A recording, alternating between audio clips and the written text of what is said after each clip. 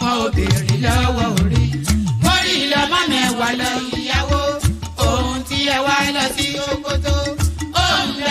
ṣòkòtò mo sọ àkúnlẹ̀yàn ọmọ ẹ̀dá láyé kò lè yí padà mo ń tẹnu mọ́ o olórí làlábàrò orí làlábàrò olórí làlábàrò mo lórí làlábàrò olórí làlábàrò orí mi gbé mi níjà o olórí làlábàrò làlábàrò olórí làlábàrò oríjà jogun ìkànnì wọn rí má fi wá fáyé mu nílé ayé wa o olúwa àgbẹ̀ wa níjà o àmì nílé ayé wa ó tilẹ̀ jẹ́ pé ọ̀tá kọ́ ni wá ó tilẹ̀ jẹ́ pé ọ̀tá kọ́ lẹ́yìn ṣọ́wa nínú ọ̀pá wọn kìnìún ejò olóró àkékè ṣọ́wa nínú ìdàgìrì ayé dáàbò ẹ̀bùn wá fi ṣọ́rẹ́ ṣọ́wa o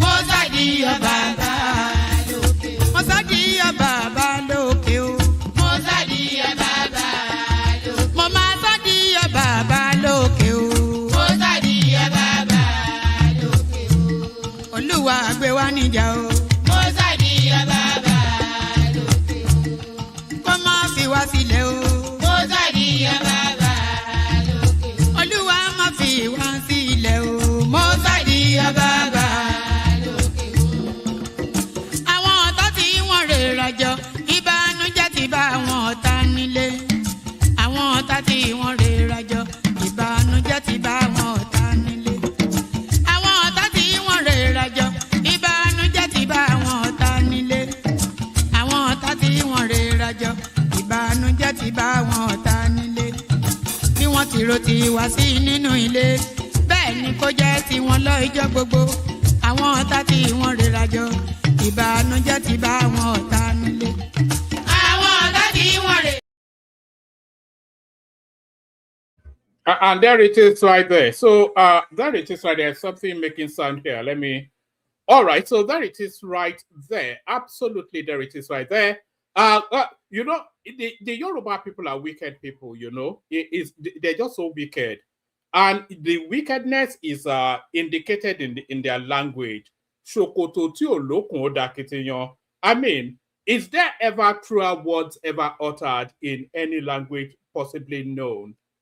Tell me, are there ever truer words? Let me say it slowly so that it doesn't confuse you what I'm saying. Are there ever truer words in any language known to mankind that has ever been uttered? Has there ever been truer words that has ever been uttered in any known language? Shokoto ti olokun odakitiyan. Do you understand what that even means? It's a metaphor.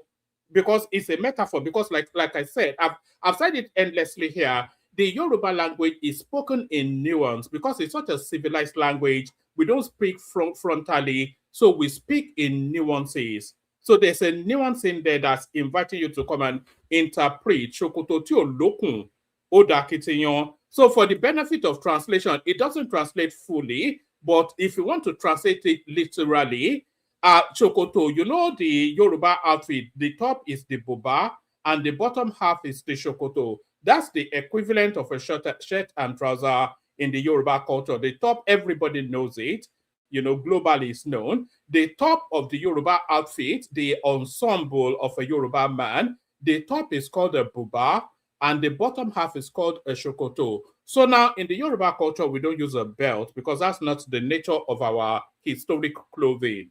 What you usually have from the materials you used to sew the outfit, you sew a little thread and then you run that thread through the trousers and then you tie it in adjustment to whatever your comfort is with your waist.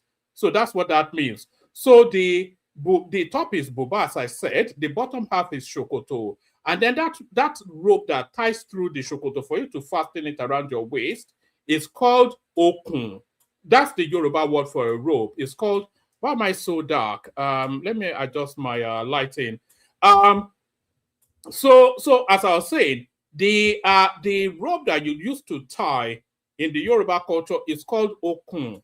So what that metaphor is inviting you to consider is that a trouser without that rope, it becomes a difficulty. That's just the That's the nearest in translation that I can possibly give you. A trouser without that rope becomes a difficulty. Ṣòkòtò tí ò lókùn, ó dà kìtìyàn. Can you imagine that? Ṣòkòtò tí ò lókùn. And people who understand Yoruba better than me, by the way, maybe you can do the translation because it's not a deeply resonant sort of a thing. Ṣòkòtò tí ò lókùn, ó dà kìtìyàn, ó dọ̀rọ̀ wàhálà. So if you don't have that rope now, then you are walking down the road with one hand pulling up your trousers every single moment, or even holding on to it. So ṣòkòtò tí ò lókùn, ó dà kìtìyàn and all that. Good day to you, good to be in your company and all that. Good day to you, good to be in your company. And how are you? Always a delight anytime I come out to meet you guys. Apologies that I've not apologies that I'm reading the comment section and it's making me that's a lot to read right there. So sagging, yes, now sag or even drop himself. So yes, apologies that I've not been out for a few days. I felt somewhat I did want to come out, but I just felt somewhat fatigued. You know, have you ever given consideration that how does this guy even come out every single day? It's just for the love of the game. That's been the it. But sometimes you just feel worn. I felt worn by it all, and I couldn't wear it. So if I feel worn, then I wouldn't wear it. So I wasn't willing to wear it those last few days that I've not been out. But we try and maintain some consistency in the push towards the elections now. So that's my promise to you, by the way. And that's my promise, but that promise also hinges on other hosts coming to join me as well, because I don't have the strength to push it past 2-3 hours. But I know you guys like to relax to it in the course of your day. So there's a whole lot of moving parts that has to pull together for everything to happen. But I will always, one way or the other, will always be here. Sometimes we'll even come out twice. We might well come out tomorrow afternoon. Why are people mocking me in the comment section? Why are you guys mocking? People are mocking me in the comment section. You know I'm a sensitive soul now. Don't mock me. So over, good day to you. So there's a whole vast of a plethora. When was the last time you heard that word? A plethora of happenings within the political cycle. Every single one of them will be touching in the course of the session. So sit back, lean back, take it easy, throw your hands up in the air like I've just done. Do you know when you throw your hands in the air do you know when you throw your hands in the air up as I have just done? That is the universal signal of surrender. So throw your hands in the air as I'm doing now and surrender yourself to the experience for however long we're streaming. Just throw your hands up in the air in surrender as we take you on yet another roller coaster ride. That is the One Man Went to Mo experience. One man went to Mo, the eagle lands again. The eagle lands in the expectation that you will click on the like button. So this is me now calling you to take an action. No? So click on the like. This issue actually be this index finger, isn't it? Because you don't click with the thumb, do you? You press with the thumb, but you click with an index finger. That's just, I bet a lot of you didn't even know that. I didn't even know that until I thought about it now. But you never click with the thumb, you press with the thumb, and then you click with an index finger. So click on the like button, just as you see, this is a click motion right there. My thing is, so this is a click motion. So click on the like button, as I'm indicating to you now, click on the like button. And as you're clicking on the like button, if you notice that you're not already subscribed, click on that to subscribe as well. So what's the summary of what I've just said? Like and subscribe. Very, very important that you do that. Do you want me to give you a moment?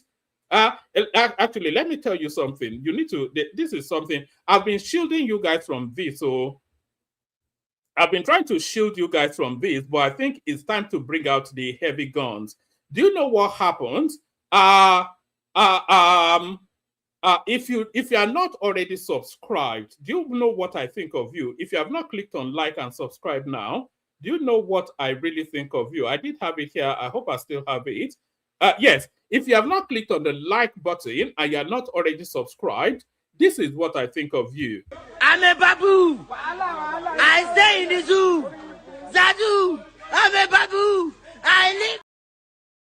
So if you are not subscribed, if you look at your screen and the word subscribe is not saying subscribed, Then repeat these words after me. I'm a babu. I stay in the zoo. Zadu, I'm a babu. All right, all that. So consider yourself whatever it is that Portable just said there. If you are not already subscribed and you've not clicked on like, so like and subscribe. Share the links as widely as you can. It's easily done. Copy the URL to the link. Put it in your comment sections. Not to the what am I even saying? Copy the URL to the links. Put it in your social media spaces. You know those Facebook groups that you go to. You all go to those Facebook groups. So your community Facebook, your old school guard, whatever it is, copy the link and let them come and listen to this American wonder voice that nobody else talks like this. What sort of even weird accent is this guy? Let them come and have all those thoughts that you are having as you enjoy the experience. So like, subscribe, share the link, say hello to me in the comment section. You know I have no friends. So be my friend by saying hello. Tell me where you're joining us from as well. So say hello in the comment section. Tell us all actually, because everybody else sees it as well. Say hello in the comment section. Tell us all where you're joining us from. Hi, one man from Florida, from Ouagadougou, from wherever. Just so we know how wide our spread is. Like, share, subscribe. Click on the hyperlink that says StreamYard. Say hello to me in the comment section, and please make use of the $sign as well. You know, there's a cost to running all these things, all this. Anyway, but just do it if you want to do it. I'm not pushing you so hard. Of course, I'm encouraging you to super chat, but I'm not pushing you so hard. But I am pushing you on the likes and the subscribe, because that's just important, and that's at no cost to you. So very important and at no cost to you. So now let me invite my editors. Clip this part that I'm about to say now, because this one is very, very important. We're going to start on not on the Nigerian space, but on the international space. So a lot of you now, you're seeing what is going on internationally with Israel and America. You see they are embarked on a particular thing, but a lot of people have been actually, let me acknowledge the people saying hello in the comment section first. Let me acknowledge people saying hello in the comment section first. Who did we have first? We have Jegede in the house. I remember Jegede from Village Headmaster, but certainly not this one. No, Uncle Jegede, they used to call him right there. So that's Ayo, of course. Always Ayo. Always a delight anytime Ayo is here. You know, that's one of the things that assures me that the session goes well. Anytime I see Ayo in the comment section. That's Saraja right there telling us he's joining us from Dublin. Good day to you, my guy. That's Lato Rich right there trying to tease me. I'm not quite sure what is. Yeah, it's joining us from Abbeywood. That's not far from me, actually. Lato Rich is no more than 15 minutes from where I'm streaming from here.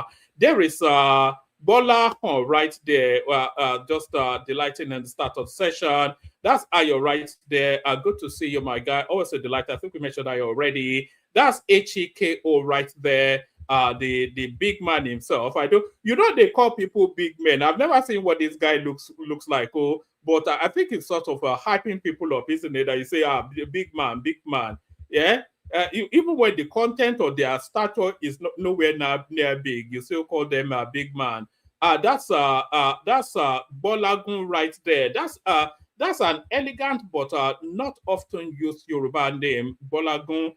That's Pros Povik right there. Good to see you, Prosper. Is it Niet that I should say to you? Because that sounds like a Russian name, but you are joining us from Atlanta, Georgia. So good to see you, my guy. So everybody keeps saying hello in the comment section. Anytime I pause for breath, I acknowledge your presence, say hello back. So I was telling you that there's only one thing going on in the world at the moment, and those are the activities going on in the Middle East. But and I'm inviting clip that now. But I'm inviting you then to have the understanding. Let me give you the understanding of what is going on in the Middle East. America is not having a war with Iran, by the way. So forget all that. So just remove that completely out of your mind. The United States Israel is having a war with Iran, but the United States are not having a war with Iran. The United States, they are having a war with China, but Iran, the territory of Iran, is the theater of that war. It's the theater that war is going on. You know, yeah, that's where the war is going on. The war is between the United States and China, but Iran is the theater of that war for that war. So what am I talking about? Let me bring you this data. This data will give you a good indication. So now, before I bring up this data, the world is embarked on a trajectory realignment at the moment. So we have been under the American hegemony for such a long time, but there's a recalibration now going on globally. But that recalibration, it moves calibration away from the strength of the Americans and it moves it to a more neutral space where the Americans don't have the strength. So the strength that the Americans have used to hold the world for however long, since the Second World War, the potency that the Americans have used to hold the rest of the world hostage since the Second World War has always been their military might. They call it gunboat diplomacy. The one and above all else, everything that underpins the American petrodollar, which is the driver of the world, any and everything, the hegemonic might of the Americans rests at the barrel of the gun. So it's that threat of violence that the Americans, similar to how the Fulani hold on to Nigeria actually, is that threat of violence. That's the one thing that the Americans used to hold the world, and they have used it since the Second World War. So hold that as a thought.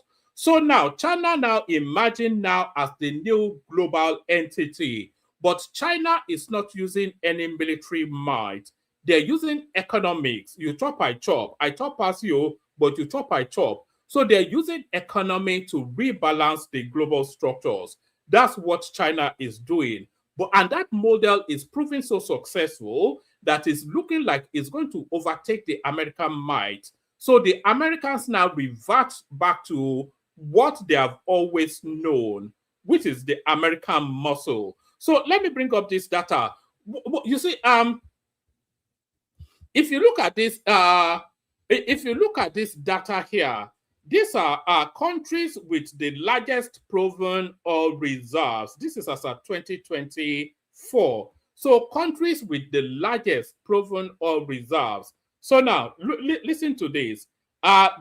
Venezuela, by far and a clear distance, has the largest oil reserves in the world.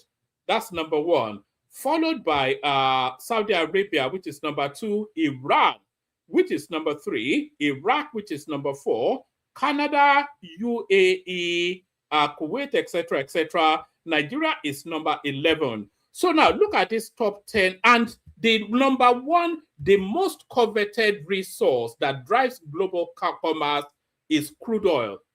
Forget whatever psychedelic, rare earth mineral, whatever. The one resource that drives the whole world is crude oil. That's the number one most sought after resource in the world. So now, if you look at where the resources are based now, so if you look at Venezuela, that's under American control. Saudi Arabia is under American control. Iraq is under American control.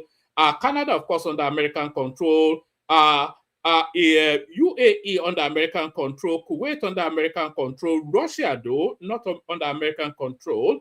Libya under American control, and Nigeria now, over the last, certainly the last 6 months, the Americans have seized charge of that country. Fall in line with us, go into our basket as a product, or we'll destroy you. Nigeria went into their basket as a product. So now Iran is now an interesting place. So Iran has been under sanction for a very long time. And a good 90-something% of the Iranian oil actually goes to China.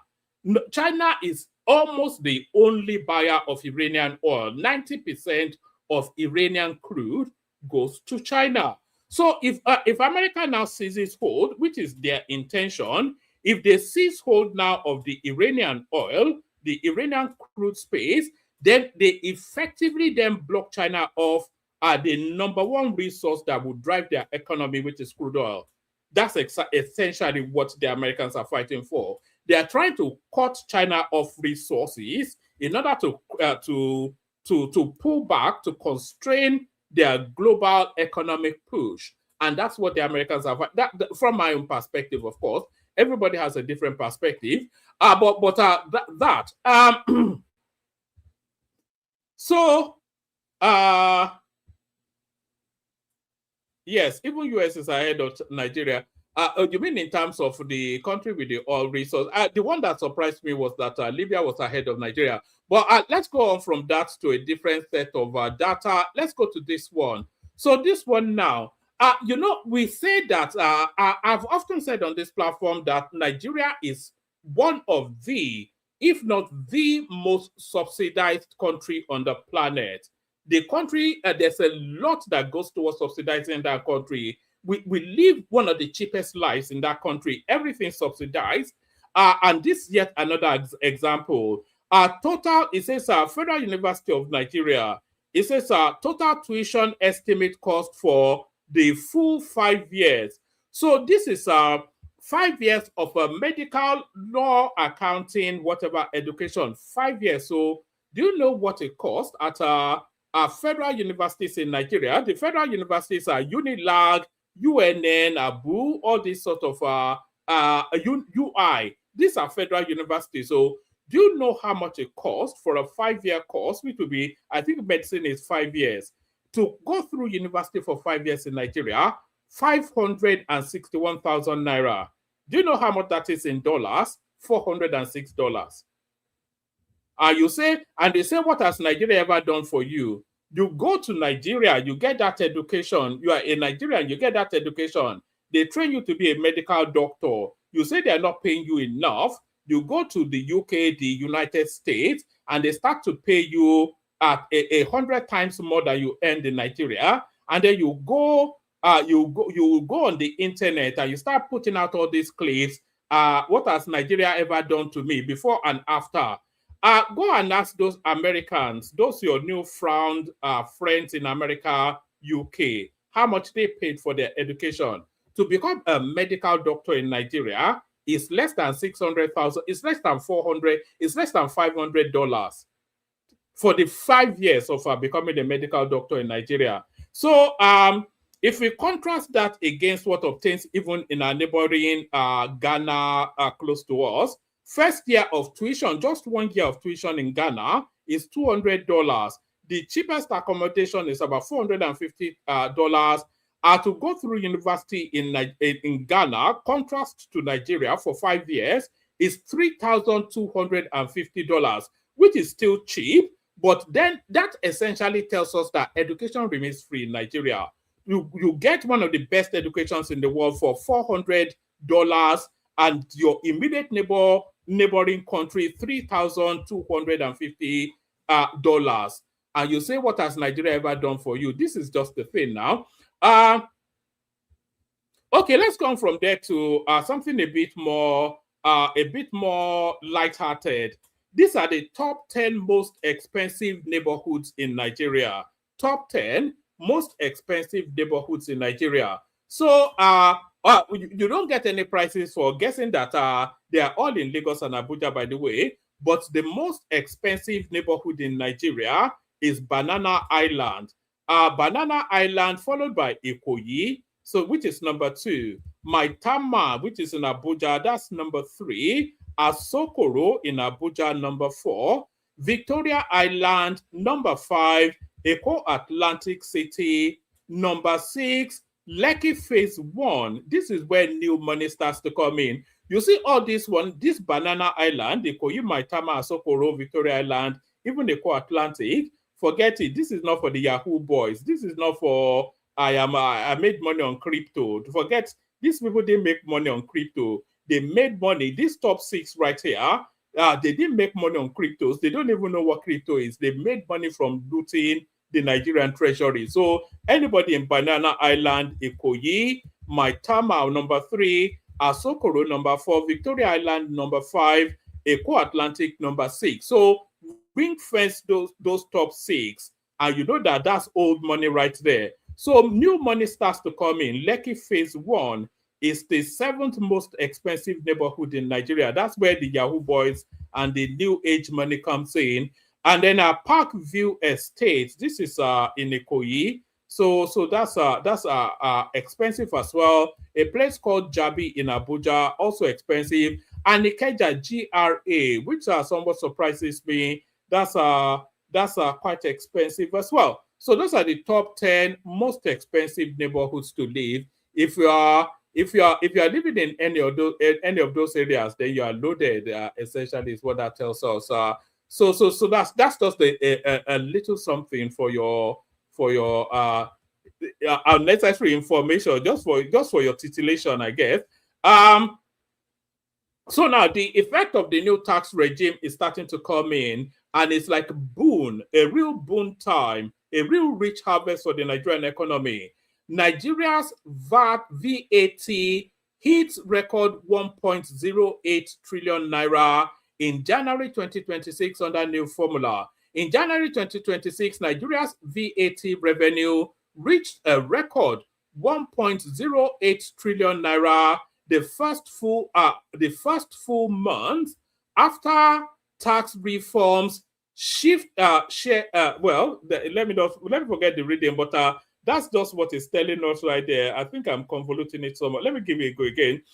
In January 2026, Nigeria's VAT revenue reached a record 1.08 trillion naira, the first full month after tax reforms shift shares to 10% federal, 55% states, and 35% local governments. Lagos led with 533 billion naira generated, but received 111 billion naira, while Oyo overtook Rivers for second place with 60. What economy is going on in Oyo State that is able to generate 67 billion naira in tax in VAT, thanks to its commercial growth, which took place in Ibadan?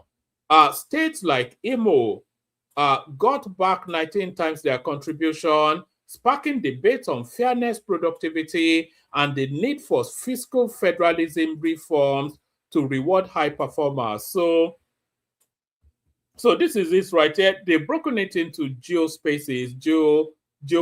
spaces. What the 6 geopolitical zones contributed to the VAT pool and received in January 2026. So that's as early as 2 months ago. The Southwest contributed 618 billion naira approximately, and they received 178 billion naira. So a lot of people will actually make the attribution to Lagos State, that Lagos State is the underpinning of that figure, which it is. Lagos State contributed 533 billion naira to that. So if you took 533 away from 618, then well, you can't really take Lagos out of the Southwest. It's part of Yoruba land. The South contributed 130 billion naira.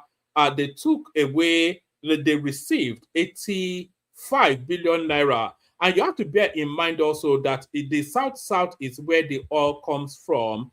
The Northwest contributed 53 billion naira, took away 90 billion naira. So they got 160% more than they contributed. Northeast contributed 33 billion naira. They got 65 billion naira. These are VAT receipts, so not the totality of taxation, but the VAT receipts.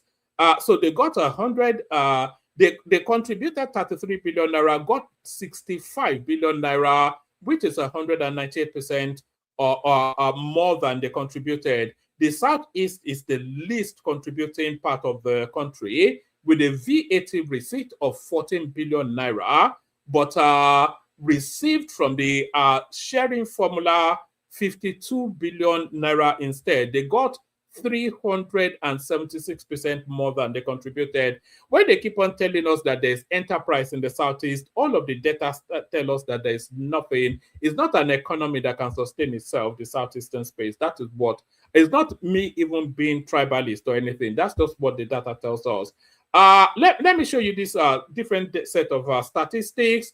Top 100 country with the most spoken languages. So I'm bringing you this one really because it applies to the Nigerian situation. You know, often we talk about the Nigerian situation and we talk about our diversity, which should have been a strength, but it's not. This is just because, of course, if you have different languages, then you're for different people.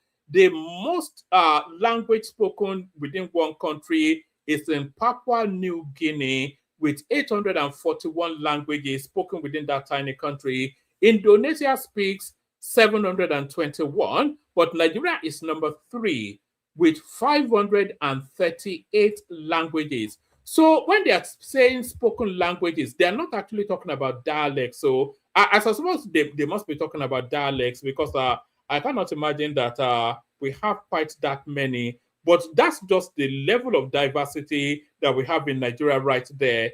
538 different spoken languages within just that geographical mass.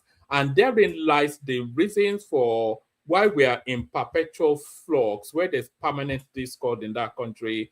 What else do I have for you? What else do I have for you? I mean, in terms of data, by the way. Oh, let me play you this clip, actually. Tell me if you can hear it in the comment section.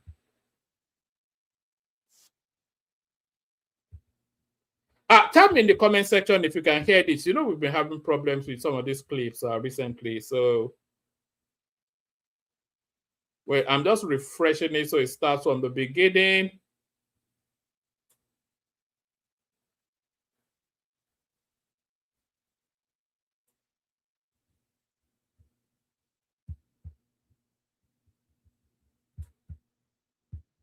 All right. So yes. Two things. I want you one to tell me in the comment section if you can hear the video, the clip that I'm playing you now. So tell me in the comment section if you can hear it. And then the second thing is pay keen attention to what is a jingle that I'm about to play you. It's a campaign jingle, but I want you to pay keen attention to what this campaign jingle is telling you. So pay keen attention to this.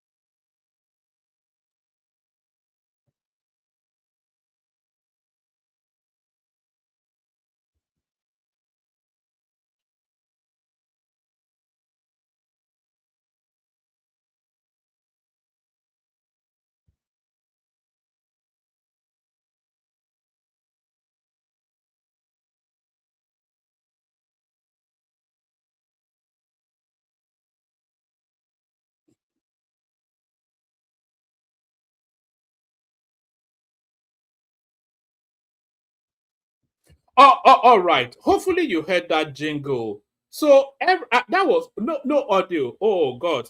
All right. Let me I'll play you a clip now. I'll go out. I'll refresh the studio and come back again. It usually works after I've done that. Let me just play you a clip, and then I'll come back again. Did he actually live in the state coffers when he left as governor? And are you willing to publicly publish the bank verified statements to settle the matter once and for all? Yes. Yes. Not talking. Yes. My predecessor left 9 billion cash and 9 million or 9 billion? 9 billion cash and 25.6 billion in script issues. These are sovereign wealth fund and shares in other banks. You know, if you put 9 million to that, you get 35.5 billion. Technically, you know, but he issued checks worth over 15 billion before he left, waiting for me to cross over before those checks started appearing. You know, so you can see it's timing and leading in accounting. That's what happened. So this is fact. We have published it already. It's already in the social media. It's everywhere. That what he left was 35 billion. Let me even tell you, if I were not only publishing the figures, publishing the bank statement, would you do? Our accounts are properly audited. I have the largest funding from the donor agencies. They will not touch you with a long spoon if they don't see your transparency. Okay.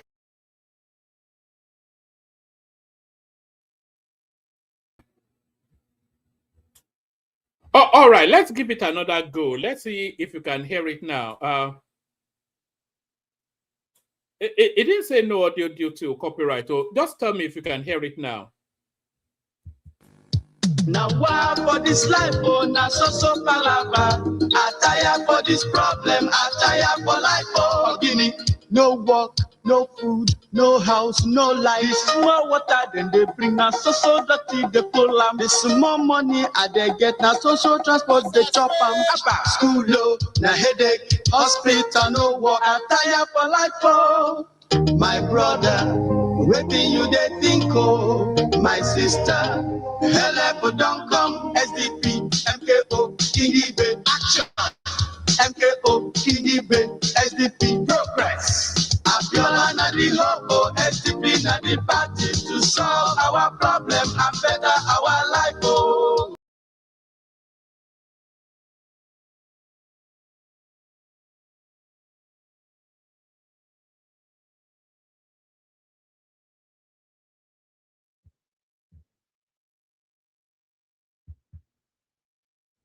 All right, all right. So that was you know that clip you just heard there. That was let me see how long ago that was. That was the Abiola campaign by the Abiola Kengigbe.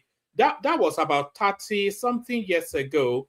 That was in 1993, which would make it about 33 years ago that took place. So now every single thing detailed in that this is 33 years ago, 1993. That was when that jingle came out. Every single thing detailed in that clip is what the obedience are blaming Tinubu for now. That because there's no food in the country is Tinubu's fault. Everything that Tinubu is trying to fix now is what people were complaining about as far back as 1993. No food, no light, no this, know that. All of those things being listed is like we're stuck in a time warp. All of those things that they were listing then are still things now that we're still contending with even now. And they're saying it's all Tinubu's fault. So that's just what it is. 33 years ago, there was no light. There was never been light in Nigeria ever. And the most light we've ever enjoyed in Nigeria is what we're enjoying now. There's never been any money. There's never been any food. There's never been anything in that country. So, you know, as if it's like we're living in a parallel universe, like we didn't live through the whole Nigerian thing that has led us to where we are now. You know, when did we ever have anything in Nigeria that they're telling us that the country is going backward? Oh, when I was younger, this, that, and the other, you know, they call it rose-tinted glasses. When I was younger, when were you younger? Were we not all younger at the same time that you were younger? Were you living in some Narnia land on some parallel Nigeria that is different from what we all experienced? There was armed robbery everywhere. The roads were bad. You couldn't go to Moshin and come back alive or Ajegunle. You know, you didn't even know what Abuja was. You know, all of these things. And you say when you were younger, Nigeria was a rosier place. So what level of nonsense? So that's that one out of the way. Let's now rattle through the rest and then see if anybody turns up. So this particular headline is about 2-3 days out of the loop, because I was going to do it 2-3 days ago, but then I didn't come out again. So let's just address it now. Peter Obi officially collects ADC membership card in Anambra State. So now, fully ensconced now within the ADC, no going back. All his chips on red on that particular roulette. Peter Obi officially collects ADC membership card in Anambra State. Just take a few paragraphs. I think the headline already tells us all we need to know. Our former Labour Party presidential candidate and ex-Anambra State Governor Peter Obi has formally obtained his membership card of the African Democratic Congress ADC in his home state of Anambra. The event took place on March the 6th, 2026 at his hometown ward in Agulu, following the flag off of the ADC membership mobilization, registration, revalidation, and inauguration of the Anambra State Committee at the Hollywood Event Center in Oka. Obi, who defected to the ADC late last year, officially declaring on December the 31st, 2025 in Enugu amidst the broader opposition coalition move, participated in the party's grassroots efforts. The registration exercise was part of a wider push to strengthen the ADC ahead of the 2027 general elections, with Obi personally receiving his party card after the state level launch. So that's Obi essentially crossing over to the ADC. And this right here is essentially, you see this as a registration of somebody joining a political party. But what I'm actually looking at, the way I'm seeing this thing, is like a funeral rites. This is somebody essentially attending his own funeral. So this is a funeral service for the Peter Obi political ambitions, because it is on this particular day that his journey in politics became dead and buried. So there is a Peter Obi subordinating himself to Atiku right there. Of course, he's not getting that ADC ticket. We all know that. Of course, he's not getting the vice, because Rotimi Amechi has other plans for that one. So he's neither getting the ADC ticket, nor is he getting the vice ticket. So what you are essentially seeing taking place here, right on your screen right there, is Peter Obi announcing his exit from frontline politics. So that's Peter Obi right out of our frontline politics right there. So that's that one. But now, even if Peter Obi was on the ballot, what would the journey be like for him? That's the question. Let me remove this. Even if Peter Obi was on the ballot, what would the journey be like for him? That's the question. Let me bring this up. Let me bring this one up now. Let me show you this. Zamfara Governor Lawal dumped PDP for APC. So the elections are already won and lost. I think everybody knows that. So Obi can decamp from Labour Party and go and join the Republican Party in the United States. It still means nothing. This is the election. These are just the final touches now. The sprinkles, after you've done the birthday cake, and then you sprinkle some icings on it. This is the icings now being sprinkled on the elections. Zamfara Governor Lawal dumps PDP for APC. So I think everybody knows that election is over anyway. Governor Dauda Lawal of Zamfara State has resigned his membership of the People's Democratic Party PDP and joined the All Progressive Congress APC. Confirming this in a statement on Monday, the governor's media aide, Nuhu Ankar, said the defection followed his principal's consultation with stakeholders in the state. The government and PDP family of Zamfara State wish to formally inform the general public of an important political development following extensive consultation with stakeholders, political leaders, elders, and supporters across the state. The statement reads, after careful consideration and in the overriding interest of stability, progress, and the sustainable development of Zamfara State, Dauda Lawal, the executive governor of Zamfara State, has decided to formally defect from the People's Democratic Party PDP to the All Progressive Congress APC. This decision was reached after wide consultation with political stakeholders and supporters, particularly in view of the prolonged internal crisis, leadership disagreements, and unresolved structural challenges within the PDP at both the national and state level.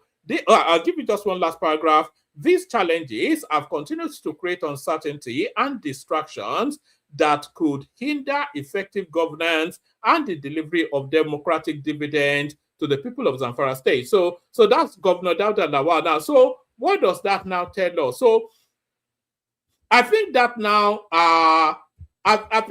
brings to 32 the number of states pledging fieldom to Bola Tinubu. The numbers of states, of the federating states within Nigeria that are on bended knee and are shielding their swords and, pledging their fiefdom to Tinubu. That now brings them to 32. So what does that mean? We have 36 states in Nigeria, 36. And then we have the Federal Capital Territory, which has somewhat of a quasi-state it has a quasi-state sort of presence, let's put it that way. So, but we have 36 states. So out of those 36 states, 32 of them have pledged their fiefdom to Tinubu. They are on bended knees. Their swords pointed. Have you watched Game of Thrones? They are on bended knees. The point of their sword is buried in the ground. Their head is bowed in front of Tinubu sitting on a throne. 32 out of 36 states. So what's happened to the remaining 4? ABGA has 1. Labour Party has 1. PDP has 2. Tell me now. Tell you, do the maths now. So out of those 36 states, 32 of them will be dedicating their popularity, their resources, their local might, everything that they can muster together for the return of Tinubu. 32 out of 36 states. So how is Peter Obi going to win now? How's Atiku going to win? Rigging or no rigging now? At least you have a brain. You went through university now, so you must have a brain. You do the maths now. Tell me. How is it going to happen? The person that controls 32 out of 36 states controls 32 out of 36 states. He says he wants to return for a second term. And you that you cannot even win your word in your own homestead, you say no. You that your son is a functionary of the party of the guy in situation, the guy you are contending with, you say, yeah. So how is it going to happen? So what's the point? What's the argument? Nigerians are fed up. It's Nigerians versus Tinubu. It's Nigerians versus I'm starting to use swear words now. Or maybe it's you guys. You frustrate me to the point that I use swear words. It's Nigerians versus Tinubu. So the people of those 32 states, they are not Nigerians, they are Germans. Somebody like me, if I was in Nigeria that would vote for Tinubu, am I from Mars? Am I a Martian? Am I not a Nigerian? Is Nigerians it's the country for everybody. And what is that phrase that Aisha Yesufu used to say? The lowest of the lowest. Forget all of that now. 32 out of 36 states are insisting, their structures is insisting that Tinubu returns in 2027. So when they declare him winner, you say you were rigged. How did it happen? How did it happen? What did you do? Who are your voters? Where are you coming from? It is Nigerians versus the government.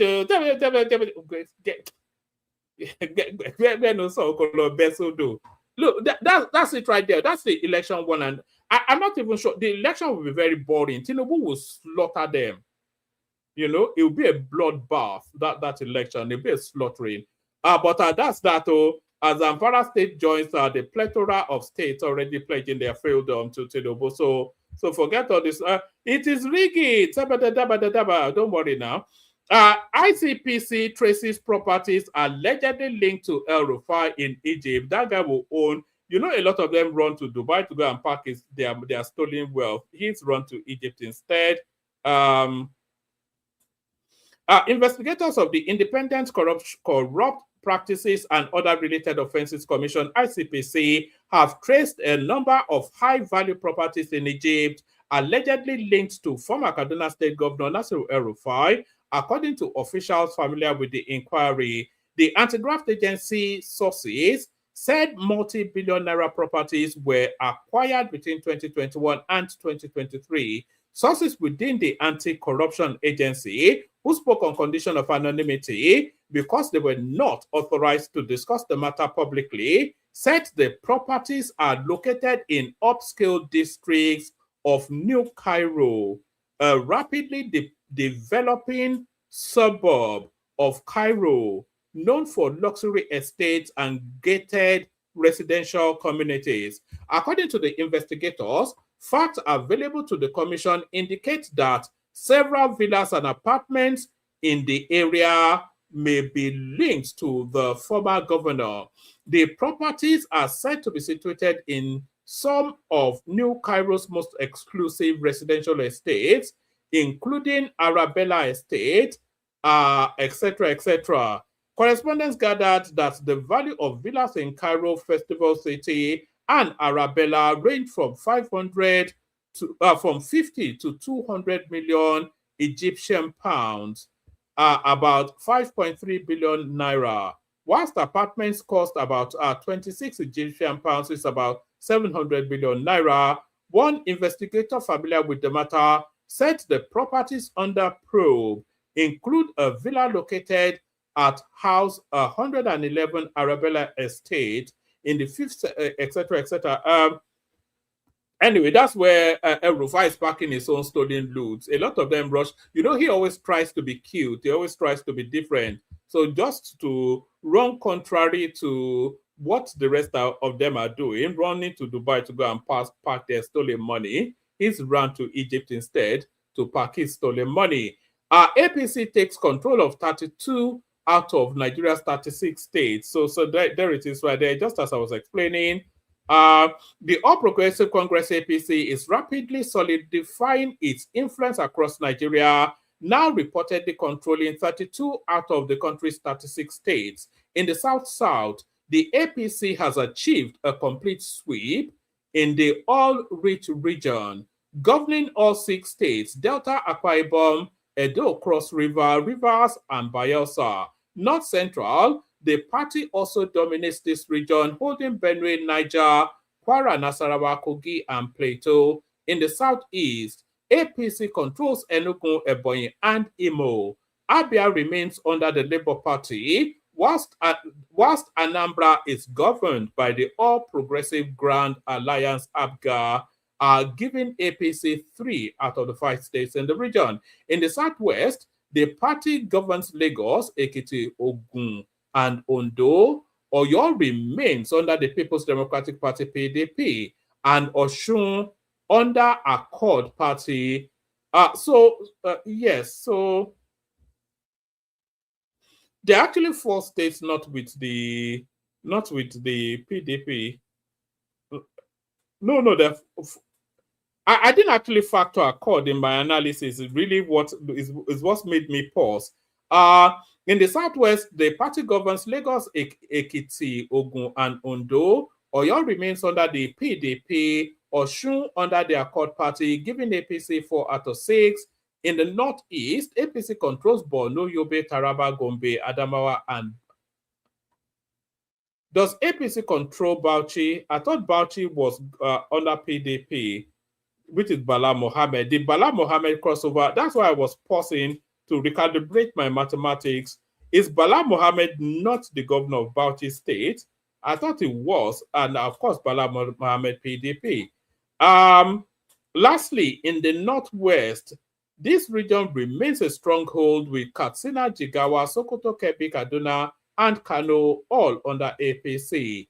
These figures indicate the APC now governs 32 out of Nigeria's 36 states, further solidifying its national dominance. So forget it now. You know, by the time we get to the election, some people will not even bother turning up. It will be so, it will be so obvious. Dangote retains top position in Forbes 2026 Africa's billionaire list. So yes, it doesn't give us the list. So okay, let's just it's just a short little article, so we can read this one actually. Nigeria's foremost industrialist has retained his position as Africa's richest man, topping the 2026 billionaire ranking released by Forbes. According to the latest list,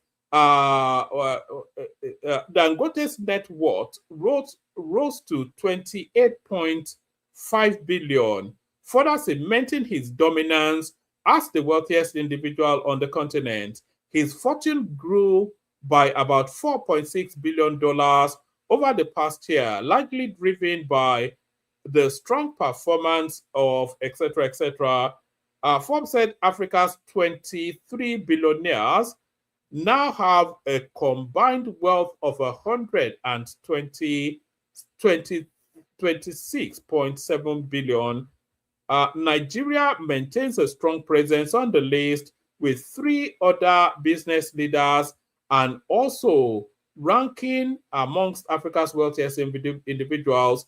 Rabiu recorded one of the most remarkable gains on the continent, with his net worth rising by 120% to $11.2 billion. So who else? Despite the strong overall performance, Forbes noted that not all billionaires recorded gain during the year. Otedolas' wealth slipped when they won't stop buying Ferraris for his children. That DJ copy alone, she's enough to hemorrhage a good billion from anybody. New US push for Sharia ban rattles northerners. So yes, I wouldn't mind the Sharia ban in Nigeria. But that's all I've got to offer. Let me send the link. Anybody that wants to come in. Let's send the link. Anybody that wants to come in. Come have a chat with one man. I'll play you the Kegite music. We see who turns up.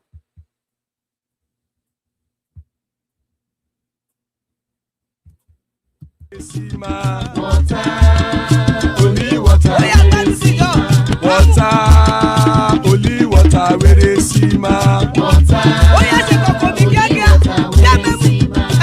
water, water, water, water, water, water, water, water, water, water. Water, only water. Where they see ma. Hapa o naido. Hapa o naido. Hapa you don't come o.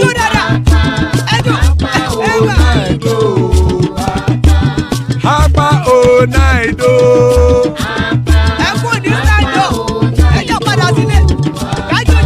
Oro kẹ̀kẹ́ ẹlẹ́mùyé o.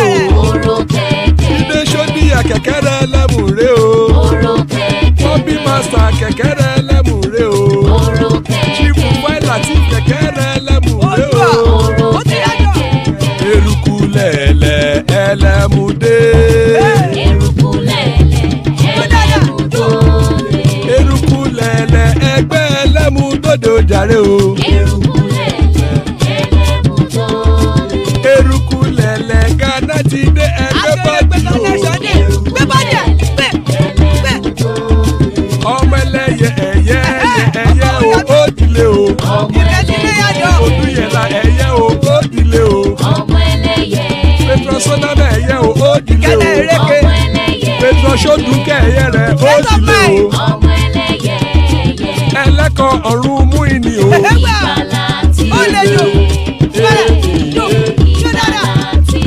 Àkùkọ ọ̀run mẹ́kọ̀.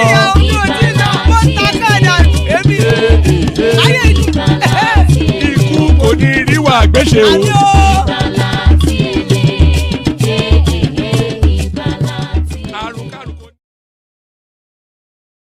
And there it is right there.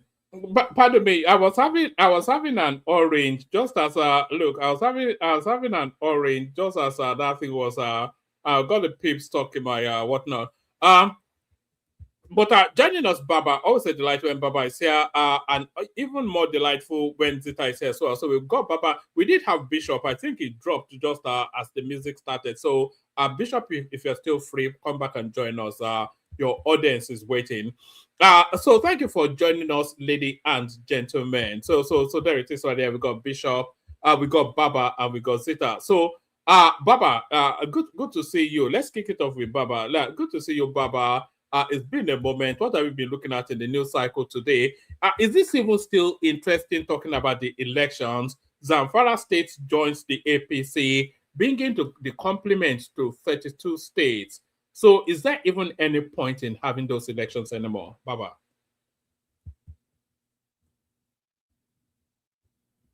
Baba is not there? Okay, Zita, are you there? No, I'm there. Oh, I forgot to unmute. Good to see you, Baba. I hope you are doing well and your week is going okay. It's great. Good to have you here. Okay, my people in the commentariat, I salute you. Alaji Adano, Suraj, Laturich, our man Ayo, the joy of the platform, and a host of others, Aladdin, Kelly, and all the rest. I salute you. And our viewers, I formally welcome you. I hope you've clicked the like button and subscribe if you haven't done so. It is essentially a must to do that. If your conscience should prick you, don't just be an eavesdropper, please. Yes, woman, I think we have to also always interrogate the election, not only for the sake of just talking, but educating people generally, because I find out a lot, though those who choose to be delusional can say in their own realm, but those who want to be educated and enlightened should always their demand for explanation should be actioned at all times. I came purposely because of this obese registration, because a lot of people are ignorant of the new electoral regulations going into the 2027 elections. And I hope by registering formally, Obi is not being clever by half, because he presented his card, but like others who came from the obedient movement, an outflow from the LP2, I hope they have done the e-registration. I'm not a lawyer. I don't know the difference between the legality of just having the card without doing the e-registration, or in ADC, is it automatic that if you registered manually, it goes straight on their e-portal and log you in as an e-registered member? I say this because it is an irreversible procedure.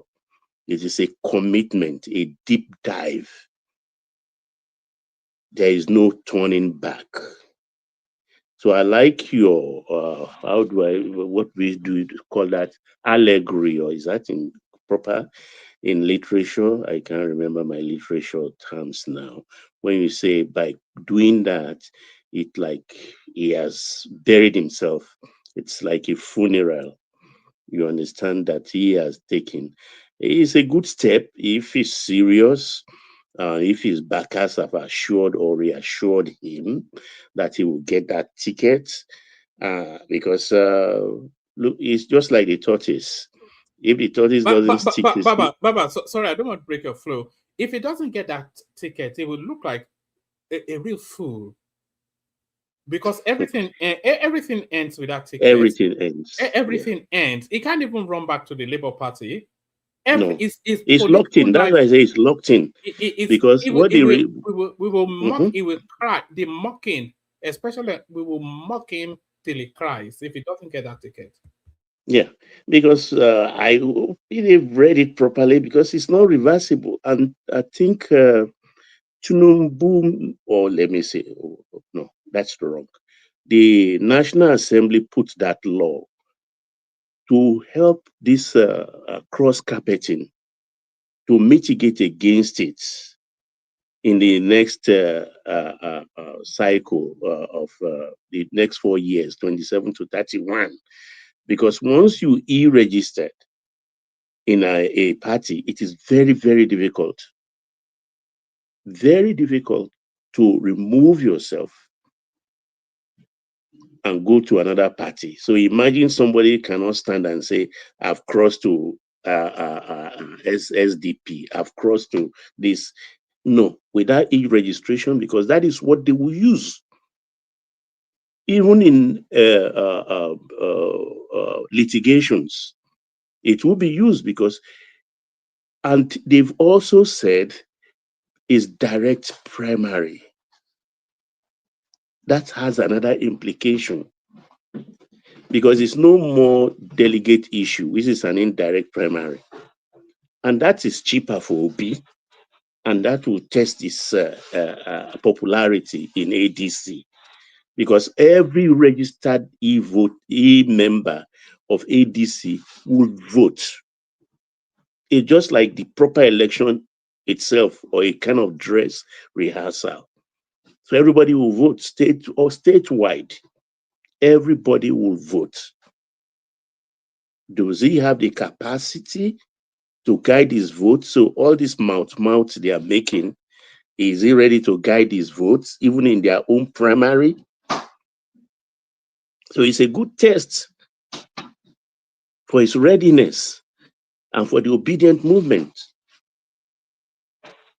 Because once you go, it's direct. It's no more indirect. So it's even cheaper because you know the cost of an indirect one where you have to pay big money to each delegate who are there to collect a lifetime payout. So, but in a direct primary, so every e-member will vote.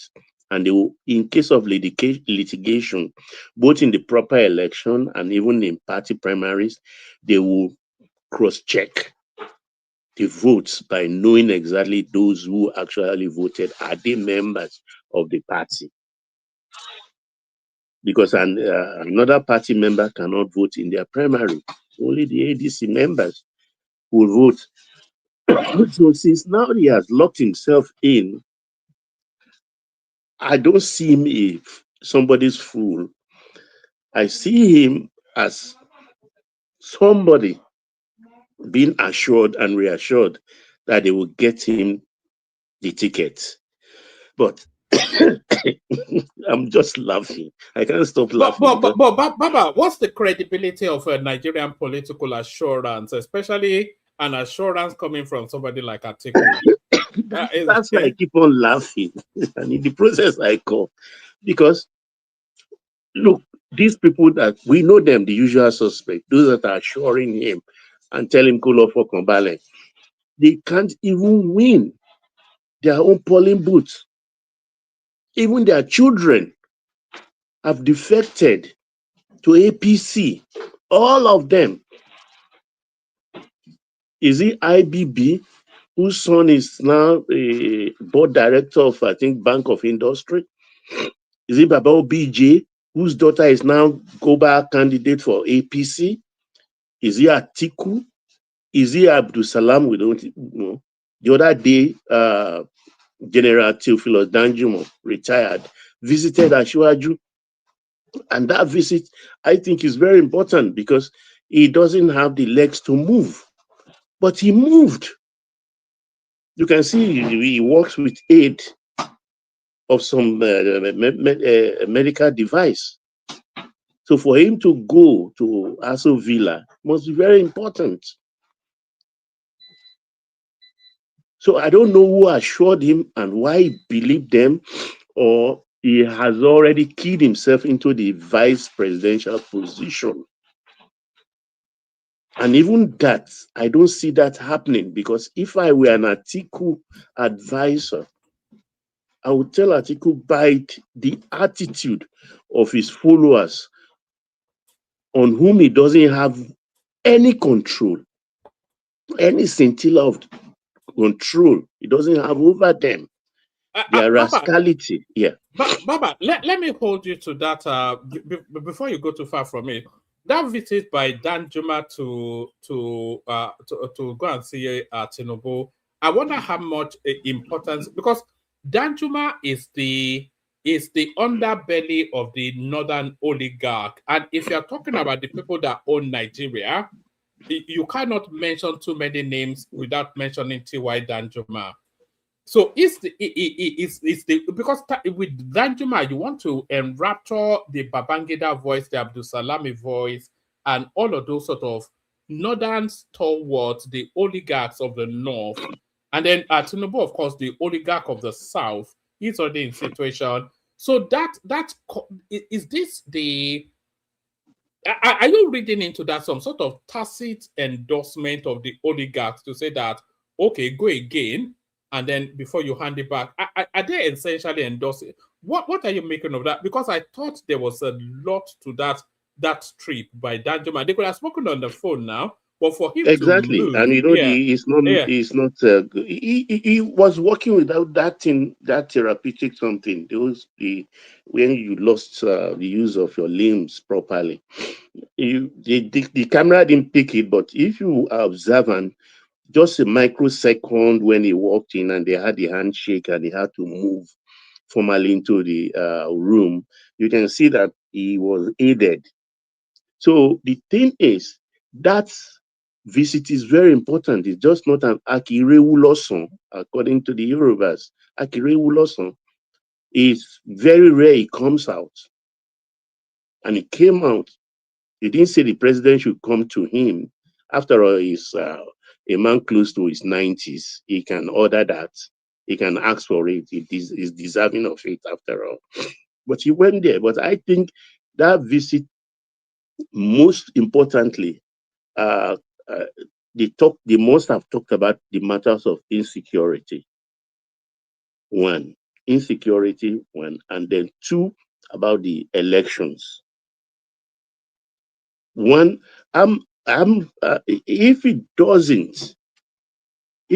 doesn't have it, how do I put it now? If it's not one that has taken a shine to Tinubu, he will not go. He will not go to Aso Villa. He will not go. So it's to me, it's a very cordial one, and maybe getting assurance from each other about what is going on generally. Because whether we like it or not, he's a northern Christian, and he's very, very influential. Despite he's a Christian, the northern oligarchy, even the Muslim north, they respect him highly and they listen to him. It's one voice they all listen to. Apart from General Yakubu Gowon retired, I think there is no other officer that is most senior. Even he is the one that's made Baba Obije to survive his head of stateship. That after Amritala died, and he was the one at the head who went to then Western region, Western states, or what we called at that time, to remove Ironsi entirely. And in the process, Fajiyu also was eliminated. He was there. He spearheaded everything. He handpicked the boys, the Babangidas, and all the rest. The rest is, story we all know. So that visit is just not an ordinary visit. So by all indications, and I don't see Obi even getting that vice presidential lot, because if I were Atiku, I will not be comfortable with the Obi followership, the obedience, particularly because he doesn't control them; they control him. It's the case of the tail wagging the dog. So they will disrupt the presidency of Atiku if peradventure he won the election. There will be a very bad influence because they will want to take what is not theirs. And an Atiku and his followers will not even entertain that kind of rubbish. So it looks like that is where he will know that his coffin had been nailed the day he actually registered, because they will choose another vice president, not Obi. Not Obi. So he has really, really, really hurt himself by that single move. I tell you. Baba, why do you think this opposition? Do you think the opposition? Do you think they are just fulfilling all righteousness by But I cannot think why anyone would think, including them, that there will be any vacancy for them in January. So I mean, what are they even doing? Are they Well, I just can doing it understand just? Atiku. Yeah. Is the role, the last roll of the dice for Atiku, generally. So I can understand. It's like he's going for broke. Anything happen? Well, I don't know. Fate is on record. People have contested 4 times and won. People have contested 3 times and won. So maybe something may happen. If at least 1 week is He's no still this. holding on to the words of his Babalawo, Abi, because we were told that Yeah, some we have Babalawo. a way. It's like listening to an obedient, for instance, about the chances of Obi. You'll be so surprised that is this person normal? Because when I see them talk at times, I mean, the other bandit in a job, even talking about Lagos, talking about the Obasa imbroglio, that, oh, with the Obasa thing, oh, they will punish Tinubu. And I start to say, what? Is this where you guys put all your opinion, all your hope, hoping against hope, with such things that we have put past us since and moved ahead, and thinking of how to make sure that we got 80% of the votes in Lagos? So when those are the kind of things they pick, and some of them, the other one with a red scarf. I mean, somebody said she was on their normal space, telling people that Jesus Christ will be more popular than Jesus Christ or something like that. And they've even hurt themselves irreversibly. They've hurt themselves with things they say, for You which know, he had. a lot of those people actually, like that one in the red scarf. The one you mean the one that puts this red thing on her head? That Yeah, lady. exactly. Yeah, I don't even know her name. I'm not even trying to despise, but her name is not even of any I don't care. consequence. Yeah. I think you have to understand. A lot of them is just a business model, because OB has been the number one business model for anybody wanting the social media coinage from the Nigeria. It's Yeah, just true. they're I just agree with cashing you. out now. They are cashing out. That's all. Yeah, But that's true. yeah, Because the way I think we are miscounting. I think APC has gotten only just 31 states, not 32.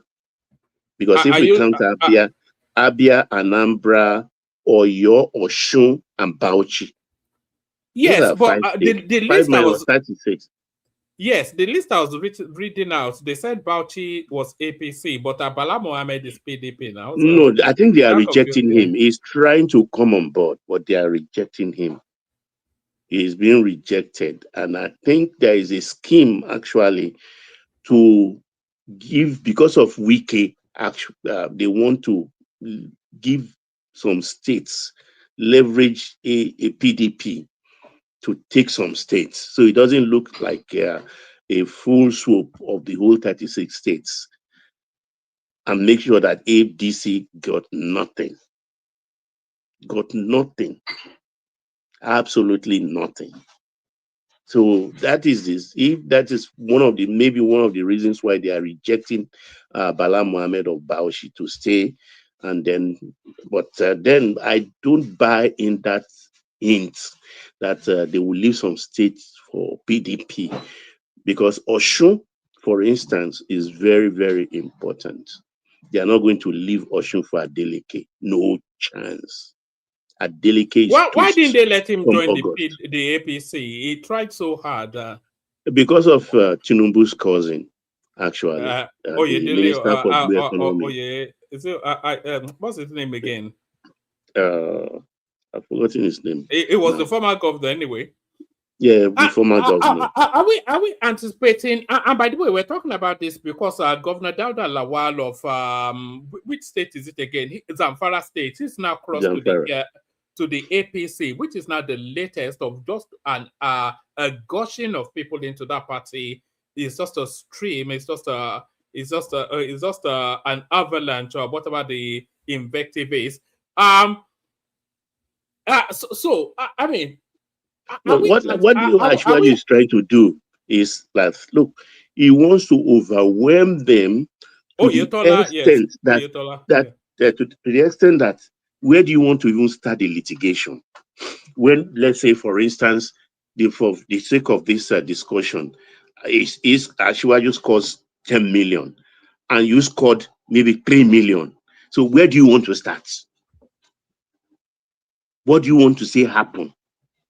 How do you want to upgrade 3 million votes to 10 million? It's not possible. Anybody here all over the world, they will look at it that, look, this man went into the election with 32 governors ruling the states. That's why I'm saying that's why I was actually asking you that, is there any point in that election taking place? You see it from the campaign anyway, Baba, and the efforts. No, they will just deploy the most minimal of effort in terms of expenses. Nobody's going to put their money into this. You mean the tinubu camp? No, the opposition. Oh, the opposition. Atiku actually, I think he will put his best foot forward. You understand? He will thinking that because of the insecurity issue in the north, or his people will back him. Because if you listen carefully now, we don't hear it being power anymore. All we hear is insecurity. Even those who are in it, who are in bed with the terrorists, also are complaining of insecurity. You can see their insincerity. You come forward, something you are encouraging, something you are in bed with, and you come and complain that it's like killing your mother and killing your father, and in court you are pleading not guilty on the grounds that the court should pity you because you are now an orphan. Papa, I was actually speaking. Sorry, you sound like you need some water. Yeah. I was actually speaking in terms of the expense of because our article, as wealthy as he is not a fool, so he's not going to deploy he'll probably deploy a little bit of his resources, but it's not going to deploy any significant resources towards that campaign. Those elections are usually sponsored by investors who then they then open we saw it with the governors, most especially. Yes, then they open the CBN for them if they win. But those investors, nobody is going to invest in Atiku or Peter Obi in this election. So nobody will risk it. Yes, you can even people who are fond of hedging their bets will not risk it. Back. It's not worth it. It's quite simple arithmetic, actually. But Atiku, being a businessman that he is, and also himself and Jagaban, they go way back.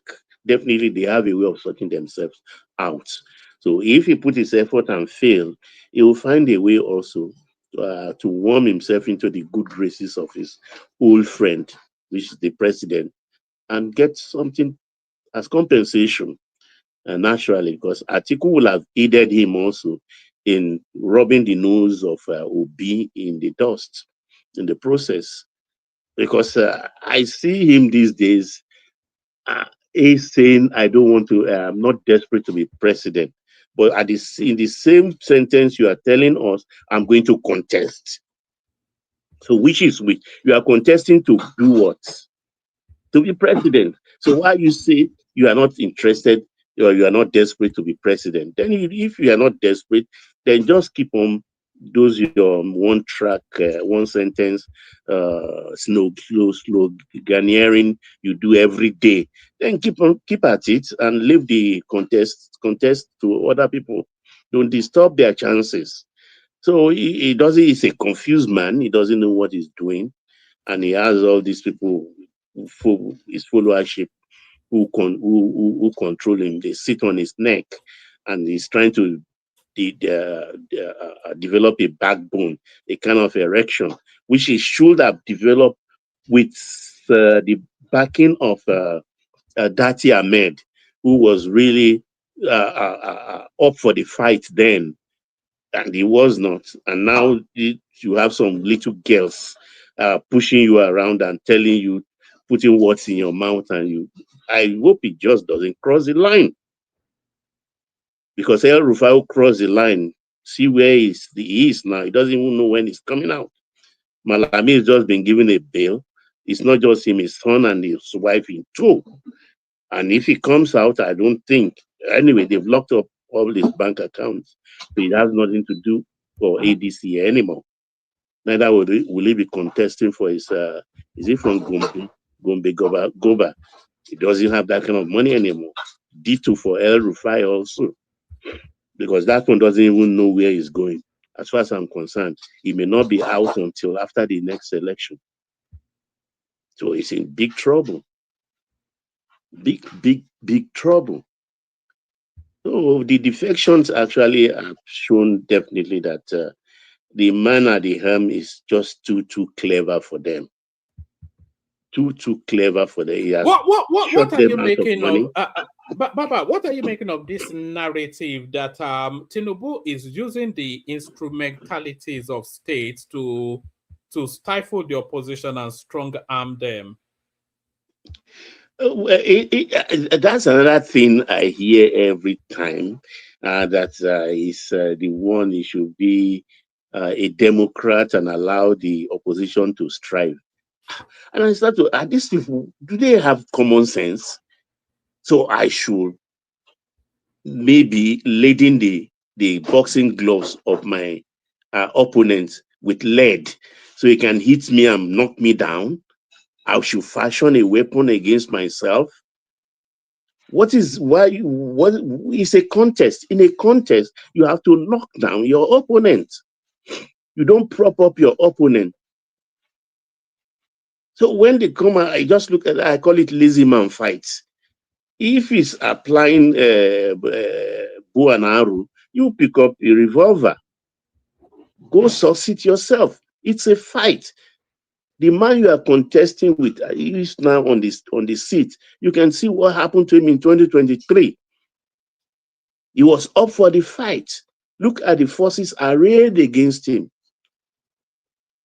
Look at the forces arrayed against him in 2023. He surmounted everything. Even currency, even CBN was involved for his sake, to reduce his chances. They even printed the currency. There's nothing they didn't throw at him. And by the way, Bishop and Zita, you can join in. I can see Bishop. Bishop, carry on. Please come in. Bishop. Good evening, everyone. Good evening, Bishop. How are you? Good evening, Bishop. How are you? Yes, sir. I have. Yes, please carry on. You have the floor. Okay. I am sorry. That was okay. Good evening once again, everyone. I mean, it's been exciting these past few days, and our brothers from the north will say "Kafili Gadoki." I will loosely translate it to mean "Ewenu Leke Ewenu Oko." Anybody that knows what's happening in Nigerian politics, please know. The obvious is becoming too obvious. I don't know. I was having a conversation with someone earlier today because I still did something. I still went back to listen to Peter Obi, some of his interviews, some of his media engagement. You will have a laugh, eh? Yeah, I mean, it's always like that. I was still wondering, then what exactly is it that this is? And the person told me that, well, everybody has a price, they have what they are interested in. So they want a weak person in the system so that they can do blah, blah, blah, blah. They can have access to our collective patrimony. And I get a little bit very intrigued. And because I thought these individuals have some level of clout. So they have integrity, so I thought. And they know what they were doing. But as far as I'm concerned, I think it's an insult. And I don't want to say, no apologies to anybody that wants to get offended. I think it's an insult putting Peter Obi, Peter Gregory, Wabushi, in the conversation with Bola Ahmed. I think it's a very terrible. It's a big mistake. It's a disservice to people that can think and reason. You know, I think it's not fair at all to put Peter Obi in the same conversation, the same sentence, at the same sentence with Bola Tinubu. Because I listened to Peter Obi. I was listening to what Chukwuma Soludo said, the banters he was throwing, and it was very accurate and it was very exact in what he was saying. But I mean, just having said that, the basic thing is that is there anything that we want to offer? So sorry, Bishop, your connection is a bit quaky somewhat. Okay. If you're using Bluetooth or something like that. Not using anything. I'm speaking directly here. Maybe the connection is the network. But Okay, it's better now. Oh, okay. I was not using any device. That will be in ADC. Is there anything ADC can put up? If they can think, and I'm sorry, or let me say I'm not sorry. If they can really think, look at what has happened in the Amala convention that PDP had in Ibadan. This appeal convention, it was obvious. We knew where it was going to land. Yeah, we saw it. I knew. Prophet. You saw it coming. You don't need to be a prophet. Baba will do Ojogbon Ayodele Awujobi of those days. Of those days. Remember in 1983, he said, I saw it coming.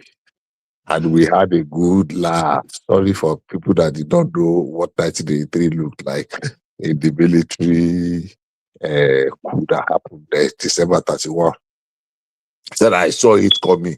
Because there was an interview he granted earlier. He used to give, I mean, people believe that he saw things that, and we were wondering that such an important event would not just miss your something. And he was so sure that, but that's by the way. So, Peter Obi, ADC, the theatrics they are putting up, whether it is in Edo or it is Ubiba in the river, so I laugh at the foolery that they are putting up. It is that one in Obima. He said that Tinubu is scared of him. And I look at it. And listen, it is not just. We realize Shokpo. It is not just. It's not comedic or comic in nature. It is embarrassing. The foolery is embarrassing. Dauda Lawa, what's his name from Zafara? Fintiri. And I heard rumor from the rumor mist that even our Bauchi man, the warmonger, that said that Bala Mohammed is even is trying to begging lobby his way to come into job. When Ruben said a couple of weeks ago that the 2027 election has already been won and lost, some people were up in arms against him and they were saying, throwing all banner or tantros. I think we should stop talking about the election. We should begin to talk about the governance, the after election. What exactly is going to happen? How can we turn Nigeria on? Sorry, Bishop. The only narrative that is actually interesting now is who succeeds Tinubu, and all these defections that you're seeing now is positioning towards 2031.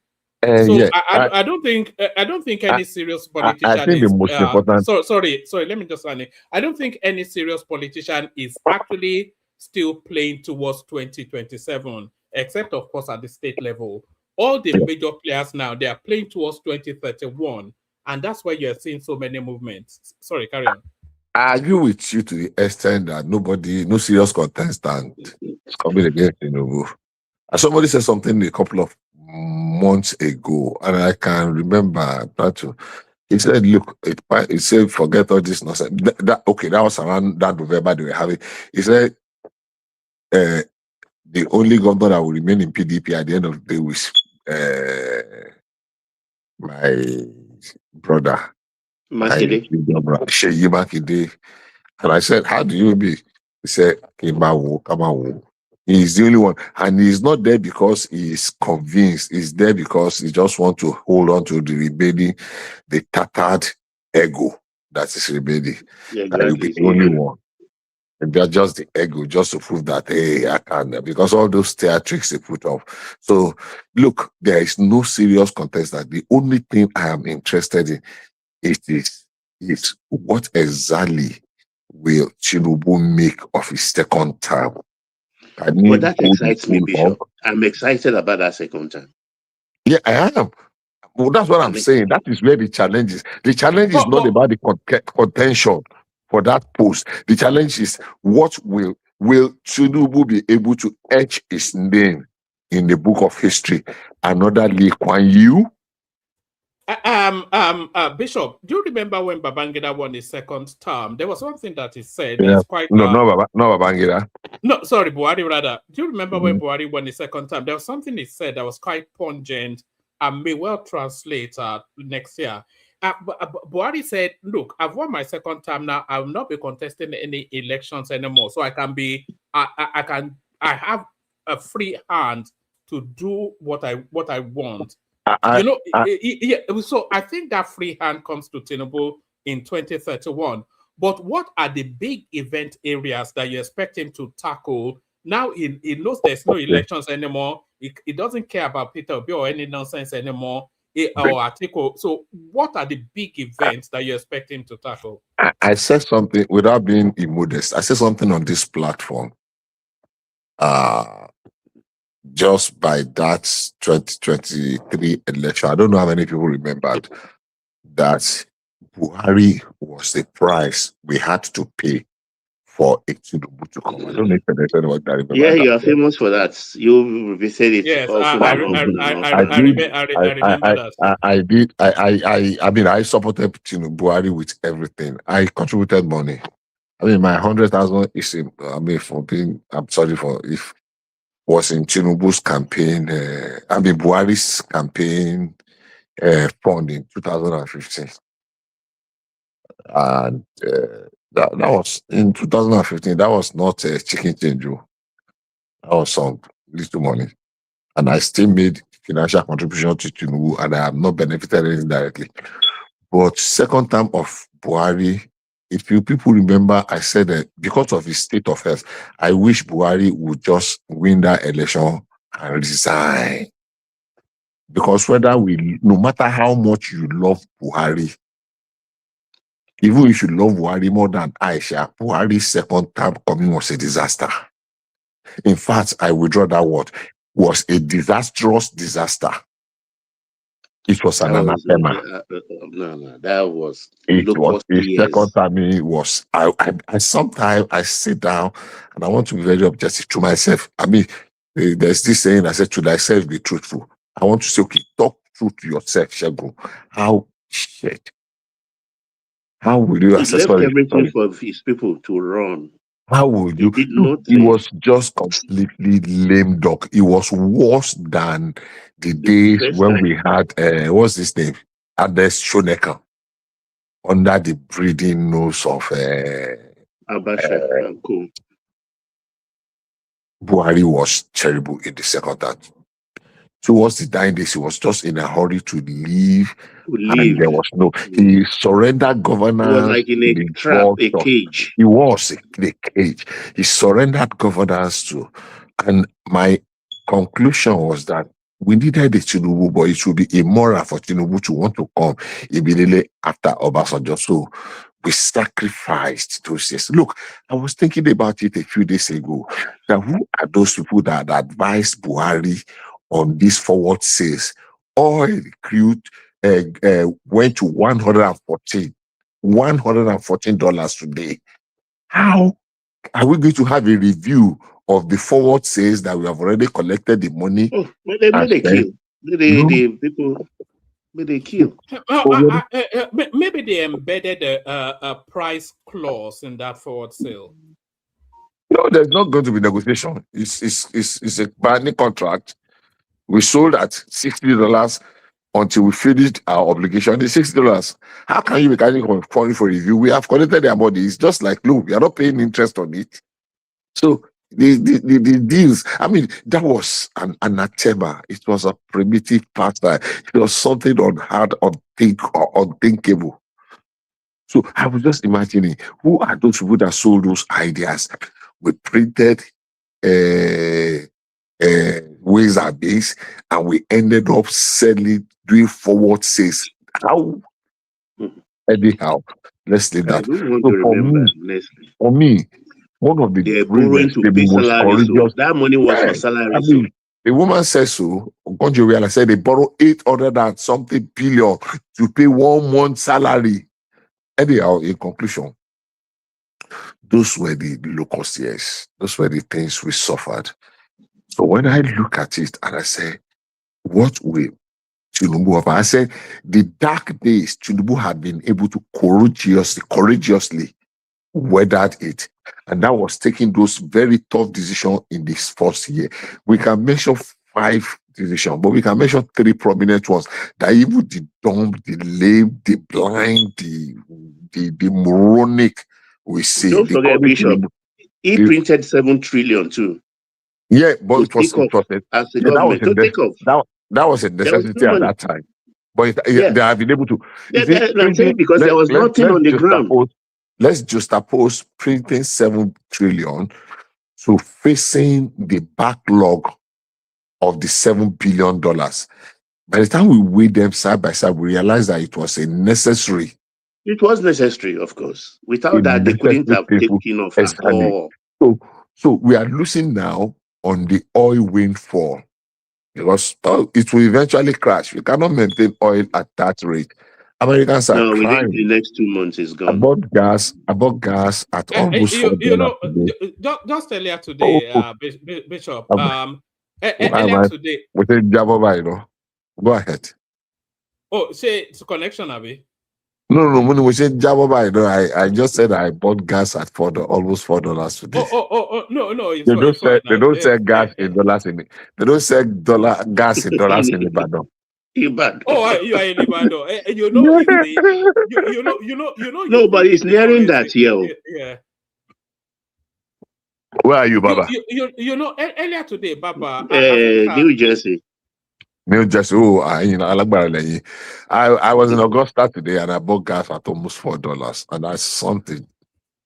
I mean, I'm not stable in a place. I'm like fluid as water. I can be in Augusta. Mm-hmm. I've been in New Jersey like a dozen times in the past 1-2 years. So, but that's by the way. Go ahead, one man, please. No, I was just going to add that earlier today, Trump was saying that we're coming to the end of the war, that the war will be ending soon. And there was a bounce and the market responded to that. So when you're saying that let me just land it just 1 second. When you were saying that the oil windfall might be short-lived, it might well be short-lived.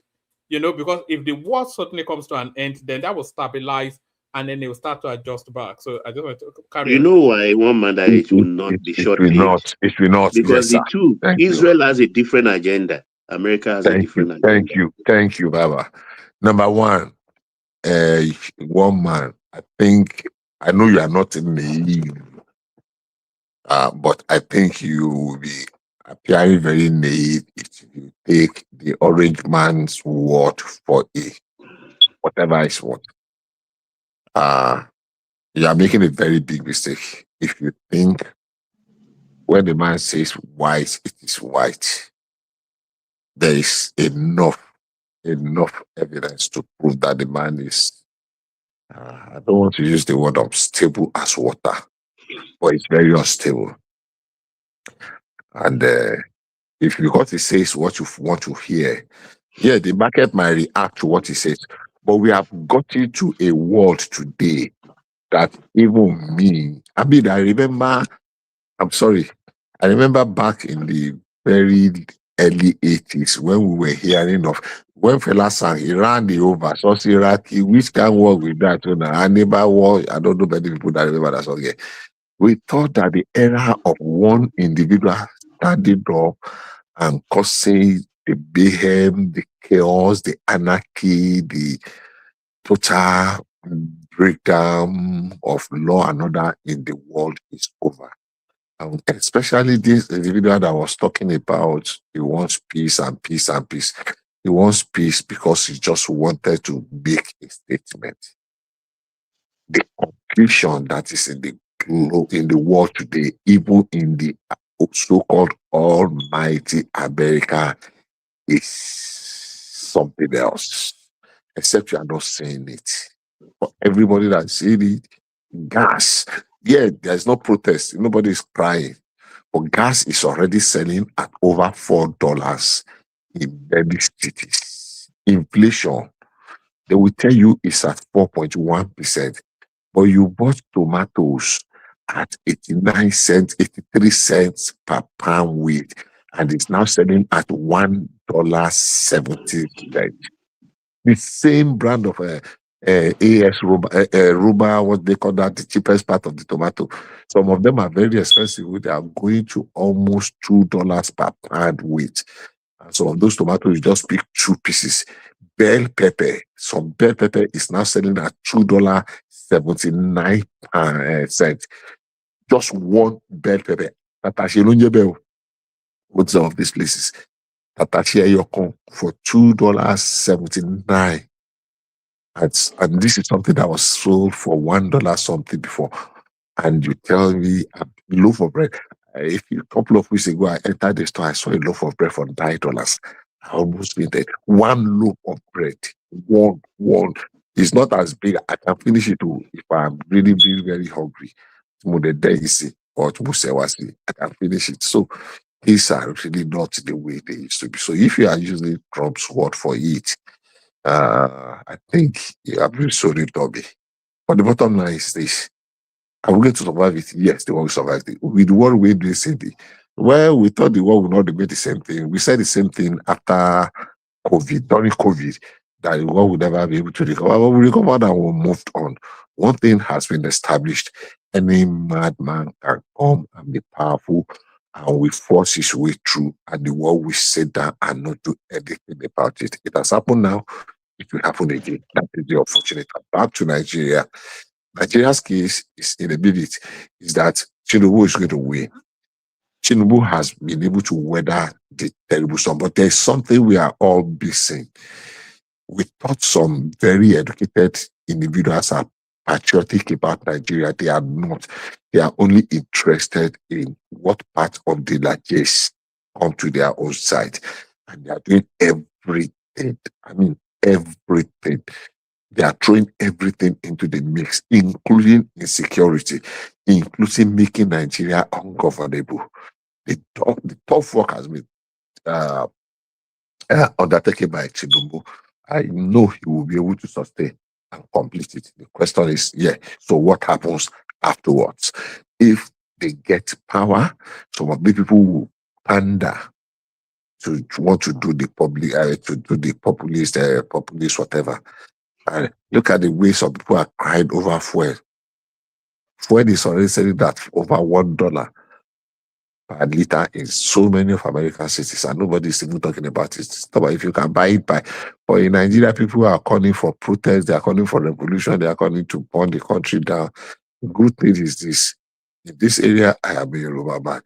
There is no such thing that will happen in Yoruba now. You want to burn your city, or you want to burn Abuja City, federal capital, go ahead and burn it. No problem. Anywhere you want to go. But you want to bring it to Nigeria, we will resist. To Yoruba, we will resist you. And we will send you either to your city or... Well, you know when they want to burn, it's usually Lagos. No, we are waiting. We are waiting for them. We are waiting for them in Lagos. We either send you back to your city to send you to Abuja, or we send you to the Alamoto. From everybody. Put your children on hold. Put them on leash. If they enter streets in Lagos. If he's not reading the handwriting on the wall, if he's not saying, then that means he doesn't know anything. He's overrated. let's just throw it away now. But Bishop, do you The most listen to toxic thing that Igboho has happened. recently? Bishop, Who? what Igboho said, is it true? Can it be true? Which one?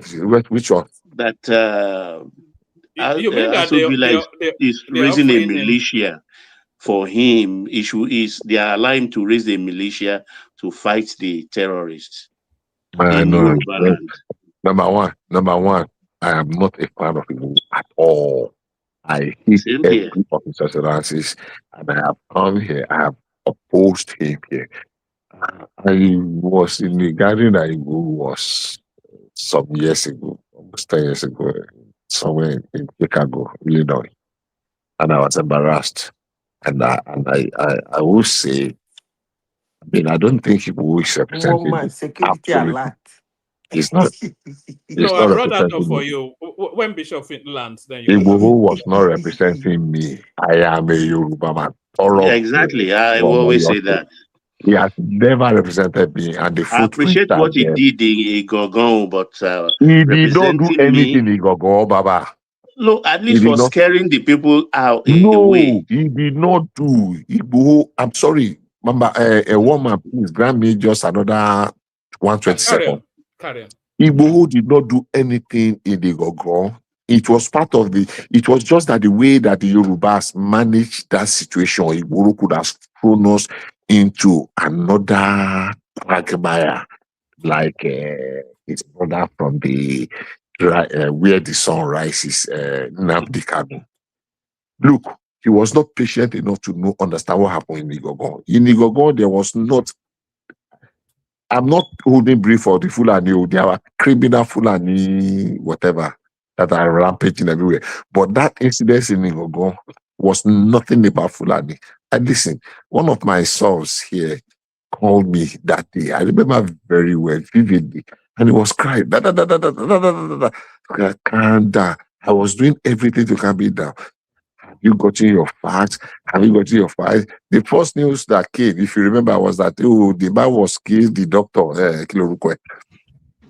that they ate his cows, ate his farm, and they went to complain. And when they took him, when they were torturing him, that he insulted the Robert Fulani, the Sediki, they killed him, and they are now asking for 2 million to collect his corpse to go and bury, and they're blah blah blah. And I said, does it make sense to you that in Yoruba land, a man went to Sediki, they killed him in the process, and they are saying that the Sediki are saying that the money. I said, how many are they in that place?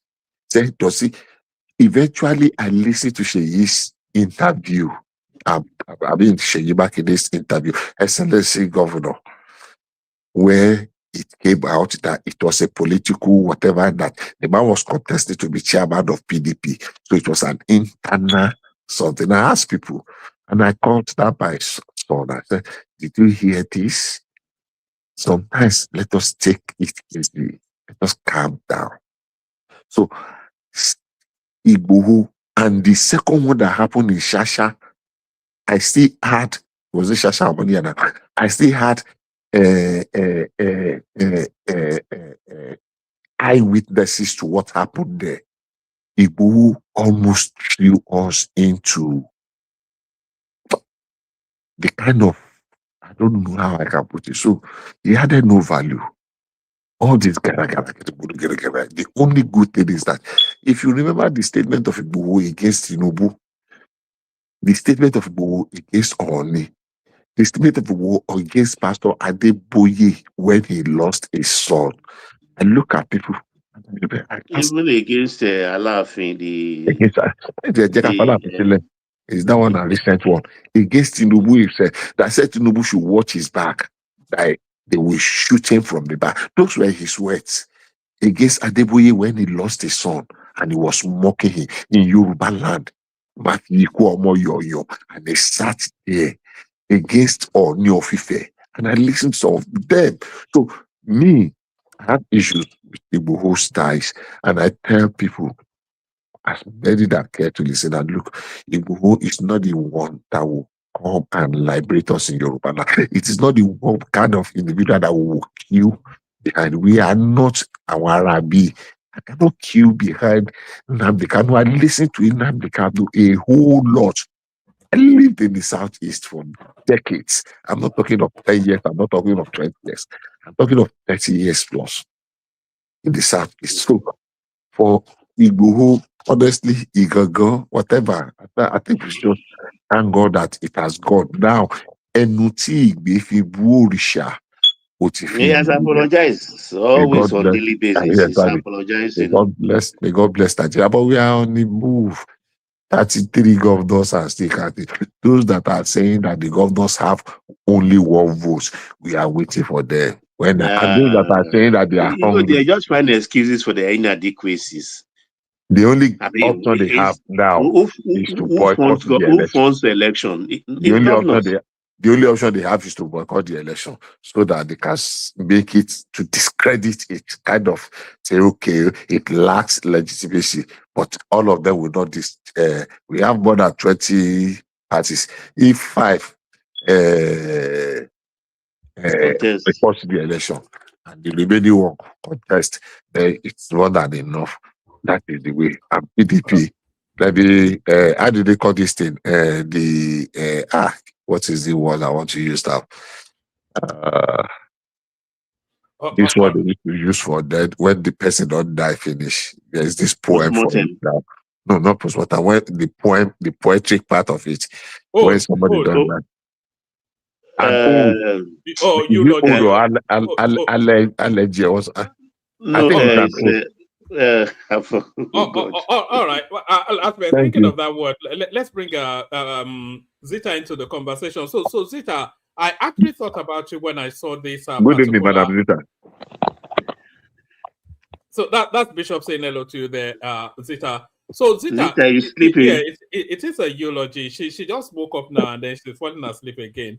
I actually thought about Zita when I saw this headline. So what you're looking at on your screen here is not from a newspaper. It's from the American consulate in Nigeria. And the front line tells us of a security alert, threats to U.S. facilities and schools. So that's what they're telling us there. So and then when I saw it, it made me think somewhat because Nigeria is somewhat in the broader theater space of what is going on there. We have a very strong complement of Shia Muslims, which is the El Zakzaki branch, and they are nothing if not a violent bunch who enjoy that sort of martyrdom sort of a thing. So, do you think there's any prospects of a reaction to the Iranian war taking place in Nigeria as they look for soft targets in Nigeria to attack? And then if they do that, how would that play out with Trump and his far right movement? Two of them are, one is far left, and the other one is far what? No, Trump is far right now. Which is the other one?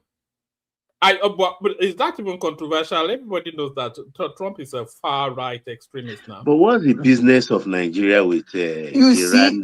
Baba, it's good you asked that question. We've seen that before in the past when there was an incident even when they had even when they had that Salman Rushdie something, we had incidents in Nigeria when we had the something Abdul. When some cartoonists drew something about the prophet in France, we had incidents in Nigeria. And now we're seeing protests already. We're seeing school children marching on top of American Israeli flags in Nigeria. So that is the precursor to a major event taking place against an American soft target in Nigeria. And that's what the American embassy is alerting to. One man, you see, I think we've had this debate for a long time in this platform. And I asked a question, and I repeated that question severally. I said, where have there anything happened, like a reverend father or a pastor or a church burnt somewhere in the world, and then Nigerian Christians start attacking Nigerian Muslims? There have never been a thing like Even that. when they shot the Pope, when Mehmet shot the Pope, Pope, and nobody, they nothing didn't do happened that. now. You see, woman, when I tell people that I support the war on Iran, they might not understand. They will say, what is wrong with this woman? Is it that you like violence? It's something, in fact, I don't even know why they stayed this long before they do that attack. Because these people are going in. Look, woman, it's not, if you say Shia Muslim, you are limiting it because the Sunni too will join them. Probably the person planning this attack might be Sunni. They think they have monopoly to violence. That's actually what they think. In this your platform, I have said it severally. They do not like US and Israel, not because they actually have done anything to them in any way, honestly, sincerely speaking. Because this very Iran, as I said before, hired 243 Marines through Hezbollah in the year 1943. They have not even paid them like that. Because if I'm a president of a country, if any country used their proxy to do such an attack on my military personnel, and I have that kind of power America have, I will obliterate them from the surface of the earth. They hate these two countries because they are the only one who is stopping them from achieving what they want to achieve on planet Earth. What do you call Islam in Yoruba language? Can you remind me? Musulumi. We call it Musulumi. Imale. All right, Imale. False knowledge, right? Is it false by force? Yes, I think that's a reasonable translation. Yeah. Civilization has changed that. It used to be Imale. Now they say it is no longer Imale. I was a Muslim. So my name is Abdul Kadri. But we are no longer Imale. We are now Muslim. Yeah, so I think your translation may be right. It's close to Imole, a religion of force. Yeah. So if you look at it, the religion even came through a ragtag radical from the desert. So what do you expect? You see, Nigeria is not only the one now. What about, you didn't hear what they did in Norway? The US embassy there, somebody threw a grenade. So if Norway can receive, and Norway is going to be another problem because they have this Norwegian refugee, whatever they call it, and they're busy bringing Muslims. If you see any 4 black people in Norway, 3 is Somalians, the other one is Ethiopian, and they're all Muslims. Madam Zita, can you just permit me for a few seconds, if you don't mind? I mean, you are very spot on. Do I have your permission? Huh? Yeah, you are very spot on. I think we have come to a realization, or we should come to a realization, we need to address this issue. We have to address it. It What kind of doesn't matter. war? You see, when this thing started, one man told me things are going to go up. I said, it doesn't really matter. I have preached the religious tolerance, and I have preached liberalism and religious tolerance for decades. I remember a conversation I was involved in way back in 1993. It was an open, it was what do they call this organization. And I made a statement and I said that, look, if we cannot be religiously tolerant, let us be religiously blind, because I don't understand the idea or the ideology where people are pushing the narrative and you have to fight to defend a God that is supposed to be defending you. If we have to Self, yes. put other You people, see, they are succeeding. They are succeeding because if you look at history over the years, you look at nations that were totally Christian nations. Today, they are totally Iran, Muslim nations. Iran, Turkey was Iran, one of them now. Turkey was a Christian country now. Iran. This Iran we're talking about. Go and look at Iran 50 years ago. Even Lebanon, even Lebanon, Turkey. Iran, yes, Beirut. I'm even talking of Iran now. Go and look at Iran, completely Christian, completely Libra.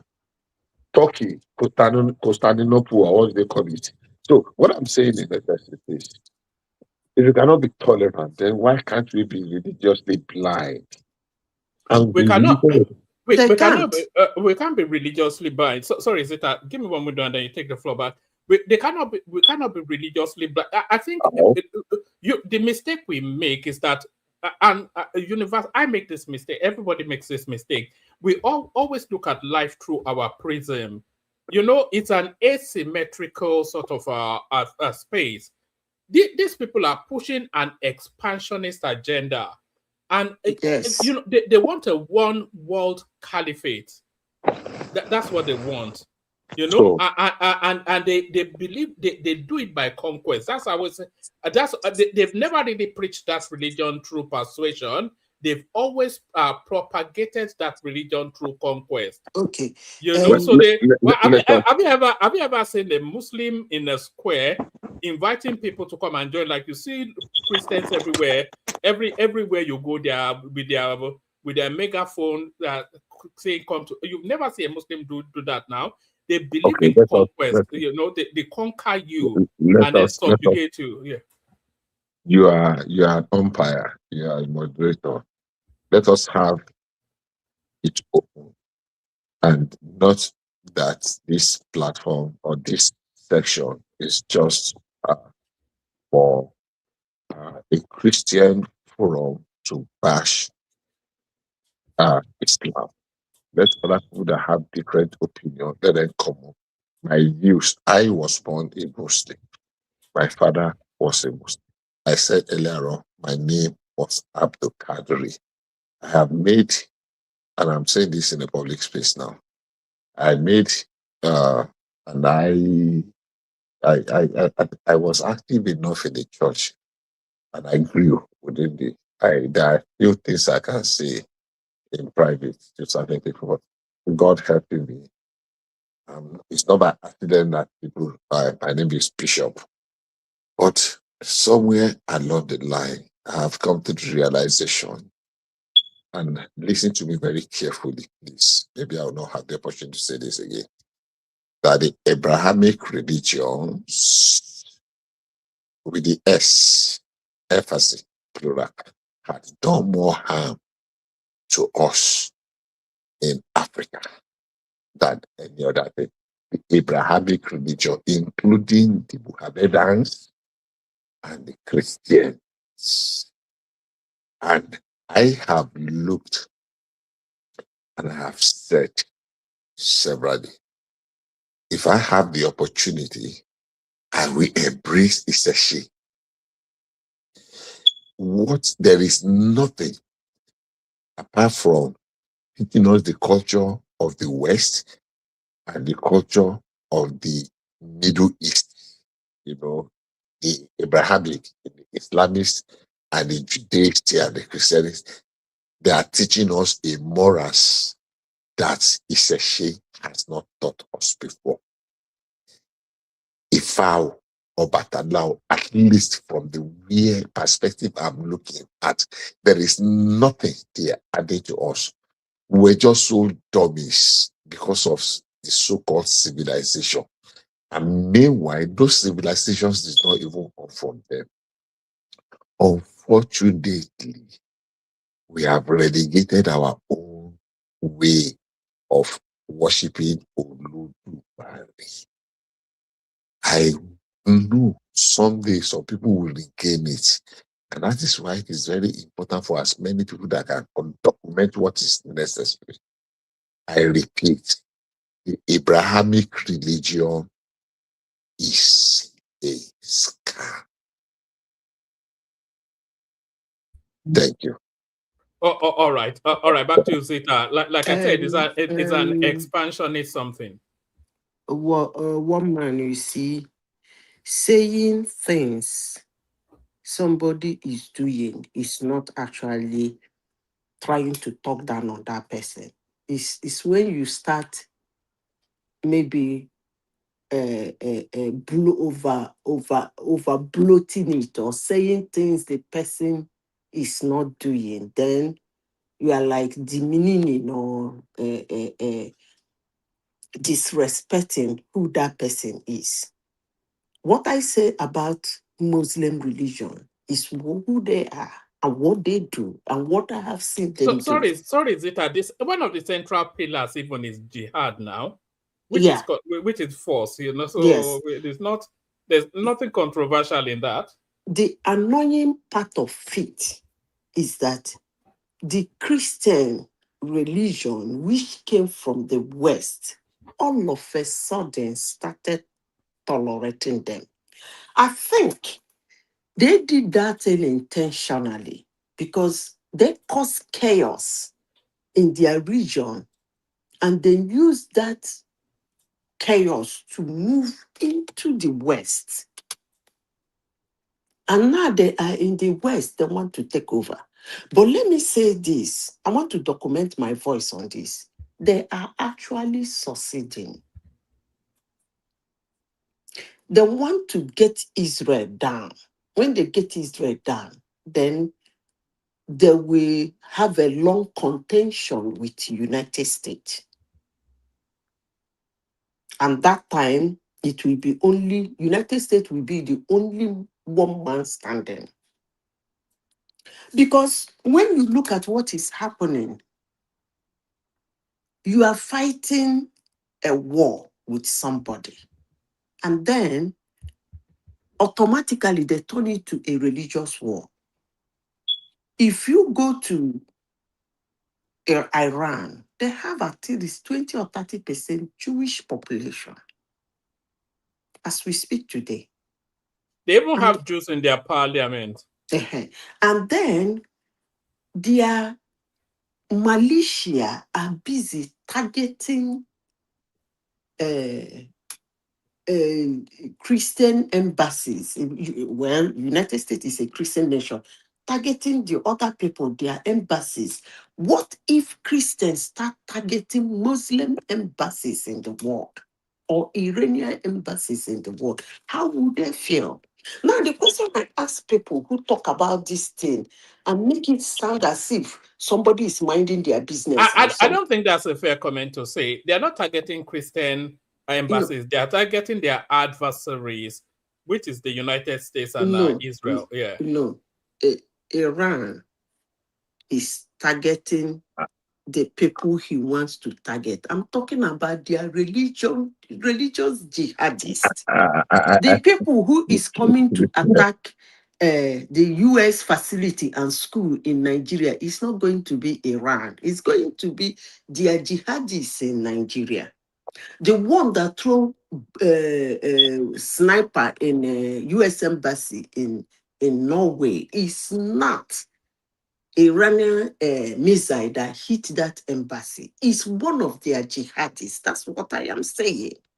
So what of if a Christian Yeah, but somewhere in it's not no, but they are not attacking the American embassies, the American facilities on the basis of religion. They are they're attacking them on the basis that they are adversaries in war. okay, But you cannot, let me finish.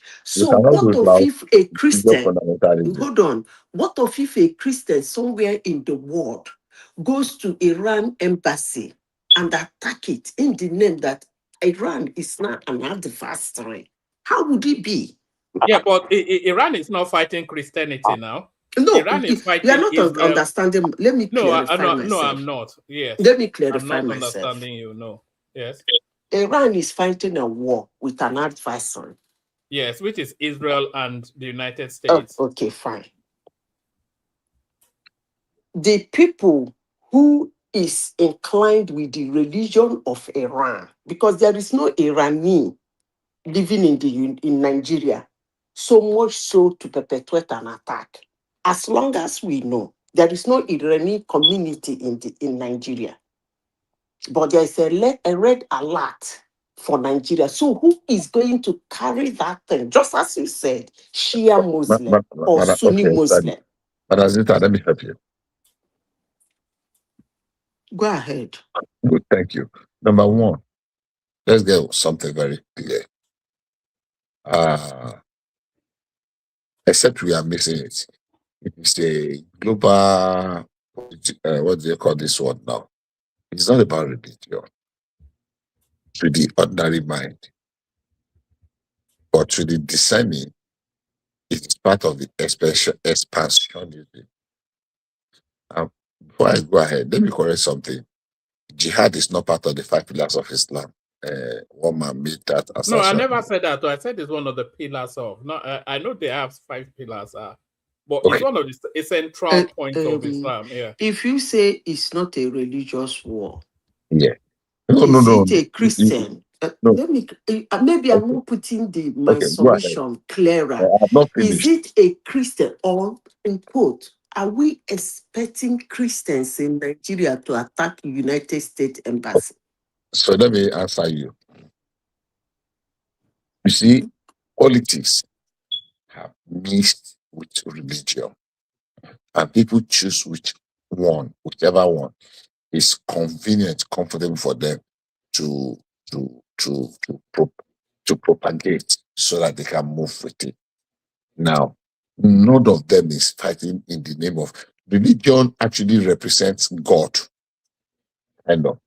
So if Islamists are expanding, we think they are expanding because they want to propagate Islam. No, it's expanding because they are expanding it because they want to push to dominate and extend their political convictions on other people. It is not because of one God somewhere or one Allah somewhere. It is difficult for people to believe it because they have been completely brainwashed and hypnotized. Nobody is fighting for a God. One of my saying is that if I have to fight to defend my God, then that God is not even deserving to be my God. God bless you. I've said this several times, and they called me all manner of names in this platform. I have digital footprint of saying this, not yesterday, way back in 1990. But I'm saying this 1993, 1994. If I have to fight to defend my God, then that God is a lame God. It's not worthy to be my God. I wish that Twitter had not banned my old handle. It's there. It's not something that is in it. And I advocated then, and it was a Rotary gathering then many years ago, 1993 to 1992 to be precise. And look, as far as I'm concerned, though, if we cannot be religiously tolerant, then let us be religiously blind. Because I don't know how to state it more to romanticize it. All this religious something have not added any value to us. I just live in a lie. They have told us story, whether it is the any of the Abrahamic religion, whether it's the Islamist or the Judaist, Christo-Judaist religion. But we are not ready to address those now. Some people are so carried away by this Christianity something, and they are ready to do anything. Some people are so carried away by this Islamic something, they are ready to kill even their own direct blood sibling. The only thing is that one is more of fundamentalist or fundamentalism than the other, and it's the Islamists, because they are very, very intolerant. You can hate me. I have lived in the north. I have practiced the same religion. I have not hiding it. If anybody wants to kill me today, this year is supposed to be my golden year.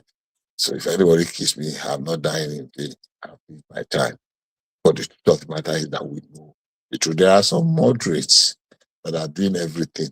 But you cannot convince me because of your own moderation. Can you explain what you mean by if we cannot tolerate, we can, what's the word you use, Seth? we can. Like I go back to what I said earlier on. Like it has come to a point that we should be religious. If we cannot be religious, No, she's just asking you to clarify that phrase. I think she that's, heard the rest of it. Yeah. that's what I'm saying now. Yeah. That if we cannot be tolerant, then we should be blind. Now, by being tolerant is that irrespective of what you look. I lost a friend a few days ago. No. Let her carry on. I think she just wanted you to. Sorry, No, Bishop. that's the question I'm asking now. Let me answer her question now. Oh, okay. Go on. Madam Zita, you want me to answer her question? Yes, go ahead. Go on. Yeah. Good. So I lost a friend a couple of days ago in the UK. They call him Pope. That's my younger friend, Yobi. He was in the UK, was pastoring the church. I remember his background when he was young. There was a time he told his dad he wanted to be a Muslim. And the brother said, I don't have any problem with you becoming a Muslim. The only problem I have with you is that any day I wake you up at 5 a.m. to pray, and you are beginning to stretch and giving me excuses and this, that's where we have problem. When we were growing up, no father is concerned whether you choose to be a Christian or a Muslim. Nobody will disown you, especially from a Christian family. Nobody will disown you. But at least they did not. That you are ostracized. Immediately you are beginning to associate with some Christian friends. I don't know if you understand what I'm saying. Bishop, what you're explaining, I mean... Yeah, all right. So just to be clear, Baba, what did you say, sir? I didn't want Zita to lose too far her stream of consciousness. Okay. Baba, keep your question, please. No, let Baba ask the question, but let's not stray too it's far not from question, actually. I just want to put some credence into what Bishop is saying about question of Islam, Christian religion in Nigeria. Because as we're talking, I was just laughing because looking into my own house, I mean, raised in a Catholic home where my grandmother was a staunch Muslim. My father didn't practice anything. My mother is a Muslim. I went to Catholic school. I was almost going to be choir boy, and I went to Muslim school for secondary school. And today, even in my family, we have the Archbishop and we have two Monsignor.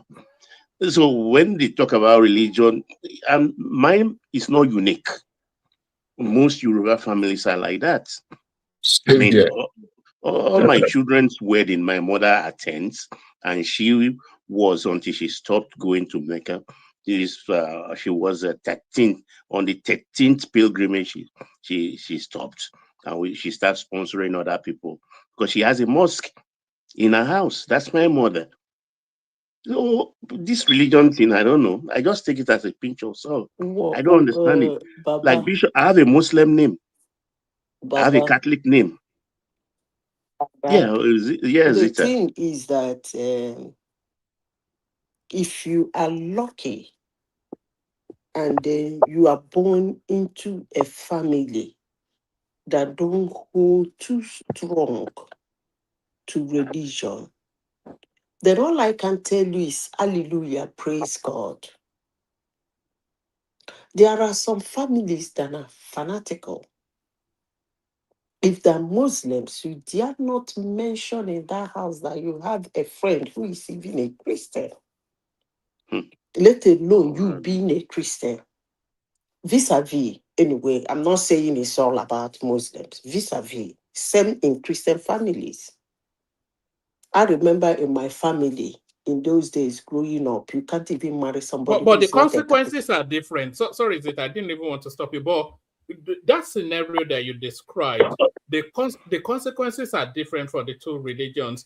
If you had a Christian friend as a Muslim, as one of those conk Muslim something households, if you had a Christian friend, the consequences are on you. They are different from the consequences on you if you come from a Christian household, and that's even as fundamentalist as a Muslim one.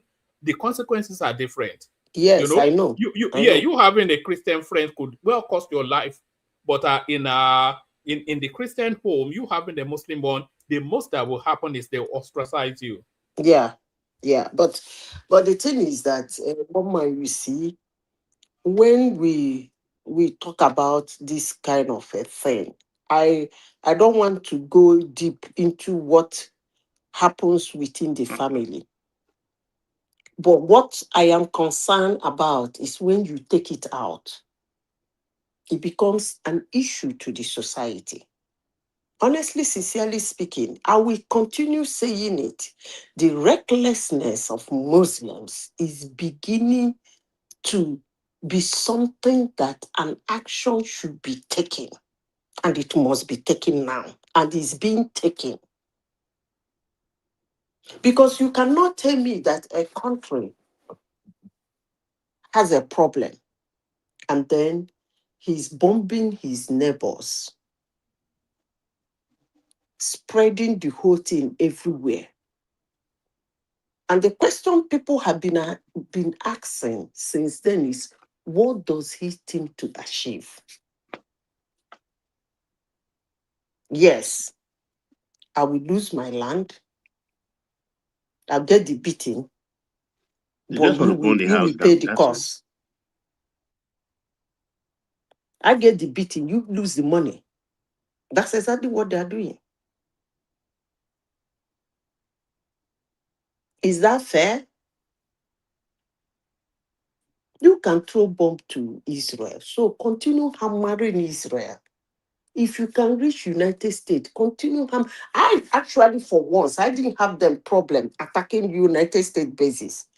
But trying to bury all those edifices that their fellow Arab nations forget that they need to start preparing to build nuclear weapons, they decided to beautify their nation so that people, even Saudi Arabia over the years, has to remove some certain things, subpedal a little so that people can come in. But this same Iran, they are the one. A woman was killed because she didn't cover her hair very well. What kind of human beings are these? And people are still talking. People are still supporting them. It's still scary. It's actually scary that some people are supporting them. But wait, for the life of me, Zita, why should somebody force me to, be, how do I put it, to submit myself to a religion I don't believe in, or I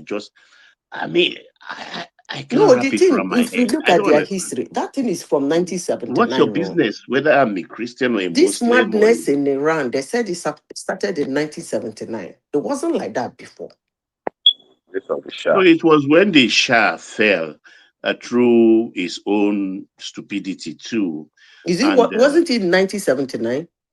yeah, I think so. I think 79. And Ayatollah, look, at times the West too, what they encourage at times always put them in trouble. Even this small trouble that is happening now, America are of two minds whether they should arm the Kurds so that they can help them, they can join in the fight too against the Iranian regime. And if they went ahead to do that, it's Afghanistan all over again. Because they've done this thing over and over and over and over. No, It's no, no. always You didn't hear backfiring. what their president I think said. it would be very Let me naive to tell you separate what their president said. expansionism from Islam. Sorry, Zita. I think it would be very naive and we'll be shortchanging ourselves to separate expansionism from Islam. They are one and the same. Uh, Going back to what happened in Yoruba land, thank God for Ibadan and proudly Ibadan, Ajuru, that stopped the what they call the onslaught of the Islamic Yeah, jihadists when they are after going the to dip the Yoruba Quran in the ocean in Lagos. we had to go and face them. Even I'm talking of the old times that the Ibadan forces had to go to Oshogbo to defend Oshogbo. Yeah, Because that's what I'm after referring to. They were coming, not just stopping Ochubu or overrunning Ibadan. They were exactly, actually going to dip the Quran in the sea, or was it their exactly. sword, So Ibadan forces had to go to Oshogbo towards the north from and the stop them? Niger and from after Ofa, Inisha, and we stopped them. I am proudly Ibadan. My progenitors are warriors. And that was the only thing that gave, we still have some liberality. Some of them managed to penetrate and we accommodated them. But originally, I mean, on a larger scale, that was how it was stopped. So that expansionism is part of Islam without apologies. Now, is this supposed to be so? Is this supposed to be a religion? Is there any religion that's supposed to be by compulsion that people will force you to do what they want them to do? That is the reality. People that want to hide away, I want to, to decorate or to manipulate, they know what they are doing. The fact of the matter is that people should be free to worship a father. And why I read Professor this late woman, what's her name now? Uluwali something. Oh, Sophie. Sophie. I listened to her a few times and read. So I'm looking for some of her books. I wanted to buy. I've seen some. It's just to order them and they had them delivered. But before her, I've actually said, and this my thought has been with me since 1993, and it is documented that if we cannot be religiously tolerant, why can't we just be religiously blind? People should be able to worship.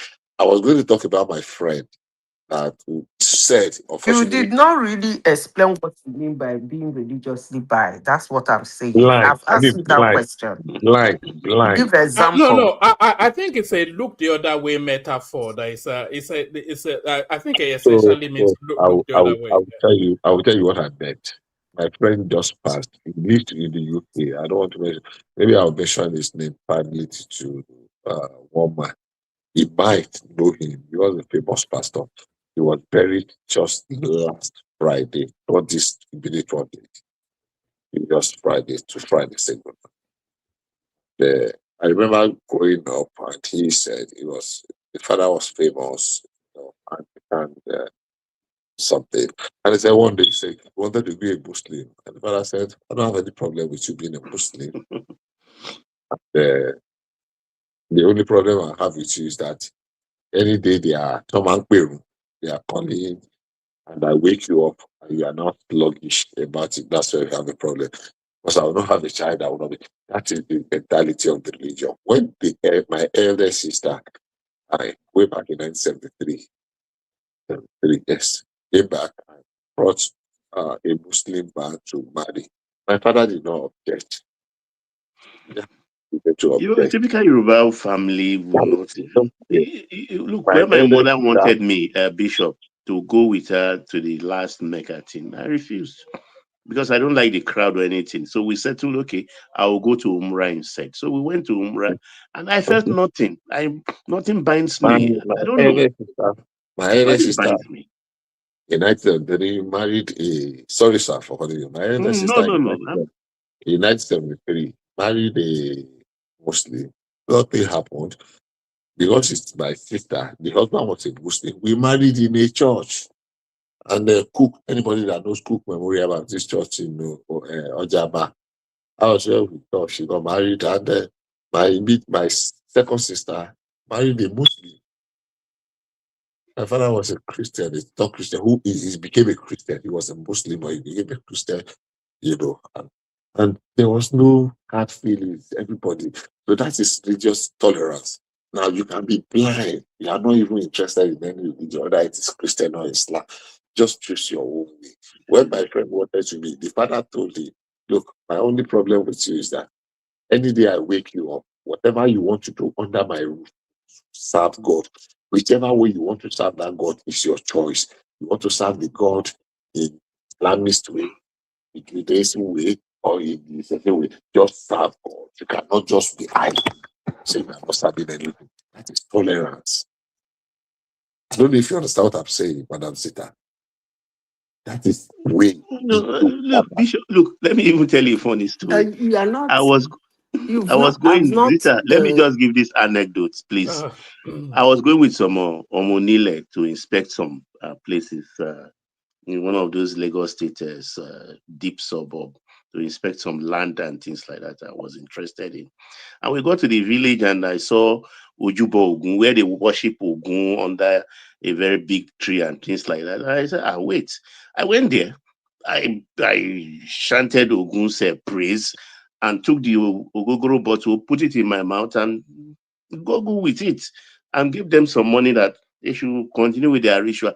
The Aworis that went with your money, they were so impressed that you would think they were look like up and down, like in awe that how do you know about all of this? And I said, sit there. Because I don't know. I don't have any feeling for anything. It's just I can't understand why a human being will be tied to religion to the extent that you want to kill for it. I can't understand. I can't really understand. If I've worked hard now, I see where they're doing all these You things. I see, will pay business. what I will say, Papa, is that we should stop tolerating them. I agree with you. That is my stand. Like Christian nations should limit the number of Muslims they bring in, no matter whatever crisis they want to lay hands on. They should go. I don't even understand Somalians when they have problem in Somalia. Instead of them going to Qatar, Saudi, UAE, even Iran, somebody like Ola Omar has no business coming to United States as I said. She should have gone to Iran. Are you getting the point? These things need to be handled. I just have to say it. Because we cannot continue wasting human beings just because somebody wants us to believe in what he believes in. What Iran is doing is actually laughable to me. Because I don't know, they said they can fight for 1 year. Then after 1 year, what? And then what? You can cause chaos for 1 year. You can imagine if Iran has nuclear weapon. Come on now. So now saying for the dash and out. Zita, they did a survey in the UK just over the course of what's going on now. And the young people in the UK, do you know what the result came out after of that survey? About 54 to 57% of young people in the UK, they said they wish that they are happy for Israel not to exist. You see them? You see them? Can you imagine? You see it? Yeah, but that's a condemnation on Israel now. So what can be you see? Which condemnation? Okay, Their excesses now, the barbarism that the Israelis are. Okay, one man. You see, when people who are very young take a very, I won't say definite, let me use the word ridiculous, a ridiculous stand on something, the question I usually ask, what were they told? Because that is what resulted to their decision. They were not there. And they did not read further. It's what they were told. You see, these people have carried, that's why Israel is giving them what. You see this one? 2 of them will fight to finish. Honestly, sincerely speaking, because yes, they said Israel did not take Iranian land anyway, but Iran kept process. It kept Hamas, it kept Hezbollah, it kept one in Iraq, it kept one in Syria, it kept one in Yemen. It surrounded Israel with proxy. The late Nasrallah. And made Israel to be fighting war all through their lifetime. Iran. According to Israel said they don't care who is there, but they want somebody who will leave them alone. Period. That's what they're fighting for. And if anybody think that they cannot exist, let's see how that works. Because they have taken a stand to exist. I don't even understand this propaganda that Iran has pumped.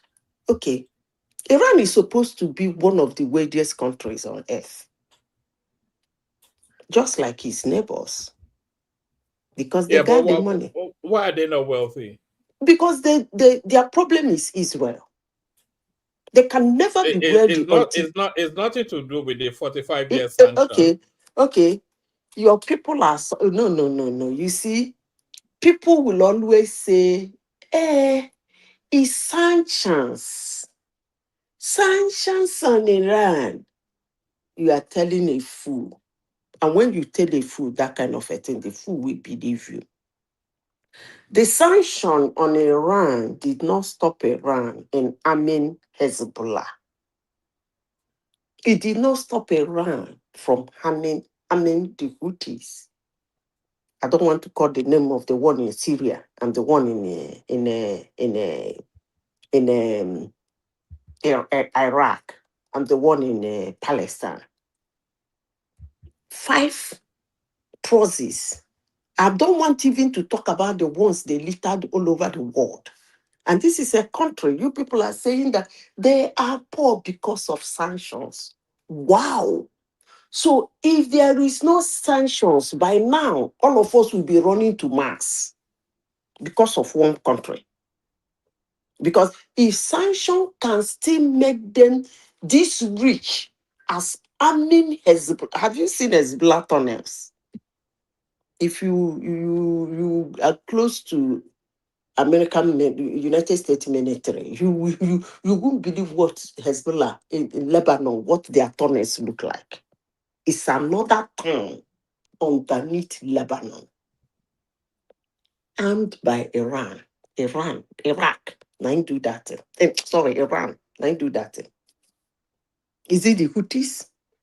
And you say they are poor because of the sanctions. I mean, look, the mainstream media is really doing a great job. They're really doing a great job. And for those who don't want to ask questions, who don't want to see for themselves, they believe them. They're doing a great job. Really? I don't know why you said that they are poor because of sanctions. Because that is why they are poor. If you are restricting them from being able to trade, then clearly you are going to. And where are they getting all the money? To the extent they cannot take care of their citizens, they prefer to arm around Israel. And by the way, a lot of this arming of these satellite organizations or they are all things that Israel is telling us now. So we're actually hearing it from Israel that they're the ones arming Hezbollah and whatnot. You know, who is arming? He said you are hearing it from Israel. Yes, a lot of and this Iran news, denied it. I don't know if they denied it or not, but I wouldn't take anything here coming out of Israel with the war that is happening in between Israel, United States, and Iran. Normally, a normal person will say it's not a religious war, right? Some people will say it's even a political war. So if it's not a religious war, why are the Shias in Nigeria? Let me not talk about every other place, because if I say, you people will say, where is it? Where is it written? Tell us the date, show us the picture, give us the website. Let me say the one you know that you put out in your own platform here. Why are the Shia Muslims in the Nigeria demonstrating and putting American flag and the Israeli flag? Why is it not that Nigerians are demonstrating, or people all over the world are there? Why is it a particular religion that is demonstrating? Since I'm talking rubbish, make I leave. So, all right, let's bring AKO into the conversation.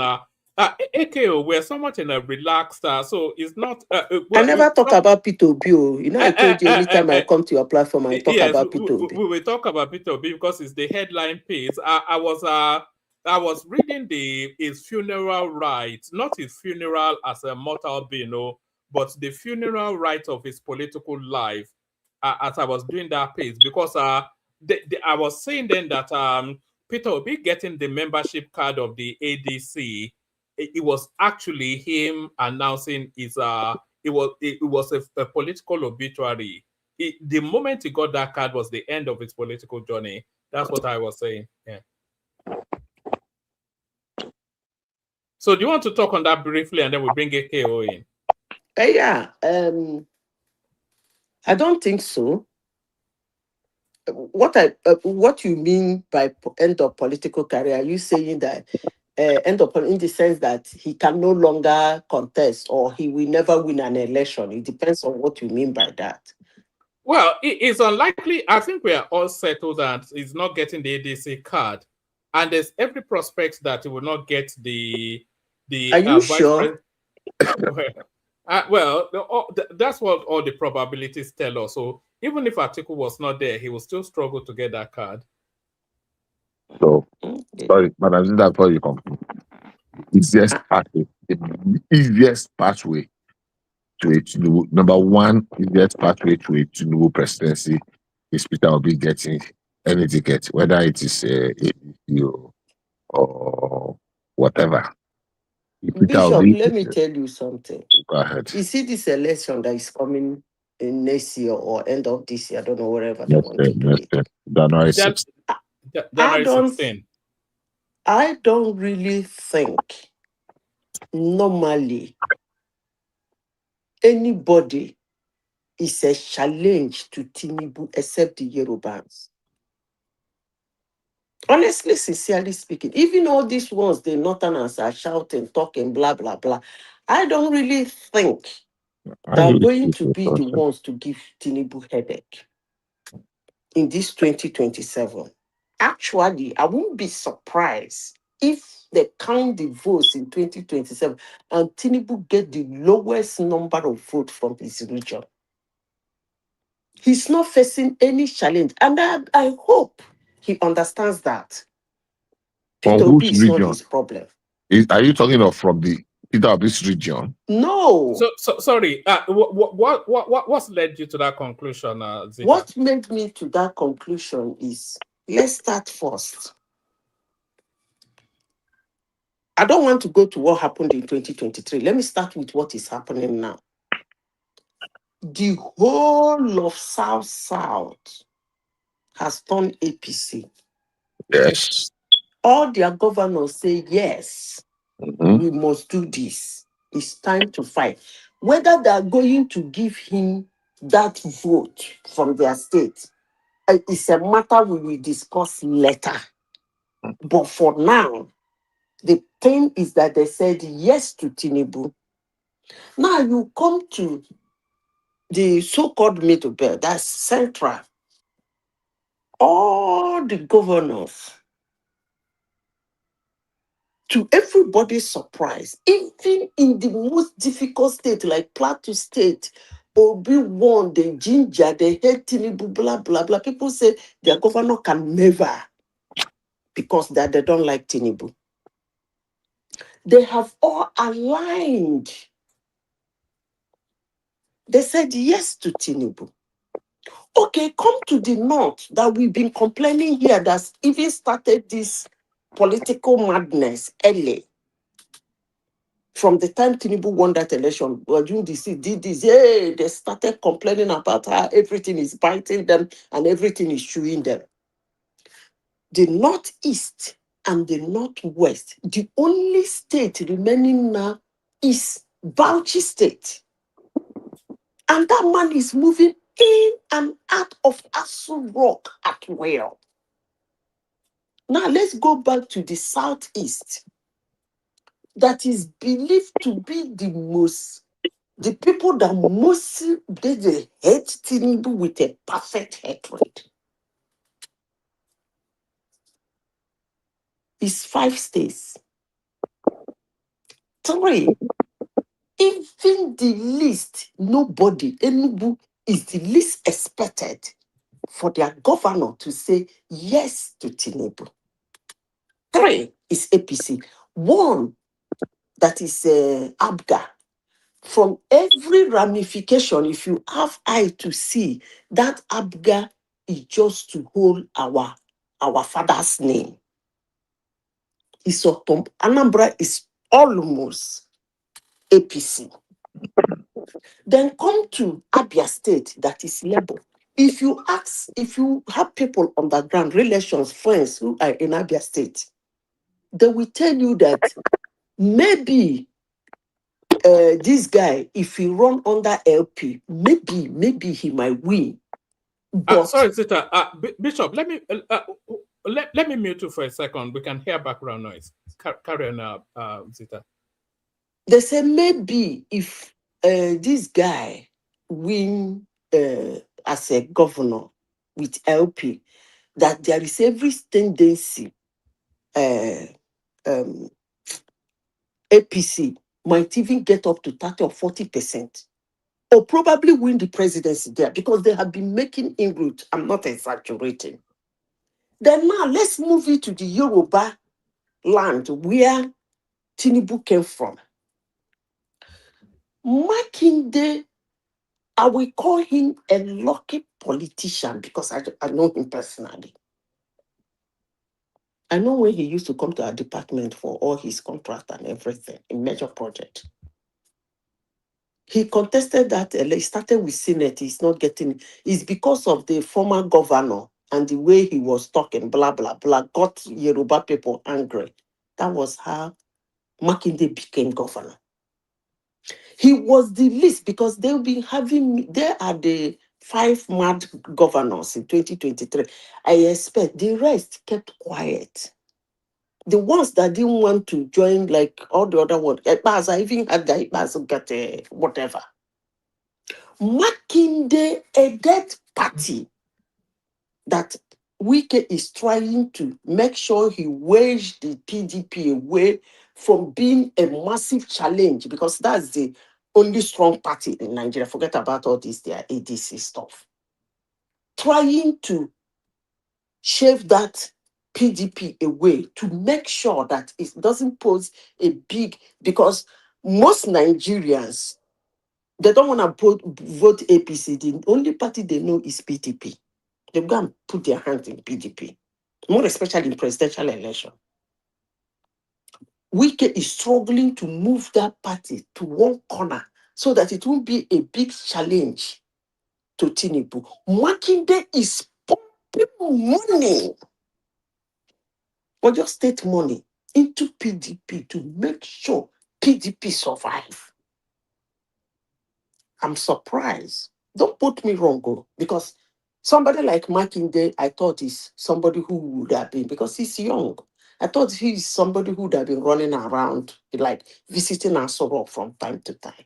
But hell no. Is he the Oshun dancing governor? What he did in 2023, I don't even want to remember it. But I must say this, and I will say it again. November is coming. He's going in for another election. If care is not taken, the APC will not win that election. You know, I like talking rubbish. So I don't even want to start saying what Well, Yorubans. can you see what you just did? Your last sentence again, please. I want to be I sure. said, if care is not taken, Okay. mark my word. If care is not taken, APC might not win election. How? There's going to be a big drama there. If care is not taken. I know why I'm saying that. Your I know why. Because the APC hate and Tinubu hate, every other region in Nigeria is like they're coming down about it. They start saying, the man is trying, he did this with it. But that APC anger and Tinubu's anger is still roaring in Yoruba region. So let's take it from Osho, if you don't mind. Let me finish. It's still roaring in if there is any place Tinubu has to manage and put his eyes on ground, he has really helped the Yorubas. Even after what you people did to him in 2023, he's still putting you people in different. He used you people for reasons I don't know. Maybe he has a way of living with his friends and foes. There are people who have that expertise. they can live in the same place with their enemy and survive it. Maybe he's that type. Because if I were him, God forbid, I can never be him, I wouldn't have any Yoruba person around me. But he has put you people in better positions everywhere, littered around. But still, the anger is not quenching. Even when Zita. most of the Yorubas So, in get position are actually useless. They're as useless as my poo, but they're still sitting down there in that position. But that being said, the anger is not quenching. But let's see the result in 2027. Madam Zita. So, let me digress, if you permit me. Many years ago, I read one of my very early Desali case, and it was Coffee from Hong Kong. I remember very vividly now. I've not read any chase in probably 40 years. So all the chase I read were 40 years and above. So when I read Coffee from Hong Kong, and I got intrigued by Sally Chase. What's that his real name? And one thing I realized is his prowess, its capacity to create in you a clear mental image, a picture of whoever he was describing. So in my head today, I have a picture of after Coffee, I read An Ear to the Ground.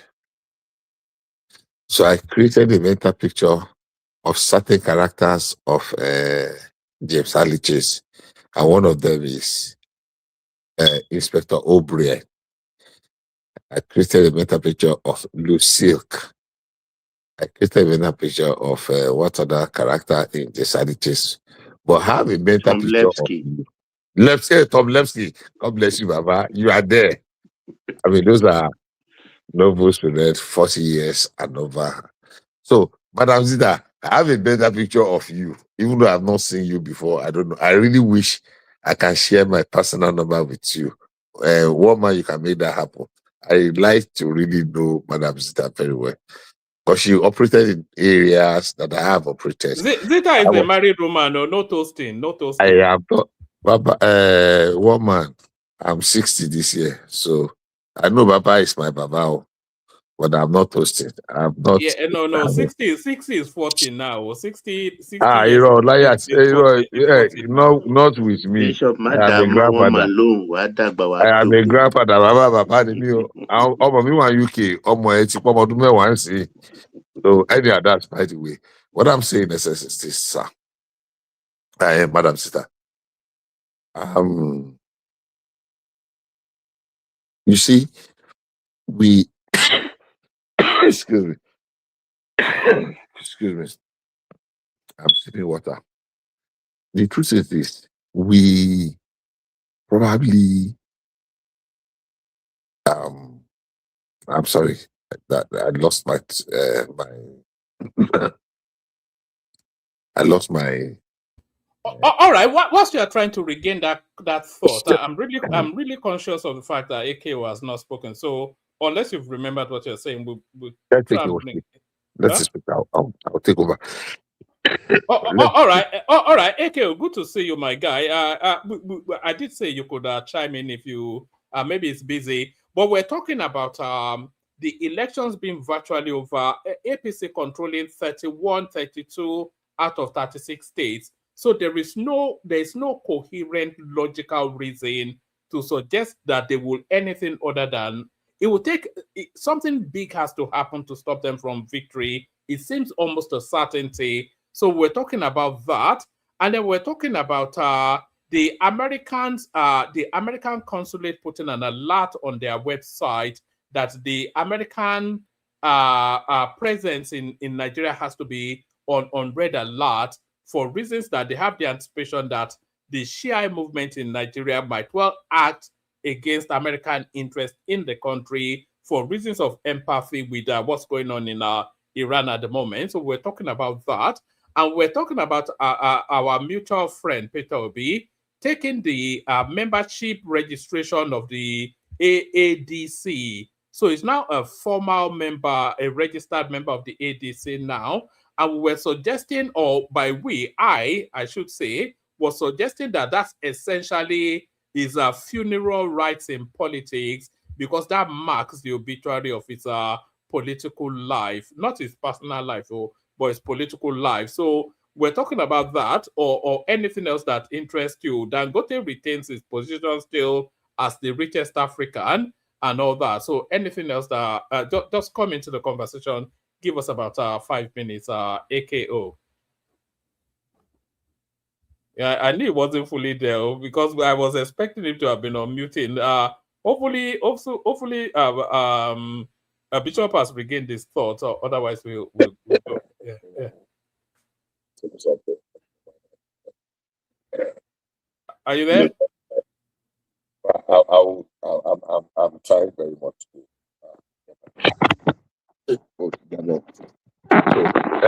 Madam, thank you very much.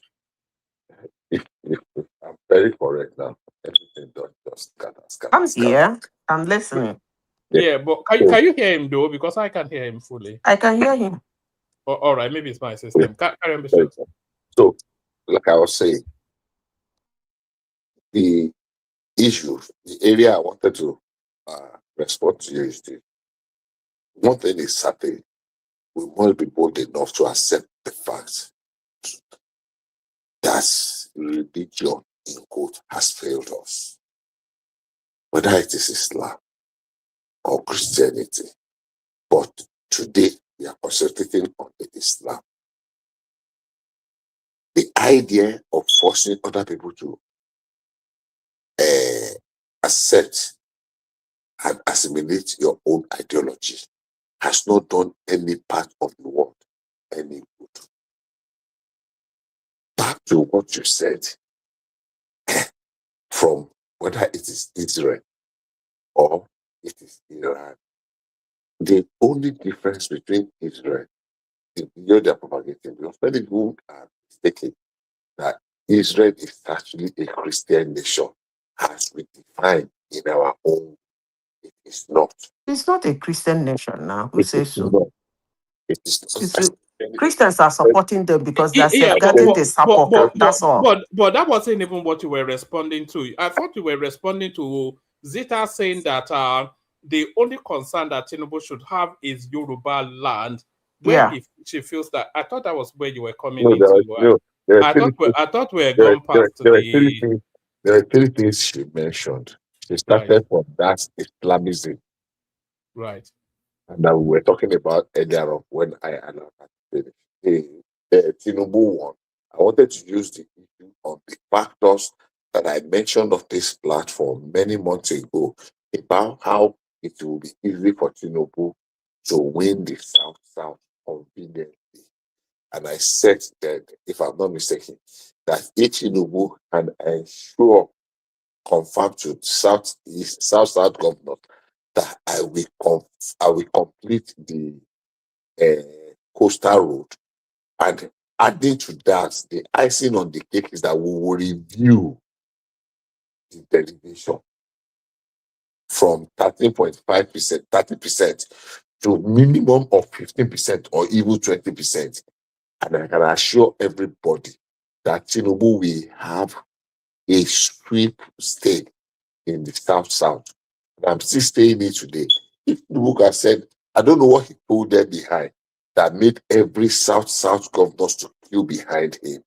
But if Tinubu can tell them that, look, don't worry. You see this this coastal road, I will complete it. That is a major achievement.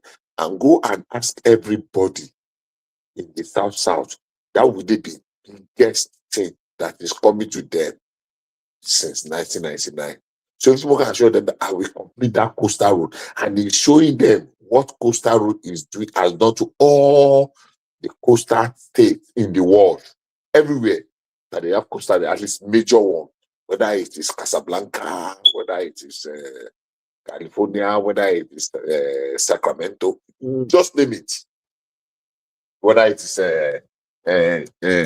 Johannesburg or Cape Town, and they show them, everyone, every reasonable person will say, really?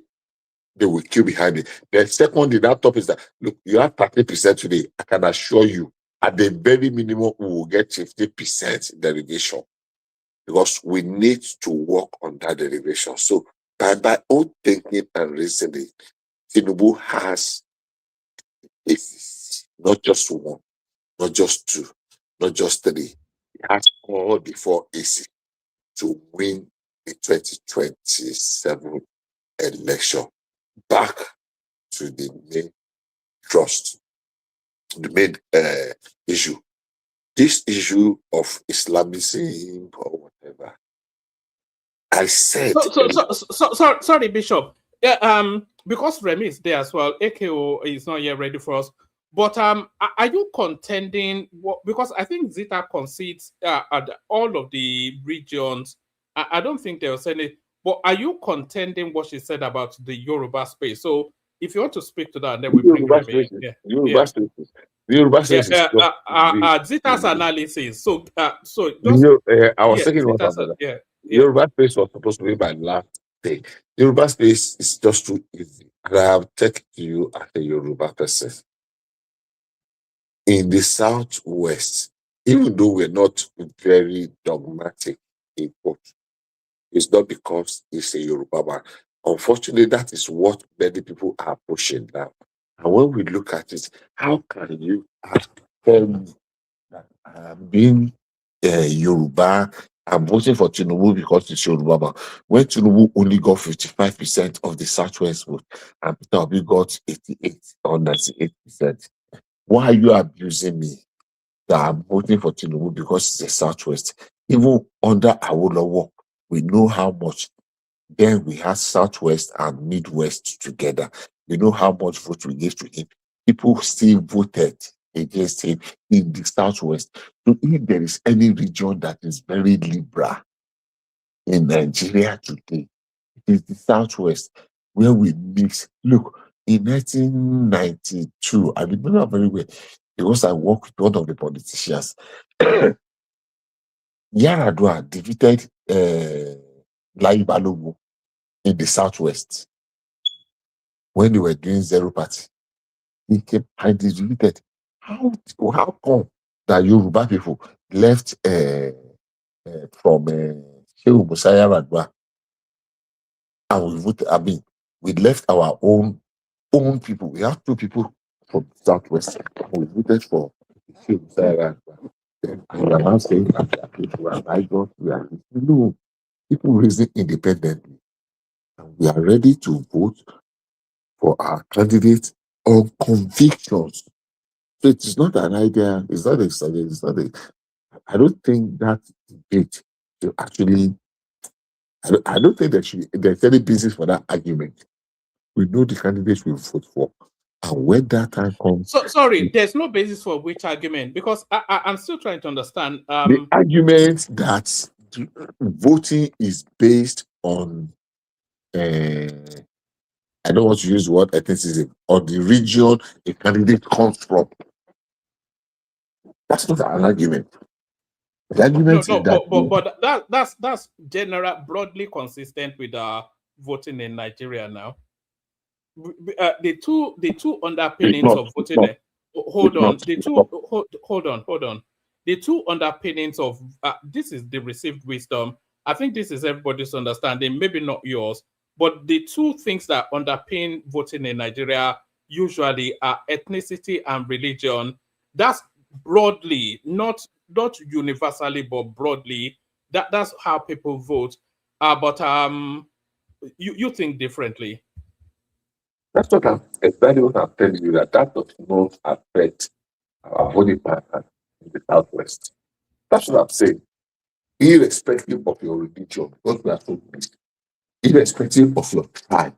Because if in 1992, we voted massively for Yaradua against our oath, then what are you talking about? In the same way, I don't know if you understand what I'm saying. So we're not being influenced by religion. We're being influenced by the competence of an individual. All right. I don't know if I'm making any sense. All right, I get that point. But Bishop, as the room continues to populate, let's move the mic around a little bit. AKO not here, so let's hear from Remy. Simba is here as well. So Remy, floor is yours. AKO, whenever you're ready, let us know. We've called you quite a few times. Remy, good to see you. Are you there? You're muted, but we can't hear you. Remy? Oh, all right. I think Remy may well. Can anybody Remy or Simba? No, Simba, not Remy. no, they are both here, but Remy are muted, but we can't hear a word. So let's go to Simba then. Hopefully his system is in Saudi Arabia anyway. But are you there dodging bombs, Simba? Simba the sailor. Oga Simba. Good morning. Salam alaikum. Alaikum salam. Are you fasting? Your voice is too energized for somebody that. Are you sure you are not one of those people that will be eating bread behind the mango tree? You don't sound, your voice is too energized for somebody that is fasting. Are you fasting, Simba? I'm fasting. Simba, are you ready? Oga. Hey, Oga Bishop, Ekaro. How are you doing? Baba, I greeted you. Dr. Mibawu, Carol. Ekaro, sir. Zita, good morning. Okay. Carry on. I don't know. Okay, let me briefly talk about the war that is going on in Iran. I'm very surprised that the war in Iran we now limit it to religious war. I think it will be a disservice to think that what is going on in Iran is about religion, is about Muslim, Christian, or whatever. I don't think. I think it's a disservice to what is happening. Let me start by saying if you look at the Iranian history, even Iran was once upon a time an ally of Israel and even America themselves before the emergence of Ayatollah Khomeini. So if we are now, I think if you look at it, how the oil reserve that we have in the world, apart from Venezuela, I think Iran or Saudi Arabia came second, Iran came third. And you look at what is happening. The first thing that Trump did was to go to Venezuela, capture that one. Then the next one is to go to Iran. Sorry, Simba. What you're about to say, it's only that you didn't start listening from the beginning. I think you're about to say exactly what I was saying. And the chart that makes your point is on the screen right there. Venezuela with the largest, Saudi Arabia second, Iran third with the third largest oil deposit in the world. But carry on. I think you're about to say what reserve. I said when I start. Reserve, yes. But before you carry on, I think you are mistaken. I said emphatically, and I remember Madam Sister said the same thing. The fight in Iran or between Israel and Iran is not about religion. I said that emphatically. No. I think that's the point he was about to make. I think it's about to make. But that was what we said. No, he's mistaken. No. Hold on, picture. I think Simba is about to say that the fight is about reserves, it's about resources, not religion. So I think that's the point he's about to make. Oh, are you there? What I'm saying is just saying exactly what he said. That we said. Yeah, but sorry. Let him have the moment, guys. Simba. I wanted to say responding. That was fine. Simba, nobody says it's a religious war. It's the religion. Jihadis all over the world are trying to fight it for Iran. Nobody is saying it's a religious war. But they are the ones making it a religious war. That's what I want to tell you. But you two are supporting it by saying that they are supporting militias in Syria, in Yemen, in whatever. So what you are saying, I heard you when you are saying all these things.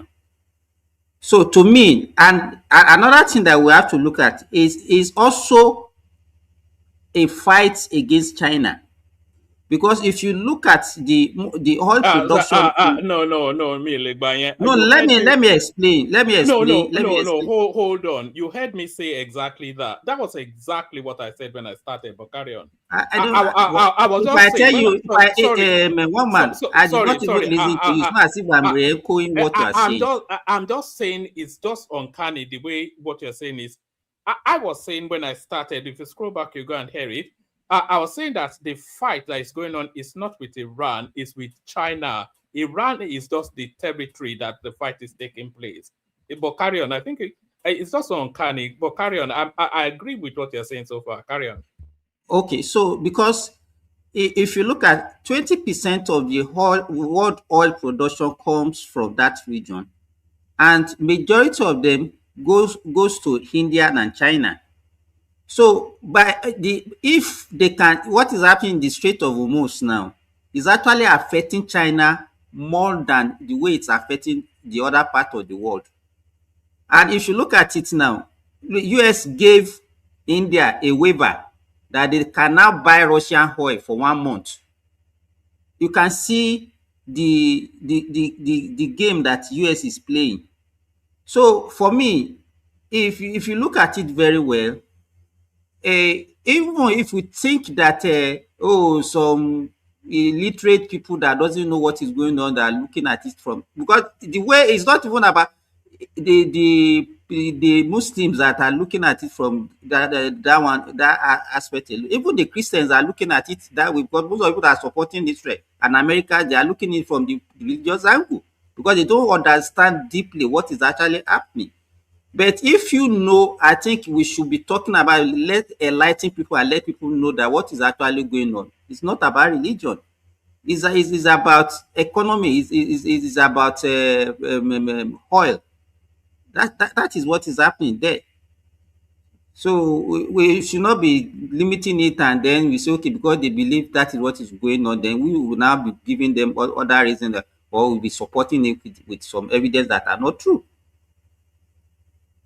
So that's what I want to say about that.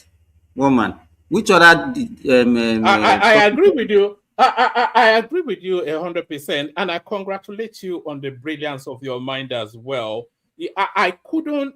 I don't think in the history of me ever doing this thing, I don't think I've ever agreed in total with what somebody is saying. When people are saying, "Oh," and then they are fighting, there are about several. I just want to hold to that space for a moment. There are several moving parts in what is going on in Iran, which nobody understands. But clearly, I thought I understood it, but I thought I stood alone because I have psychedelic thoughts. But I think you understand it as well. There are several moving parts in what's going on in Iran. The Americans are fighting China in Iran, because China is propelling quite aggressive. There are two models that's competing to run the world at the moment. China is using an economic model in order to overtake the United States as the preeminent country in the world. The Americans, they have only one tool, which is the tool that has always served them, and that's the barrel of the gun. So America has always held their hegemony with a gun, but China is bringing forward another model, which is an economic model. So that economic model is set to supersede the Americans, and the Americans can see that they're about to come out of play. They will no longer hold the reins of the world. So they revert to their trusted strategy, their trusted tactic, which is war. So this war against, if you look, they came into Nigeria. What are they? They are blocking off the oil in Nigeria. They've taken over the entire oil in Venezuela. They control Saudi Arabia, the oil space. They interlink that oil to their currency. Now, if they take over Iran as well, and the number one resource that drives the world over and above every other resource is crude oil.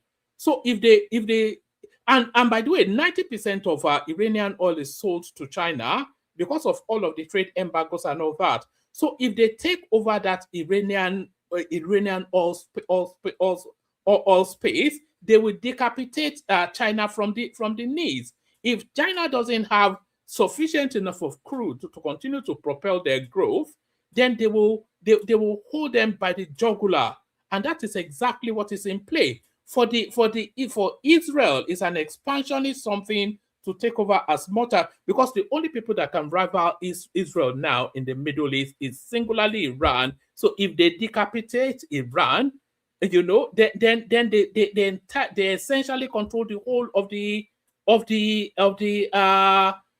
Middle East. So there's so many moving parts, but people don't look to that direction. They think it's religion, they think it's this, that, and the other. But at the center of it, exactly as you just described, it's resources. It's America versus China, and it's a battle for preeminence.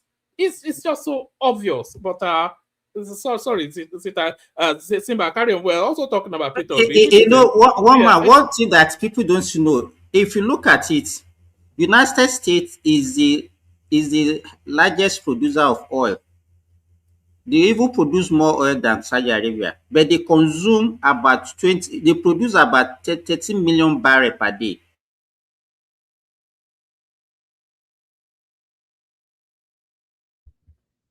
Have you lost you again? Your system is dipping somewhat. You go blank for a moment.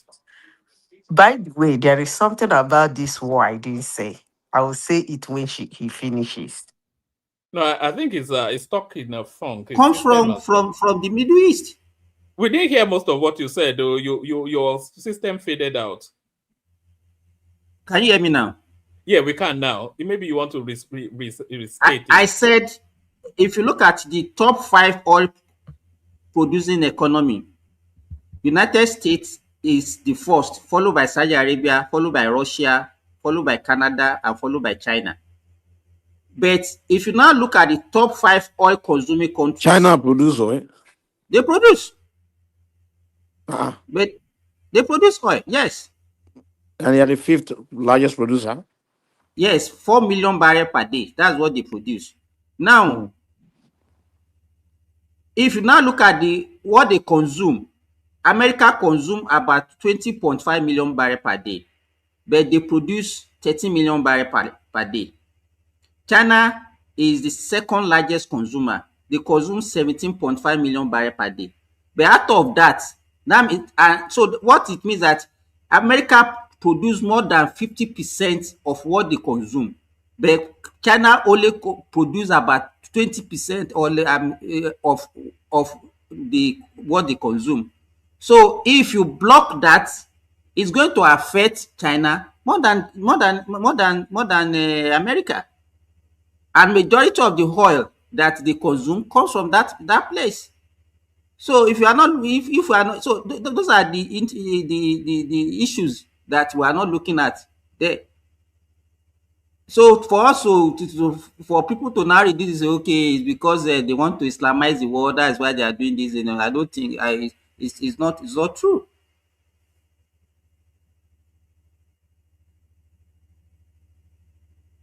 I agree with you, Simba. In fact, this little section, this your piece right here, maybe I'll make the effort tomorrow to clip it and put it back on as a standalone, because I think people need to realign their thoughts. They think America is not fighting. What business does America have fighting Iran?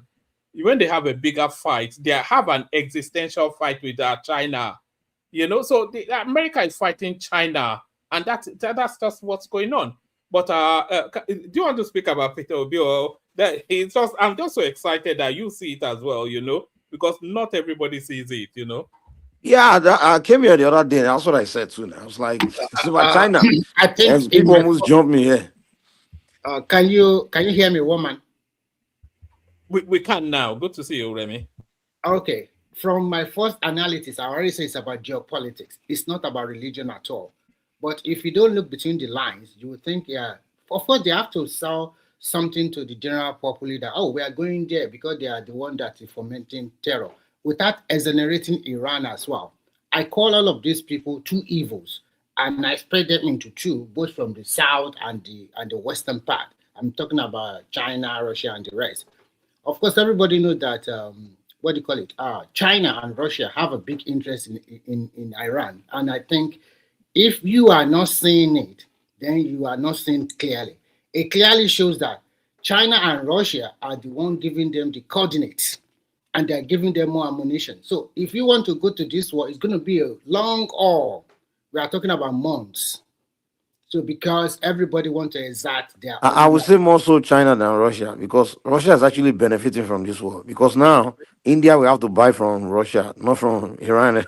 So, So so it's all about this geopolitics. So if you I look know. at I'm just saying this war that's going on with Iran, Russia yeah, will be benefiting yeah, because now India is will now have to be buying the Russian oil. Now Russia will have more money to fight But Ukraine. Mike, if Russia is now looking at this just ordinary small window that they give them and now started supporting them, it's that would be No, no, no. foolish of no, They won't support Russia, America, what the but benefit in the real sense of the way you are looking Putin at already it. came out and said that this is not a war that America should fight or something like that.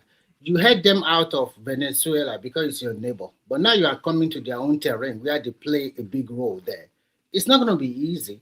And when you guys are talking about what do you call it, Iran throwing their missiles to neighboring country, you also have to ask yourself a question: where does America get their own coordinates to bomb wherever they want to bomb in Iran too? Because they have a lot of base around them. So it's like, okay, I cannot reach you, America, but all your children are beside me. Why not? So in war, everything is on the table. You can do whatever you want. So if that is the way the world want to play it, but unfortunately, it's not good for the rest of the world because you are not you are not fighting, but you are also behind the ground. Example is the increase in price of petrol. Do you think the war is good for US? Well, I'm not here to canvass for anybody. I'm neutral, but what they No, are I'm just doing, asking. no, for them, when they look at for So, them, so, I so, so, don't so, think. sorry, Remy. Okay, land that point. I'll come after you. Go on. So, Sorry. to me, it might be good for them, but it's Yeah, not. I think so. It's not a well thought out war for them.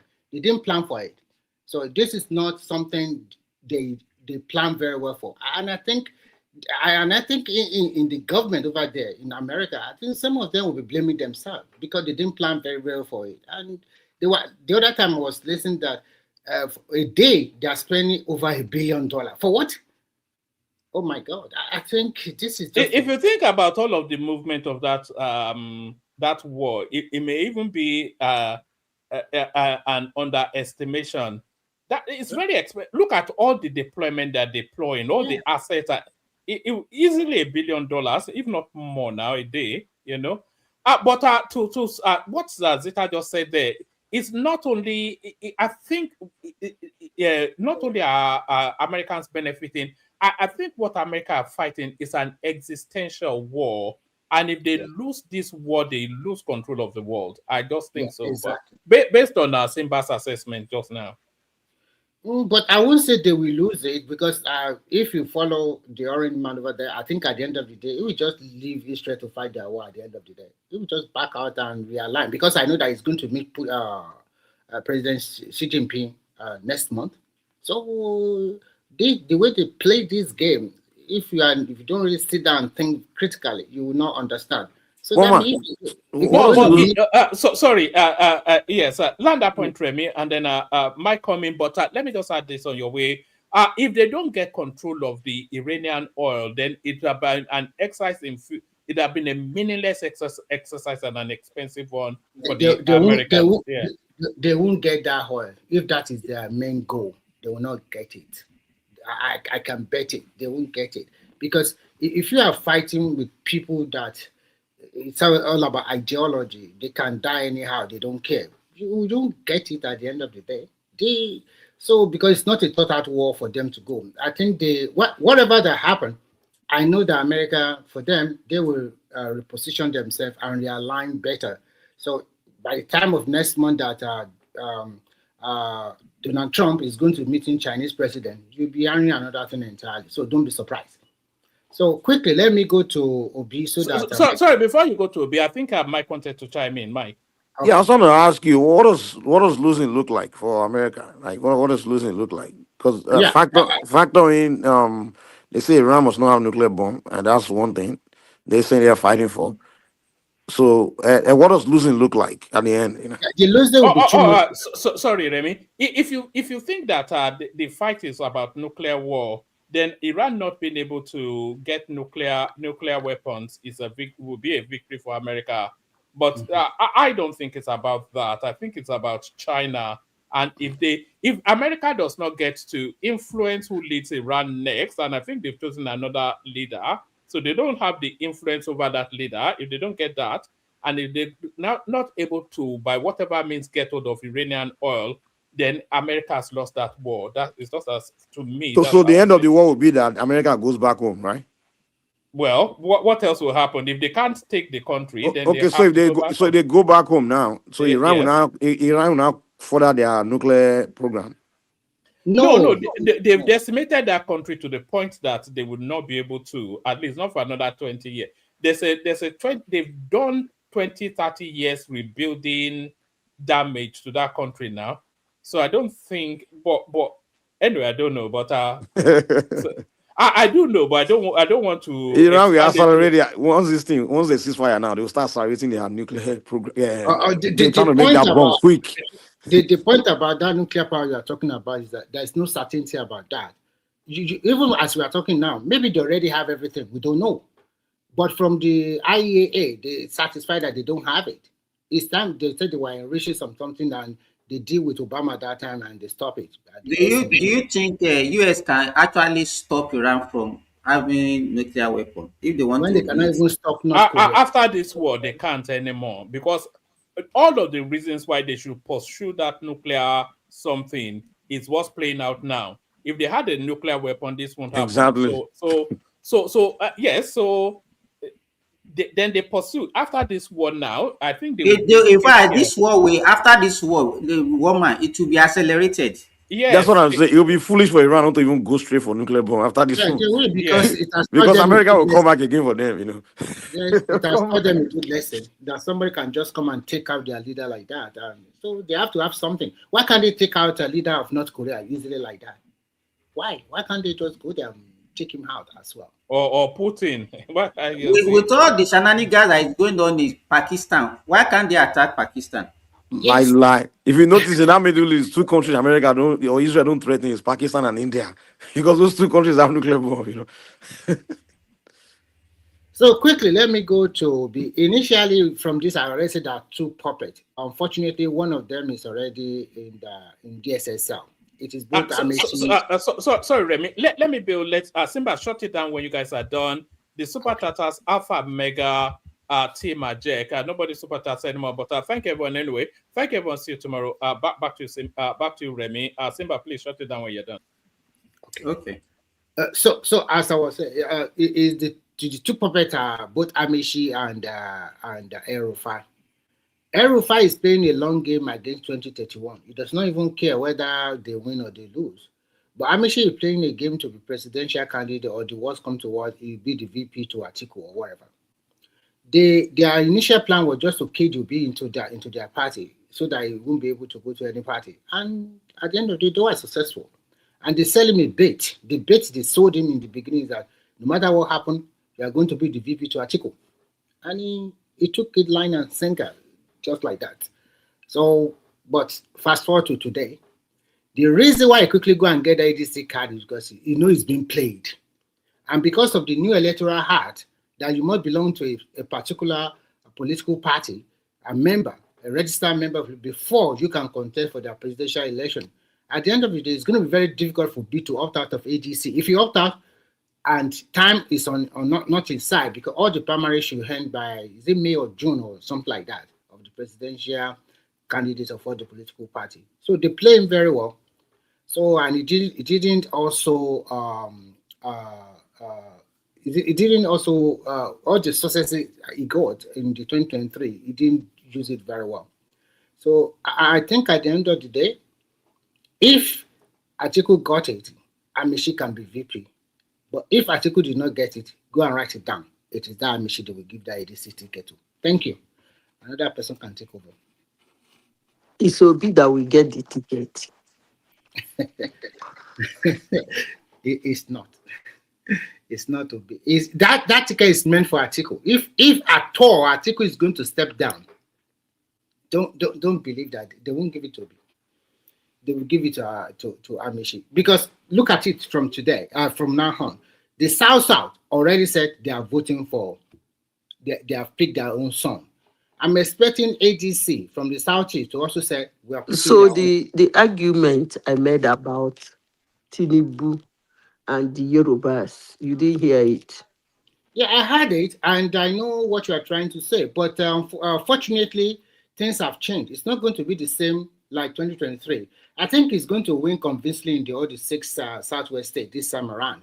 Because even in Oshun, I don't think the people of Oshun are totally satisfied with the performance of Adeleke as the governor.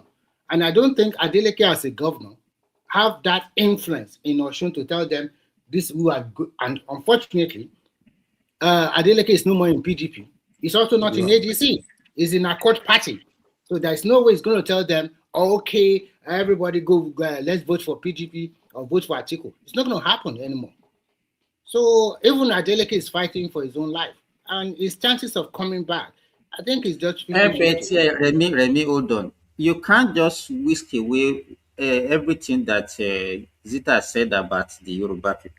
No, yeah, I totally agree with him because of the liberal mindset or whatever. But It's not liberal. That is not liberalism. That is not liberalism. Is Yoruba, the way we practice, the kind of politics that we have this politics of hatred that we normally practice, and that is what he's trying to actually open our eyes is the kind of politics that we play.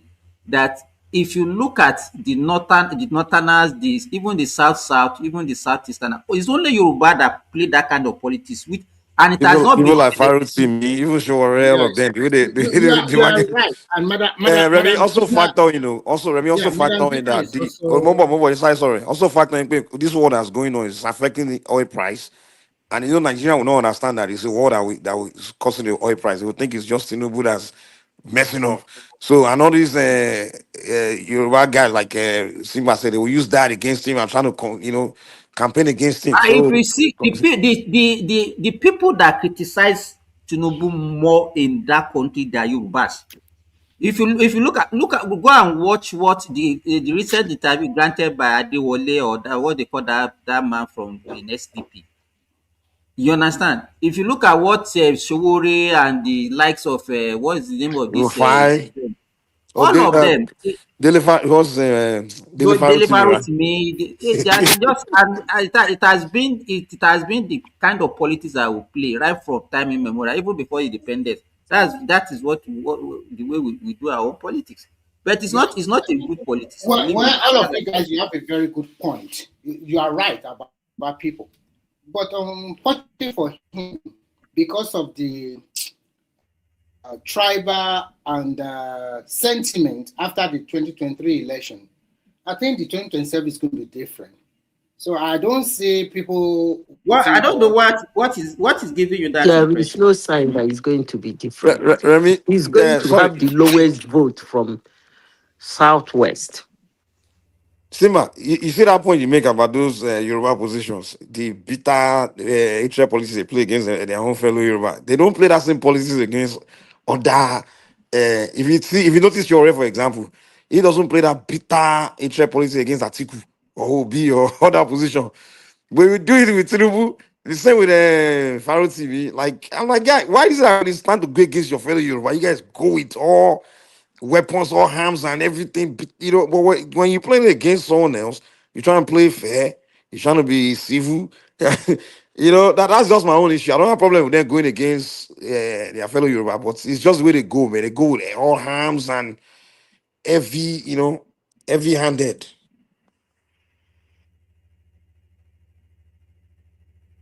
So Remy, please don't defend what is not defensible. No, If you I'm not defending look anything. look at it this way. If you look at even the way people are defend, how many people have you seen that are not even in APC that have now defected to APC in the southwest? Well, I don't know. Because when you look at what do you call it, Osun State politics, a lot of people have defected to APC, and mostly from their House of Rep and their senatorial. I'm talking about. I'm not even talking. When we're talking about defection from other region, we're not talking about even some mischief, all those small. We're talking. Okay, look at south. Look at the northwest. In fact, if you go and look at the last election, Tinubu, out of all the candidates, he was one that scored the lowest from his own region. Yeah, you are right. You are right, because they vote according to their wherever they are voting, and you can see that Atiku won Osun State, and Lagos State Obi won it, and the total vote. You are right. You are right about it, but it's a good lesson, and I think if our Tinubu, you should do your homework very well too for the next election. That is the way I see it. So, but I think it will do better than 2023. I can assure you of that one. That's the only thing I can say.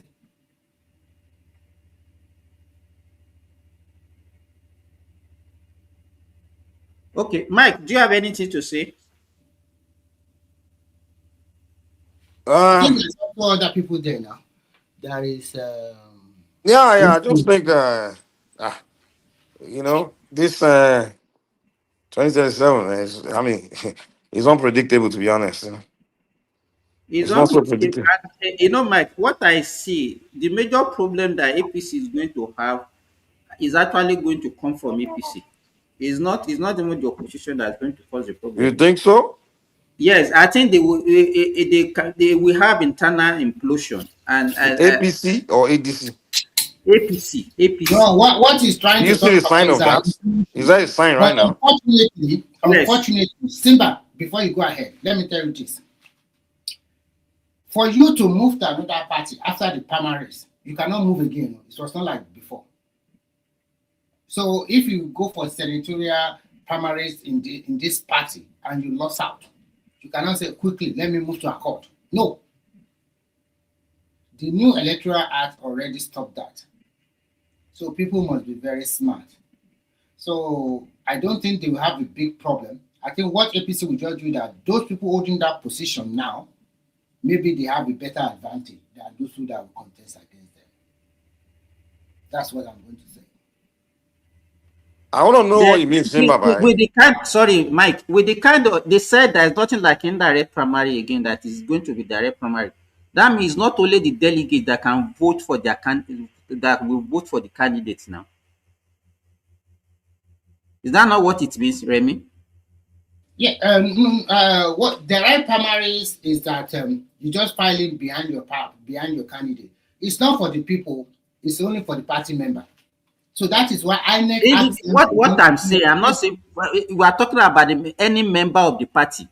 Yes, any member of the party. So it's not going to be like the way they used to do it, that they will vote for delegates, then the delegates will now go and vote. The indirect is already out. Direct primaries and consensus. So it throws it open. So it means that if you are popular, you can. So it make it difficult for somebody like a money bag like Atiku to win. So of course it was.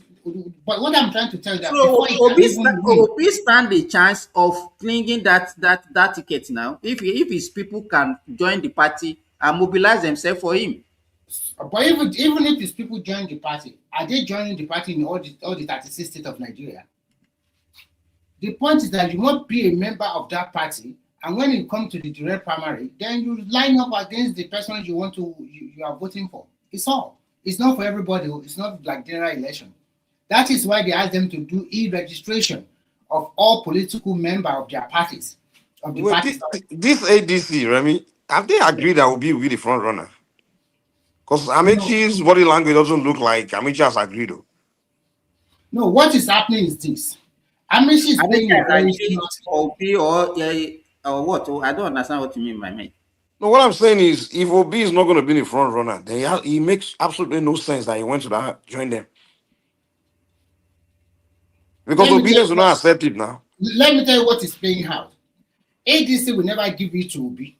Because they know that giving it to B, even if they are going to, if they give it to B, that means ADC is just playing. They don't really want to win that election.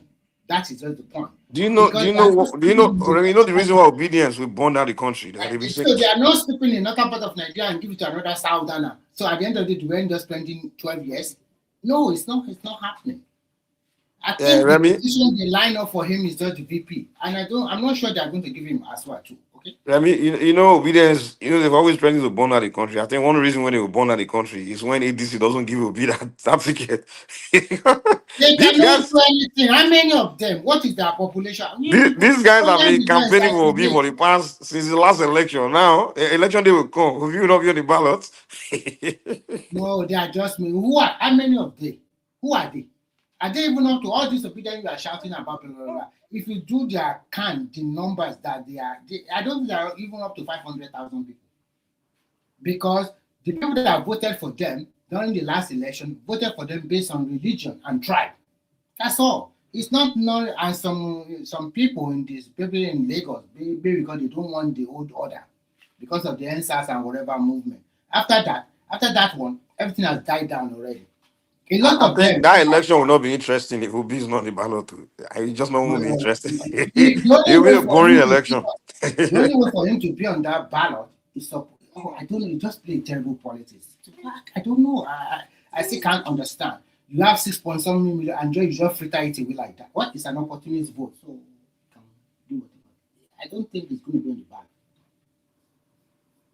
the ballot. Why did you say that if Obi is not on ticket, it will not be interesting?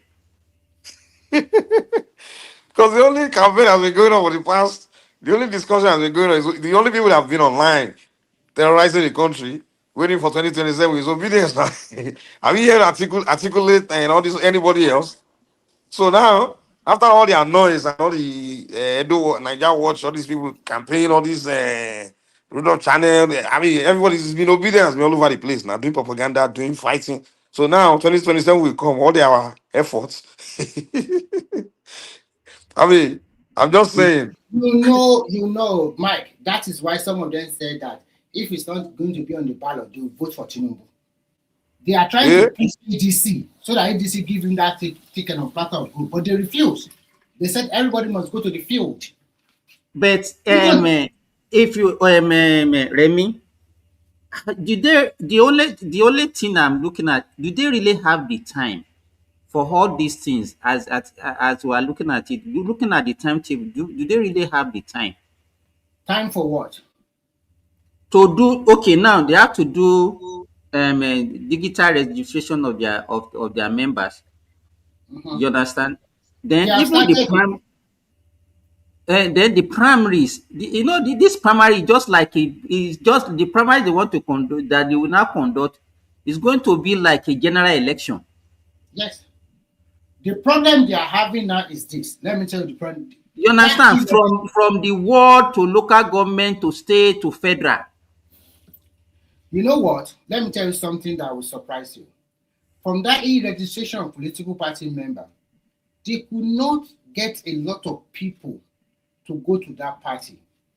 And that is why people are mocking them online. Everybody just register on the portal, use different names, like this. People are not moving to that party. People are not convinced that this party is the party for me. Look, let's put it on the table. Atiku is 80 years old man. Why should I follow this man? He has contested several times. The other one, Obi, contested in 2023. But he frittered away everything with cho mouth from 2020 to today. Why should I? His chances is so limited. If I'm a northerner, why should I go to B? And then they will spend 12 years already ruling him out. So that's the same thing. So that is why you see them. The Northwest already see that if they don't play their card very well, they will lose in 2031. Remy, again, they are coming back again, very strong this time around. So I don't know what Nigeria already said that governors are not important in Nigeria. It is the people that will vote. Let's see whether governors are important or not when they have 30-something states. Okay. You know what would be funny? Mm-hmm.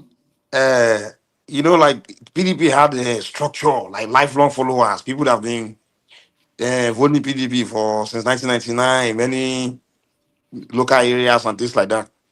You know, a lot of them don't spend time on the internet. Maybe they didn't get it. They haven't got the memo that ADC, PDP, there are people from PDP have moved to ADC. Maybe on election day, they will think I'm voting for their man in PDP. Sorry, in ADC, but they'll be voting for PDP, and then they will end up splitting their votes. From No, half of Mike, them will go and the vote. majority of the people in the PDP, they already moved to APC since when? No, I'm not talking about the politicians. I'm talking about their voters. Like all the people that I'm talking about, those mama people where they say market women, those local people voters. You know, they work every day. They don't spend time on the internet to find out that their principals or whatever, the people that they support have moved to ADC because they've been used to voting PDP all their life for so long. Huh? PDP has been around since how long? You know, they are lifelong PDP members now. Like some people that have been voting PDP since 1999. Many of them may not know about where their candidates have moved to. You know, so it kind of funny to me. I don't know. So that base, that structure might be a problem. Because I think if you look at the Abuja election, the one that to just me, happened. I think by this time, ADC, everybody should have known in Nigeria that everybody is rooting for Article for ADC. With all of them, it's a muddy water and so many uncertainty. It's not, they did not organize very well. Even to today, they are not organizing very well. For example, look at that Abuja election. When they are campaigning for their candidate, instead for Obi, Amechi, and Atiku to go together in one day and campaign for all their candidates, everybody is doing it differently. That means it's a house divided. First of all, I don't even think those guys like each other, man. Amici and Atiku, they don't like those guys. Even Atiku, I don't think the guy like Obi at all. I don't think I will ever forgive Obi because he believes the last election, Obi was one of. I think he complained to his people that before he does not want to bring Obi out on board because he's the owner of that agency. But when they brought him on board and they see the way obedient they are dragging them, he complained to his followers, the what do you call it, close people that see what is happening now. We should have let him be. But Remy, to be real honest, if Obi didn't run that last election, 2023, Atiku would have been the president. Yes, so So you think Atiku has forgiven Obi for that? So that is the reason why they cage him this time around now. That's why we paid that man, man. Like, this foolish boy, man. I was so close to fulfilling my lifelong dream. And this boy, right? We cannot totally say that he will win that election. Because he will win, not because the Southeast will vote for him. Mind you, you are right. He will win. He will win. He would have been the president. He lost that chance. That was his best chance. Because all the cards are for him. The ruling party, Buhari and the rest, they were supporting Atiku. All the people in the northern part of the country, they were supporting him. And I know our Yoruba people, some also voted for him.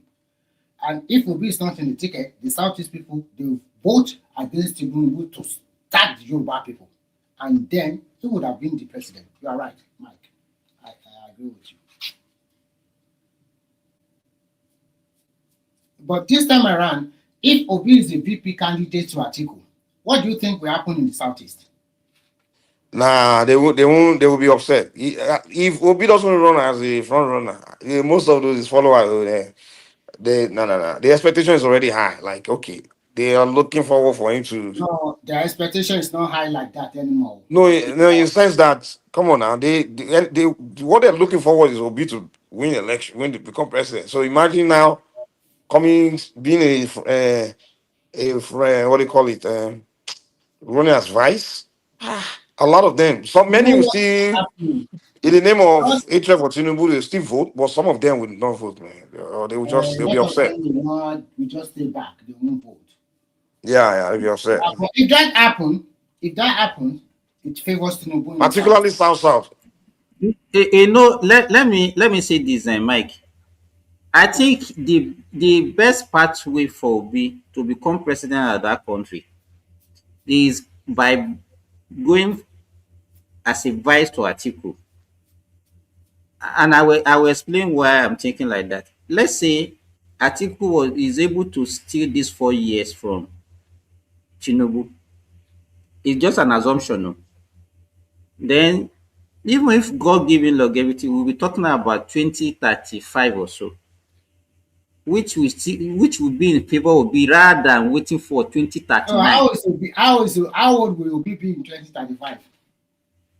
Obi is like 64 now. That'll be like 74 Five now. plus another 8 years now. That'll be like 74. The people that are contesting, how old is Obi? How old is Atiku? How old is Tinubu? So it's not age is not the issue, but because it will favor him better. But if he think that he needs to contest now and then Atiku contest because the issue here is now is that as a candidate now, my fear for him is that if he clinch the ticket of that party, the other people in that party, would they support him? Can Atiku woo his vote for Obi if he didn't clean that ticket? So Those are the questions. in all honesty, Simba, what do you think Atiku will do? Tell the truth. That's what I'm saying. That's my fear. No. That's my, They think for them to come together, then I don't to come together and form this party. I don't think they will be so bitter against, I mean, against each other for not winning. Mike, you got it wrong. Obi did not join them to form the party. It is Atiku that single-handedly, with Amechi working underground and El Rufai, bought that party. They pay money. But they invited Obi now. Later, when the thing is already on the table, they now invited him. It's not meant. You should understand now. It's not there in the beginning. So I have a question. How did Obi go there? Did they invite him or did he just decide to go by himself? I think when they cook out the whole story, they now invited him that, okay, we are going to give, Atiku now trying to say, we are going to give you probably VP slot. And he agreed. But unfortunately for him, when he go back to his own people, his own people started pushing him. Okay, so it looks like this VP slot that they must have negotiated something with him for him to be convinced to go there. So maybe, like Simba said, I think his best part is to first become VP, and then later, because that way we'll build a connection with Atiku's people, Northern people, or something like that. But his people are not going to see like that. They will see it as, are you crazy? Like, why would you, because they already see him as. And apart from that, the Southern people also think that, what happened? Buhari spent 8 years. And that's what I'm saying now, particularly South people, yeah. No. Because to be honest, the main reason. The main reason why a lot of South people, when I talk to them, the main reason they say they supported him was because they feel like it was a turn of the Southeast to be president. They tell me that that's the reason why they all ran to support him. So now, if you're running as VP to Northern now, that reason is no longer there now, because they're not looking to support the first. They're not looking to support you as because it's turn of the Southeast to be vice president. So he will lose a lot of South votes. Who knows? Mike, let's assume that he is the one that even have the ticket in ADC. My worry, apart from the other people in the party, is also, can they not trust Obi? No. The guy, no. They not Nigeria. The question you should ask is this: do you think the North will also accept another Southerner, Tinubu 4 years, another Southerner for another 8 years? Do you think they will accept that? That's it. That's another angle. So if you look at it, Obi being on the ticket, there are so many things against the only way Obi can win election in Nigeria, presidential election, is if he run like perform. He can only win by performing the way Jonathan performed in 2011, which is winning the Southwest, South, and Southeast. Well, because that North, Obi doesn't stand a chance winning the Northern Nigeria, man. Like I saw his result in the last election. The guy did terrible.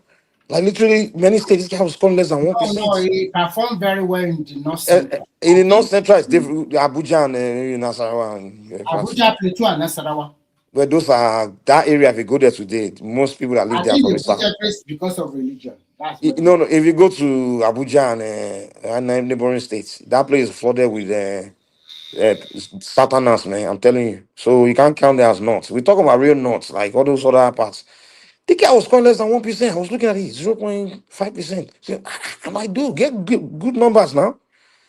Like, the guy has work to do in that nuts, man. And he can't really relate with the nuts anyway. Because why when we talk about structure and people say, hey, no, structure doesn't matter. It's somebody that doesn't have structure, he won 6 million votes. Let me tell you, the structure that we are talking about matters when you come to grassroots level. In the grassroots level, it's not people that take decision on who to vote on their own. No. All those villagers, is their leaders that will tell them this is the person that you are going to vote for. That's what people don't know. They are always thinking about maybe the south that are maybe somehow somehow educated and enlightened to some extent, and people that can take decision on their own. But when you go to villages, especially in the core north, they don't It's true. even know what who's Obi. The governor will just tell the local chief, like, okay, They will give them money uh, and say, okay, this is the person that exactly. exactly. The governor is the That's one that what will tell and when the people say it's not it's again it's between the governors and the Nigerians, I don't know what they mean by the Nigerians. it's that's why most cases people win the party, they vote along the party of their governor. You know, so during that presidential campaign, the president will just call the governor of his party. So okay, go to work for your people, for your campaign for me in your state, and then the governor will just be visiting the head of the communities to tell their people, okay, vote or give them money. You know, so that's the way it works, man. Most voters in Nigeria are not someone that tell them to vote where they will vote, and usually a powerful person within their states. You know. And all you have to do is just put the money in the right pockets. Okay, everybody. Even not even Mike, let's say for example, look at let's say in my village in Osun State. Who knows Obi in my village in Osun State? They don't, man. They don't. You understand? So who will not say if Obi has some big wig, people that are there, they are the one that will canvass for Obi and tell Exactly. people that so Like that is what we call exactly structure. That is what we structure. call Yeah. This structure. exactly, and that's what I'm saying. And the structure, particularly if the governor, if the governor of that state is winning your party, so he's already, he's already governing the state. So that's already a structure there. So he can campaign for you. You know. Well, in this case, you can't just say you are running and think people in villages know you. They don't know you, man. They can't vote for you. People in villages, most of them are not, they're not following these things, man. It's the city where everybody get their own mind, they're debating, they're having conversation about voting and stuff, you know. So most people don't know that. In the rural area, it's a different ball game. You have to have Hello, that can you hear me? structure. We can Yeah. hear you, Samu. I said, Dr. Simba, good morning. Your regime is hard. I've been waiting there for a while now. You didn't even bring me on. I know. I just saw you popping up now, and I put in here. Okay. Mike, well done. Long time. Remy, Hey, how good you doing, morning. man? How you doing, man? Yeah. I remember Michael. I don't know if you still remember almost 4 years or 3 years ago, I was on the other side. I don't want to mention their name. When all of them were railing on me, and he came to rescue me. And I think it was that stupid guy. What's his name? This guy that's always talking nonstop. To Ninja, whatever it's called now, that just dropped it out there. I was so angry. But many years ago on Dr. Damages or whatever it's called, anyway. Oh, So I've lost tonight, contact with him. call it Speaking for with you. others. Yeah, that's stupid guy. So always talking nonstop. Um, basically, from I've listened to some conversations here. Let me just stick to what you guys are talking about, so I don't drag us back again. This Peter Obi thing. There's nothing I'm going to say that you have not said. Nobody will vote for Peter Obi from the north in Nigeria. Like, you can take that to the bank anytime, any day. Nobody trusts any Easterner in that country. As hard as it sounds, I'm a tribalist. I was never like this before, but that last election opened my eyes. Everybody needs to start fighting their corner now. It's about survival.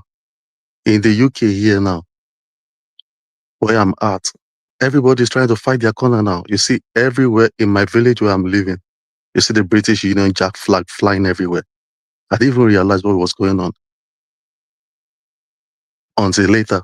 We started hearing, all these people that are coming into this country, coming by boat from Lampedusa, from wherever they're coming from Syria into the UK.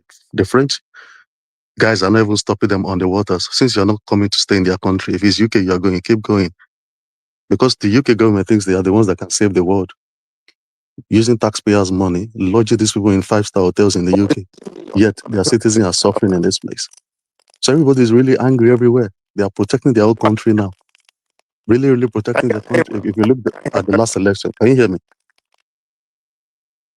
Yeah, Hello? yeah, we can hear you. If you look at, because I was hearing some humming sign. I'm sounded. If you look at the last election in Manchester, the one in Denton and Gorton that was won by this Green Party, everybody thought it was the Reform Party that would win the election. But see the vile campaign, that plumber, a lady won that election, one young lady, a plumber from the Green Party, the campaign she ran in Manchester was so divisive. That is where everybody is at now. So if I narrow that back to Nigeria, everybody is trying to fight their corner now. Nobody can come and run roughshod on you where you are. If it's not obtainable in your east, in the southeast, it should not be obtainable anywhere in Nigeria. If a Yoruba person or a Hausa person cannot be a head teacher or headmaster or headmistress in the east, why are you giving them chance in your space? Why is that? But we're so stupid, we Yoruba people. I'm sorry to say I'm a Yoruba person. I'm from Ogun State, but I live in Lagos. We are so liberal. We have given these people too many chances. They are riding roughshod on us, determining who becomes what in our area, and we should not be. And they have really entered us, proper entered us now. They've so entered us that they speak our language even better than us. I have a doctor here in the UK. She lives like 5 minutes away from here. When she writes in Yoruba, she'll be putting accent on Yoruba words that she's writing. Doremi, she's doing it perfectly. She got A1 in Yoruba. Very brilliant lady. That is how deep they have entered us, because they have lived amongst us. Things that do not obtain in their own place. They go elsewhere and be perpetrating such things that they cannot do in the north, because those ones are mad in that place. You can't try nonsense with them. But we are so liberal, we are accommodating, we are accepting all this rubbish. See where he has led us to. It was recently, I was reading something somebody posted the other day, reading about the history from the University of Ibadan many years ago. How these Easterners were the ones that were perpetrating themselves as the vice chancellors. Can you imagine that? During those Awolowo days, those about Macaulay days, handing over to Nnamdi Azikiwe, when it's not as if there are no Yoruba people on board there to be handed over to. So we've really sold ourselves out to these people, and they have entered us. There's no way back again. We have to live with it, and we have to fight our corner. Because most of us that are abroad now, I used to live at Alakpere Ketu. I went there a year ago. I couldn't recognize my street again. Everywhere has been taken over by Igbos. We have sold out our parents' homes to them. Most of our parents are elderly and they have gone, to meet their maker. People have sold their houses to these people because they are ready to buy it. Whatever it is, or whatever amount you call it, they are ready to pay double for it. And they've taken over everywhere to our own chagrin. So most of this complaint that we complain and most of the harm that we have done ourselves, we did it to ourselves because we are not protective enough. See what we have done to ourselves now. Contesting an election, and we are so scared that these people, we don't want them to come, or these people, we're always looking over our shoulder so they don't hijack our own place from us. See what's happening in Ethiopia everywhere. It's a shame on us, to be honest. What is it I was saying earlier when I was listening this morning? I think this is the third time she said the thing. He asks me a lot, he angers me a lot, but then I have to stomach it because she's really saying the truth. That's exactly who we are, selling out our own people. You think if Obi becomes president now, all these people shout, you think they will say anything against him? They will leave him there, whether he's doing it well or not. It's us that knows how to talk. Our own son is there now. And Tinubu is that guy is a special being that we need to study. I've never met him in my life. Samuel, if you look at it, let's us reverse back a little. When Goodluck was there, you hardly see or rarely see a South person or a Southeasterner that will criticize Jonathan. You will never see. You will never see. You understand? And when Buhari, as terrible as Buhari regime was, Northerners, they did not say pimp against his regime. So I don't know why we always behave as if we are the one that can we are I don't know what is the problem. We are doing ourselves a great disservice if we continue this way. We need to start opening our eyes now, start fighting our corner. The world now is protectionism. We need to start protecting our things, our land, our people. It's even painful. This governor in Lagos State, I'll come back to what I'm saying, giving our jobs to people as if we don't have engineers amongst ourselves that can do some things just in the name of inclusiveness. Things that are not, I mean, sometimes I just wonder, as much as I love him that he has done infrastructurally well in Lagos, Look at but then that, what Towori is doing now. He's now supporting the families of the coup plotter, saying that there was no coup, is victimization and all these things. I don't even know what is wrong with that guy. Simba, Sam, Senators, Sam, like you know we are having that same issue with this incoming governor of Ogun State. To last, that is the issue he's having now. They are really questioning his if he's really conservative or too liberal for that space.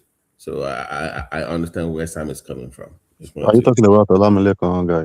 yeah, because he has some contract that he was given to non-indigents, and Imagine. when he Imagine. was asked about it, he said he gave the most qualified person, and there's no need for them to be from Ogun State. They're like, red flag here. Are you sure? We don't want that. So he's having that. That is the reason why you see all these people springing them from everywhere, because he failed that test on several occasions. It was a test for him. So if you're not going to give your own people that you claim that you're from contracts where you're running for office, then what happens when you become governor? And it wasn't even given to any Ogun or Yoruba person. No, it was outside, which was even worse. So yeah. Can you imagine? Senator BT and Senator Remy. Where are we on this state police, please? Any updates? I'm not the state police. No, I've their deliberations about implementation, that they have a committee that they are put together, but I think it's more of they are still seeking input, because they don't want some kind of uniformity in implementation, because it will vary from state to state. The way Ogun or Lagos will implement it will be different to with the way you would do it in Ekiti. So the question is, how much of legislative power does your state assembly have, or do we still have to rely on the federal House of Representatives in developing a legal framework for it? So what they're doing now is that they're involving your your own assemblies in your own states to get involved and have their own input on how they want to implement it. That's what they're going through right now. The legalities of their duties, and that's what they're doing right now at the committee stage. So, but it's not open to the public. Surprisingly, they're not involving us. It's just more the so-called stakeholders. That's what they always call it, the stakeholders. So that's where they are now. I've seen people losing hope that state police cannot solve this. At least let us have that state police and stop some people that think they have to force their way of life on people. So when we have that state police, and let us see how some people will stay in our bush, and by the time we pursue them out. Sorry, can I ask Sam, are you a Lagosian? No, I'm from Jabu Northeast, that area on one side. Okay, Mike in bed, but is too early. I think and Ola, Tinubu, there's no doubt Tinubu wanted that thing badly. You understand? It's too slow for me. I bet the way you sometimes the way we think that things can be done as if you are running, even within a family, there are certain things that you want to do that you will even see some impediment within your family. State police can't know. Don't state police now. So it's all the very. So I don't know what you mean by it's not something that I can do by veto. Say okay, no, I want to establish this thing. If Trump decided to remove Tinubu, I beg, Ola, stop that. Stop this. Hold on now. See, it's a risk. Trump is a risk factor everywhere now. If Trump decided to remove Tinubu tomorrow, so what happened to the state police if it's not done today? How will Trump remove Tinubu tomorrow? Can we, Ola, risk factor. Possible now. What kind of, what is Okay. Ola talking about? Didn't he remove Supreme Leader of Iran? Didn't he remove Venezuela president? So what are we talking the question you need to ask yourself, what's the interest in Nigeria? How many barrels are we producing? Everything is about oil to America now, or to Donald Trump. So we are not a person of interest to them. That was not a good question. I think it's beyond I think it's beyond oil. You know, Ola, my brother. Yeah. Let's separate your Canadian paranoia with Nigerian issue. I think you are mixing the Canadian side with the Nigerian side. Let's focus on Babati if you know so really soon now. I'm only asking Babati, you know they can't sleep in Canada because they are thinking Trump is coming to remove their I don't know.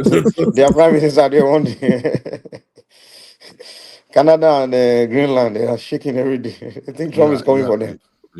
As rich as Canada, why is Canada so weak when it comes to military? Why are they so weak? The country where their population is only, how many say? If I may ask, how do you know that Canada is weak militarily? Yeah, it's very weak now. When you are talking about even the first global power, you can't mention Canada. Comparing Canada Simba, do you know that the head of state of Canada is King of England? Yeah. Let's talk. I beg you. Don't. So Canada is that's why Trump wants to make Canada the 50th. Let's go ahead with your question, Gary. So how did you arrive at that Canada is weak? Okay, in the global ranking, where will you put Canada? And now when US is beside us there, so who are we? So they are the one providing security for you, eh? No, the question is this: do we with Canada with a US beside us? Do we really need to? So even US, so you don't see even US as a threat to you? Why will US be a threat to us when we've been the best friend for how many years? Because Trump is there today. They are son of the US now. They are because China and India, they are beside themselves. They one can cover the other. Because I don't really understand. Canada is America's wife. Why should? Look at the thinking. Look at the thinking. He has given up. He has surrendered. Because they are beside you, so they are giving you protection. So that's the reason why you should not have any. So if you want to rank yourself now, you'll be hiding under America. So whatever position America is, that's where Canada is. Is that what you are saying? The question is I thought we were discussing Nigerian politics. Ola just came in and diverted this conversation. Ola that is what he does. No, if Ola doesn't like the way you guys are saying, if you find a way to take one thing, put it in and just take it away from there. Hold on, Mike. I need to get to Sam because Sam, don't pick on me, please. I did not divert to Canadian politics. So talk to Mike and Babati. No, I came in to follow up from what Simba and was talking about Nigeria politics. No, did I mention Canada? Did I mention Canada? Ola is okay. Forget about Canada. No. Simba. This Sam has a very long running. He came here the other time, started attacking me. I don't have issue with you, Mr. Man. No, of course. So did I mention Canada? Or was I the one I asked? It's okay. No. Simba, you can't be lying against me. I don't know why you are just. Okay, I'm sorry. No. Sam, my brother. You know it's from Ekiti. Unlike Gidi, so you must take it. No. See, you don't know how the Sam. Only God know how many times you have said no now. No. He came here attacked me the other time. He's still saying no. I think go. Oh my goodness. No. How many know you talk now? We don't hear you now. No, we don't my son. I don't know why you are getting erection over Sam. I remember that day. Well, I apologize to you that day. Now let's move on. Now, what's the okay. When you were coming again, right? That's okay. But I just needed to raise the observation. So it was people that was trying to. Another thing. Mute or lie when moderator now. Mute him now. Mute him. You always. Remy Ombe. Ombe. I say Obi so Ombe. I will Ola, question let me mark say for you should all of shut you. up. Shut up. Yeah, I will keep quiet I now. was, I was saying something before. This, Samuel, I want to say something. You know, sometimes when you are doing certain things, people don't also look at the implication of what they are doing. You know, when they started this Christian genocide in Nigeria, and the people, we know the people that are supporting it and the way they are talking about it. Don't you think that that one will also have an impact on the election? Let's assume Obi is on the ticket. of Do you course, now. think that the North, with this, because they know where that thing is coming from, Of course, could that not be against him? of course. You're stating the obvious. Let's start from the Yes Daddy tape. You think we are going to forget that very soon? When Reno Mokri now has been made an ambassador, you have energized, you have refueled that guy now to come after Obi. What I really think those handlers for Bola Tinubu, they actually brought that Reno Mokri close to keep tackling these people. It would just be so disgraceful for him to make him or to put him in a position where you put this guy that went to embarrass himself at that Mehdi Hassan's program. What's his Daniel. name? Daniel. Daniel Boaz. Boala. But I'll come back to that one later. I didn't think he really embarrassed himself because he shouldn't have gone to a program like that. He should know that kind of person is a hard hitter, is a hard liner. The Minister of Information should have gone to that kind of a program because every question that the guy was asking was now reduced to Daniel Boala instead of projecting Nigeria in a good light. But anyway, back to Simba's question. We are not going to forget that Yes Daddy tape very soon. We're still going to replay it. I'm sure MTN still has further copies of those tapes that have not been played. Everything will be played out in the next election. To be honest, I don't think there's a need for it because the way this election is going now, everybody knows Tinubu has won it. The only reason The strongest ticket will be probably an Atiku Obi Atiku will ticket. be, that's what's going to give. But Sam, the obedience say that it's Obi or nothing in the ADC. That they are not. They're Who not are going they? to, Who are they saying that to? that's what I'm just reporting what they are. The obedience is saying that This is not Labour Party. it This is says the Obi party. or nothing. No. The man is in the ADC now. I know, and with this new law And now, he said, no. He said, I promise you, Nigerians, I will be on the ballot as that is so. Oh, that's Obi's words. Though. He said that he's going to run as president, not VP, because he was asked on the space and he said, I have been going to Singapore and China, not to become VP. To run. So I'm watching to see because I saw him in the ADC cap 2 days ago or something in the market somewhere campaigning. So he wants to be president, not vice president. So you saying that he's going to, run with Atiku, I disagree with that. I think he probably leave the party. I don't think Peter Obi is going to run as vice president to anybody. I don't think so. I know you're trying to whine me. So, Anybody that's what politically savvy. to run to another party? Tell me. You would? According to the electoral act. No. He has to leave. No.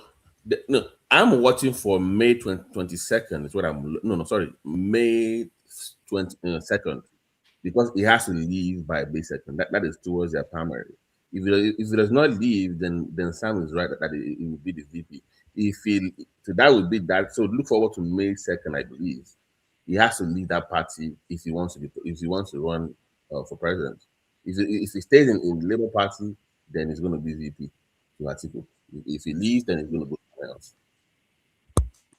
You know the way it is now. The faction that Peter Obi belongs to a Labour Party, that woman, the Nadi Usman, those are the ones that are controlling Labour Party now. But with the new electoral act, where Obi has boxed himself by taking that registration form, it will be very hard for him to leave. So these APC party people, they are very smart people. They have seen the loopholes and they have put all of these things in writing. Everything has become, from an act, it has become a law now. Do you get it? So it will be very, very hard for these politicians. So the question we should be asking ourselves is, where will this obedience, where will they put their face? Because the way it's going out now, Obi doesn't have that money to spend. Amechi has stolen enough to release some, maybe 20% of his loot and Atiku's loot to join together. Because where's the money going to come from? That's the question. For Sam, Bola Tinubu came and blocked all those south largesse that they're always getting from Rivers State or Akwa Ibom or wherever. That money is not there again. Election in Nigeria is not a joke. To become a president, where would they get the funding from? whatever it is they have left, Obi cannot spend his money. How much with diasporas, cover for them? Where is the money at? With this inflation, with this bombing up and down, everybody's going to feel it wherever we are. Maybe not directly, but financially, economically. So who is ready to release their money? Against Tinubu, with all the shenanigans that his party played with him, and he won that last time. Now he's the president. You want to win him? They've locked up the only place I think they could There's have no treasury for money to come out from again now. I think it should have been the former Malami will have been that person, but it's been locked up now. That one is also Malami that is praying to get out of this case that he's in right now. I don't see anybody else. Nobody will release any money now. Nobody will release any money. Back to Simba's question. I want to ask a question. Is it really true that they got some telecommunication equipment from Rufai House? They said it was the ICPC. It was the ICPC. But here's a question: did they have any search warrants to do that? Number two, ICPC is more for money, like laundry stuff, not security. So, were they even the right agency? No, ICPC got that one, but DSS already have the case against him. No. I think that guy, they will just kill him. No. For you to get that kind of thing in somebody's house, that kind of warrant should have gone to the DSS, not ICPC. So they might Babati, whether ICPC got it or DSS, that's not enough to bungle this case. This is treasonable felony. So whether it's police that went there or is NSPDD or whatever, NSCDC. You know your agencies in Nigeria. You know how to bungle cases now. That's what I'm saying. They're going to find a way to bungle this. You know, it has. Rufai really surprised me, to be honest. It really unraveled very fast on TV. How can you say that? A former governor, for God's sake? Ah, man, it really surprised me. It really unraveled so fast, because if Tinubu will be so patient for 20-something years in the background playing his own game, he never collected any ministerial this thing. He didn't become vice president because he was calculative as well. And he was calm and waited. Yet you guys cannot just wait for 3 years, 4 years. What is happening is that the way, if you know El-Rufai very well, he think that is actually even more powerful than even the president. He thinks he's untouchable. I just look at him. Yeah, he thinks he's untouchable, that nobody can arrest him, nothing can happen to him, because he thinks that he carries the weight of the knot on his chest or on his. So you understand that? So do you know how bad it is? They're now going ahead with the public campaign against his. So they're now showing all his houses apparently this guy has multiple houses in Egypt. Imagine. So now you will see all El-Rufai's houses, mansions in Cairo, all those. So that's the next step now. Destroy his public image. That's the next. So they know this is surgical. They're gonna gradually destroy his image before they come for him and just finish him off. So in that may the soul of those people that have died many times over the years when that guy was a governor, may their soul rest in peace. Who will have believed there will be peace in Southern Kaduna today? Who will have believed that? If everybody went back to Kaduna today for any campaign, he's not popular in that state. He's not. He was riding on the back of Buhari.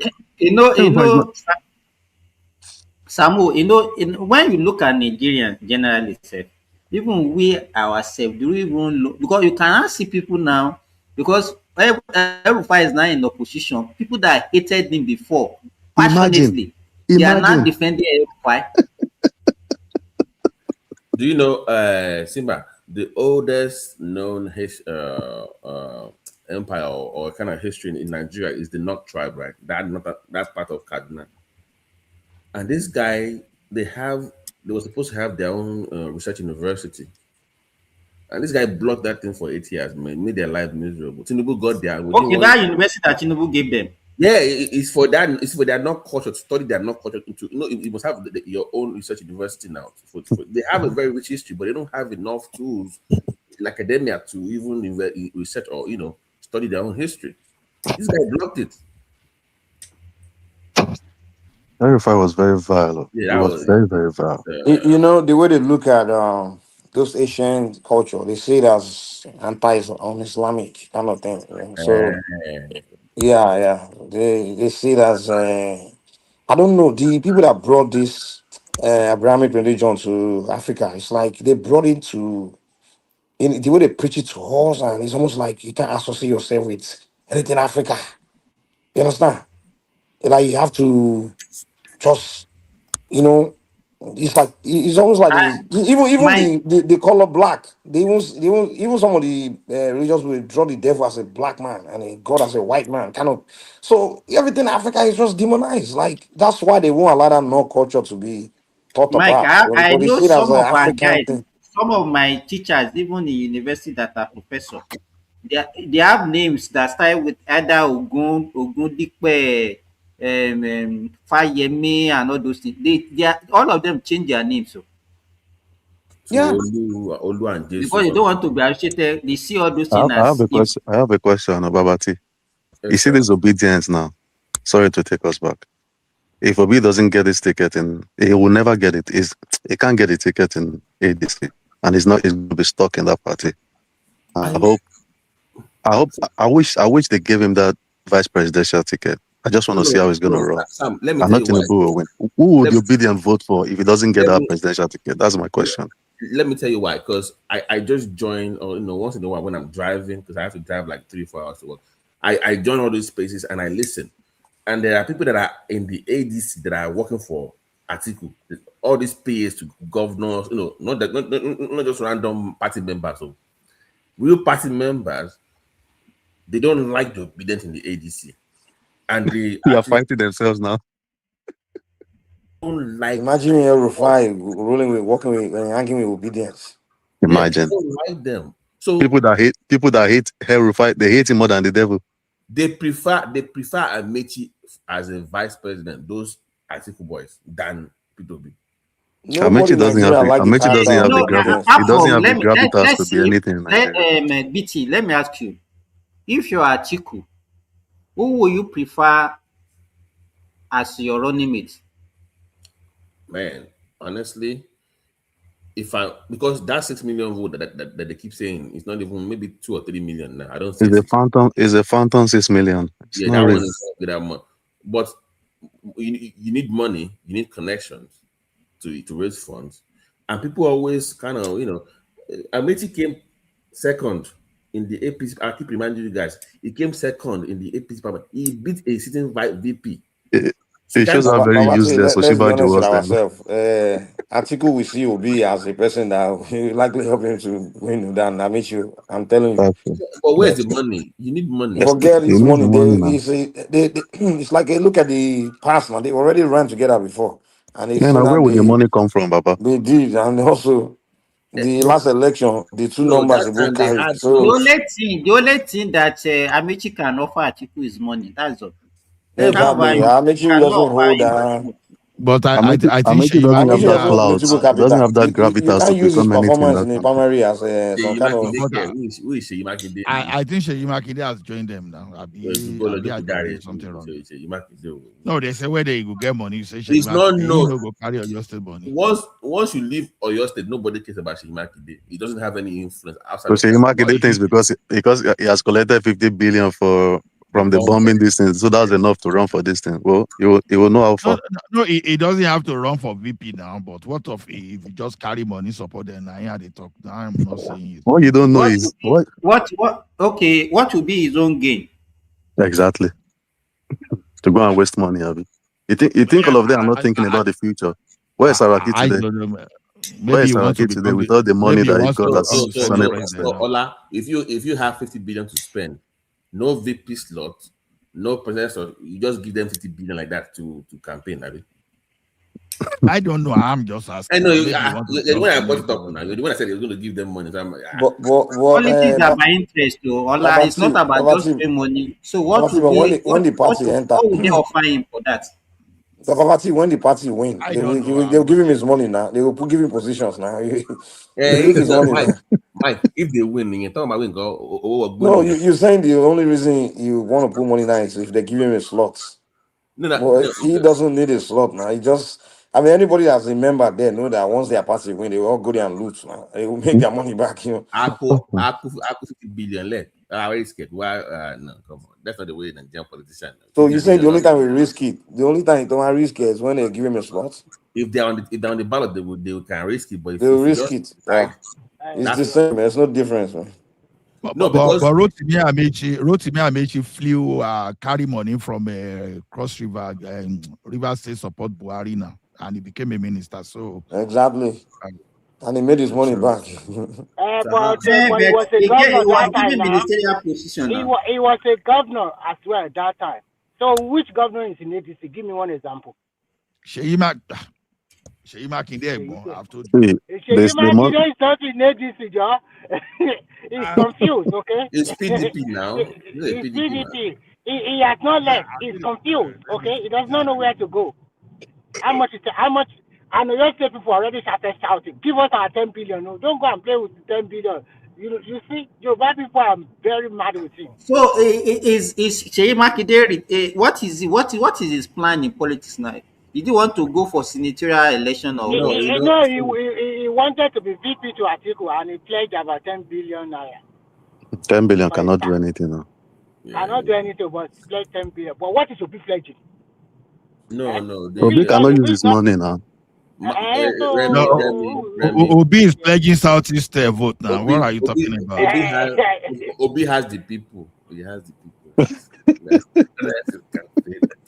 Babati, you're making me laugh. Do you know what? You see all those votes that happened in 2023? Yeah. Tinubu will contend those votes with them there. He doesn't really need them more, but they will make them know that thing that happened in 2023 was a fluke. It was just like, you remember when Leicester City won the Premiership here? It will never happen again. Sam, that's just it. I made my decision. I said on this program, I said Tinubu would get more votes in the South than in the Southwest. Yeah, so I totally agree with you. I believe so. I believe so. Because I don't trust our people again. I don't trust our people again. Babati, do you know why? Because the South is playing a very wonderful game. I'm telling you, after the Northern 8 years, it's going back to South again. Babati, I won't shop your money. Let us bet this over $5,000. Give the money to me. I will help you hold it. I saw Remi Tinubu when she went back home. I'm like, that area is Uncle Jerry Shawama. Because the only people we should not trust in Southwest is Osun State, Simba and Co. Those are the people we should not trust. Osun and Oyo State. Osun and Oyo State. Even Oyo State will still give it to Tinubu in my but own. that guy that is coming out under Accord Party, that Kokora Latega, I can't remember his name again. That guy will be a force. So. The radio guy. Yeah, the radio presenter guy. No. Okay. I'm Oriyomi. No, you can't do anything. Are you sure? That one will not go against Tinubu now. You don't know, Nigerians will show up for you in the stadium now. Doesn't mean they're going to show up during the election now. That's true. Where they are distributing jollof rice, they will come now. You think say name be Ganifa Wemi where people disappointed, Abi? And Femi Falana. Before you guys go too far, this war that's going on is making gas price go up. And gas price is going up. It's going up in Nigeria. It's going back up now. I'm saying if it gets worse, if gas price also explodes in Nigeria, I'm suffering. You have to suffer. All these if you're looking at the market, if you look at the market yesterday, if you look at the market yesterday, it rose like $117. All of a sudden, it fell to $84 or something. Because the Europeans released their reserve, they only have left for 2 weeks. Yeah. So once they are done, guess what? We are going to 150 or 200. If they don't end this war within 2 weeks. Wow. Everybody's gonna feel what is going on now. Because I think India is not ready to back down. They're not backing down. Because even the son, the Mojata, whatever it is, it's the same ideology. Come on, they don't back down easily like that now. They kill his wife, they kill his children, they kill his father. What do you think is it? You will revenge now. You won't back down like that easily. And French is like, oh, we are coming to. You heard Macron today now. We are coming with our warship to open up the. No, they're like, come with your ship now. We'll sink your Napoleon, you and your Napoleon, whatever. We'll sink all of you. And it's so funny, like Donald Trump feels like everything, it feels like it's a movie to him. It's just funny the way he just addressed the press. I was watching him last night. I'm like, Yeah, this guy, you don't know what you're we doing. are winning. Yeah, I'm like, yeah, right. Can the US win this war? No, it's like, dude, you can't even. No, you cannot win. It's not a win anything. You Okay, see, what's the exit strategy for America now? Because they the have done the enough damage to that place the now. only way that they can leave this thing is they need Russia and China to reach out to Iran, and they can do this backdoor. You cannot, because Iran cannot make a deal with you. Remember, they went to Qatar to make a deal, and what did Israel do?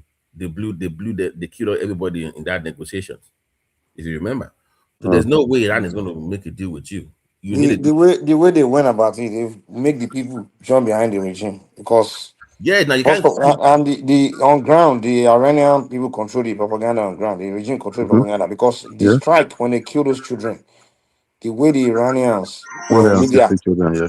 carry that story, like they've made the people just like really angry with America. Like Yeah, I and totally agree with that him. kind Like of that place, the Iranians are more united they are more united after now. this That's true. bombing, and like That's true. how can you just be bombing our country like that? So I think they made that mistake because Trump is banking on that protest they were doing against the government. He's thinking maybe if he kill the government, the people will just take over, and and It's then not easy like they will do that. like in 1979 where the people took on the street, and then Iran is not Venezuela. yeah, what he doesn't understand, Iran is more of Yeah, these are it's an Haitian countries. ideologically based. Venezuela is more of all this new world where their mentality is different.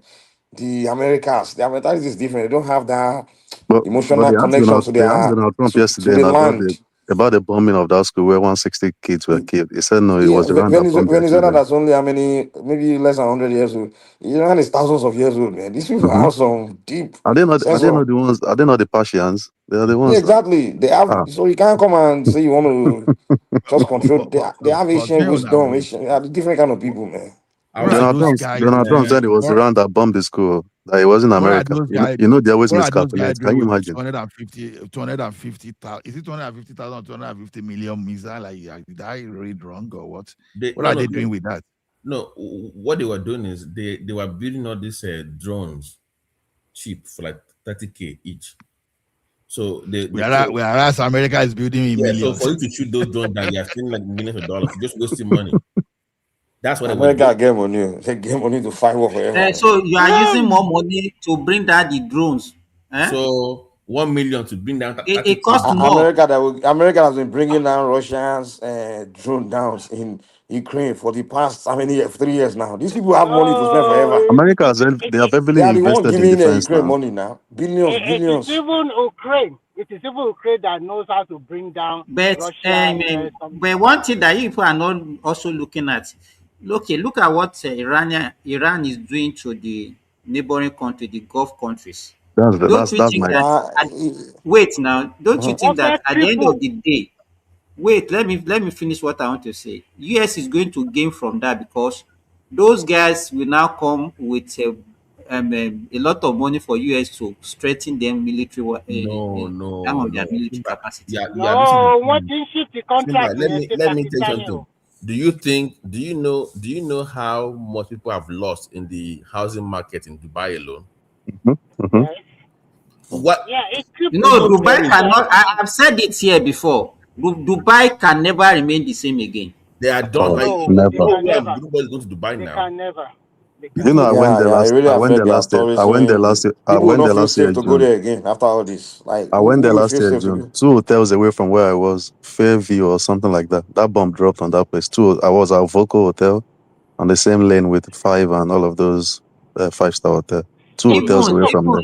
even Saudi Arabia, if you look at now this year Hajj now, don't you think that the population of people that will come for Hajj will reduce because people will It's think gonna about reduce it them. twice before Of they will say course, they will come. reduce drastically. I think a classmate of mine cancel is Umrat. Is it not Umrat to call it? You understand? I No, think he Umrah can't. call so the Hajj. The No, Hajj. Umrat, if somebody can cancel Umrah, can cancel Hajj also no. Do you know what Because I've it's been? close. But I've what we just are been. talking about is something that is going to happen in May, just this May. I've just been saying. Osimba, my don't friend, say where they don't use religion colonize also. See the money people go they spend for that place. Just imagine, can't they spend this money for Nigeria now? It's tourism now. Sam, might be no. Sam, Tourism now. Do you know I was watching Mike, BBC News and they were writing message that Nigeria has suspended the pilgrimage, whatever they call it, to their yearly sponsor, that pilgrimage that the Nigerian state has postponed. it's They hard. are This they are suspended hard pilgrimage. Yeah, I'm like, oh my God. So these Oyinbo people even know we spend this money to do this thing. So, Mike, do you know The one money thing we that always spend for that amazes country, me? we build new cities every year. We decide to, honestly, very world class Ola, cities. We Ola, decide do you to. know what actually amazed me is this?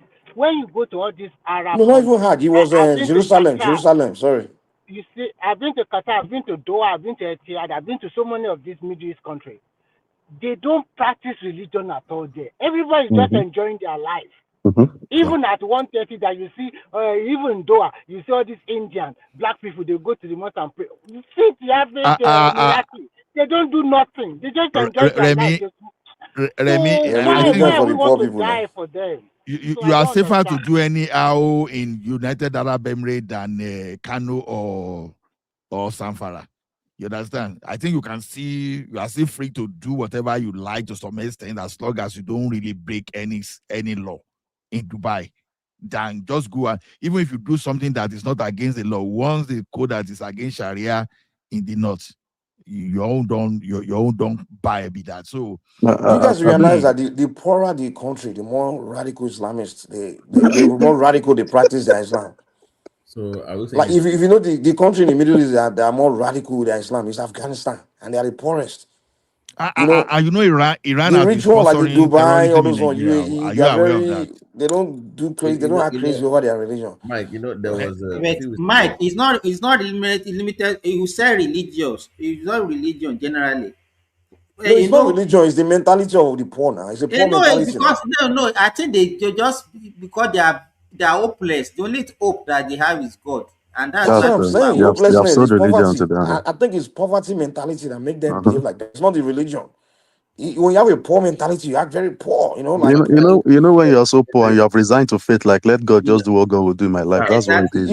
Simba. In place like Dubai, they won't stone that girl to death now. Like that they did in the north. That what's her name? That girl, Deborah. In Dubai, Dubai, they won't. Those people are enjoying. How they want to stone someone, kill Dubai is someone? more liberal now. More liberal than Because Abu they are Dhabi. rich. So if Because you they go have money. to It's poverty that makes people act crazy. Mike, there's a video of this church in Nigeria. This LA guy.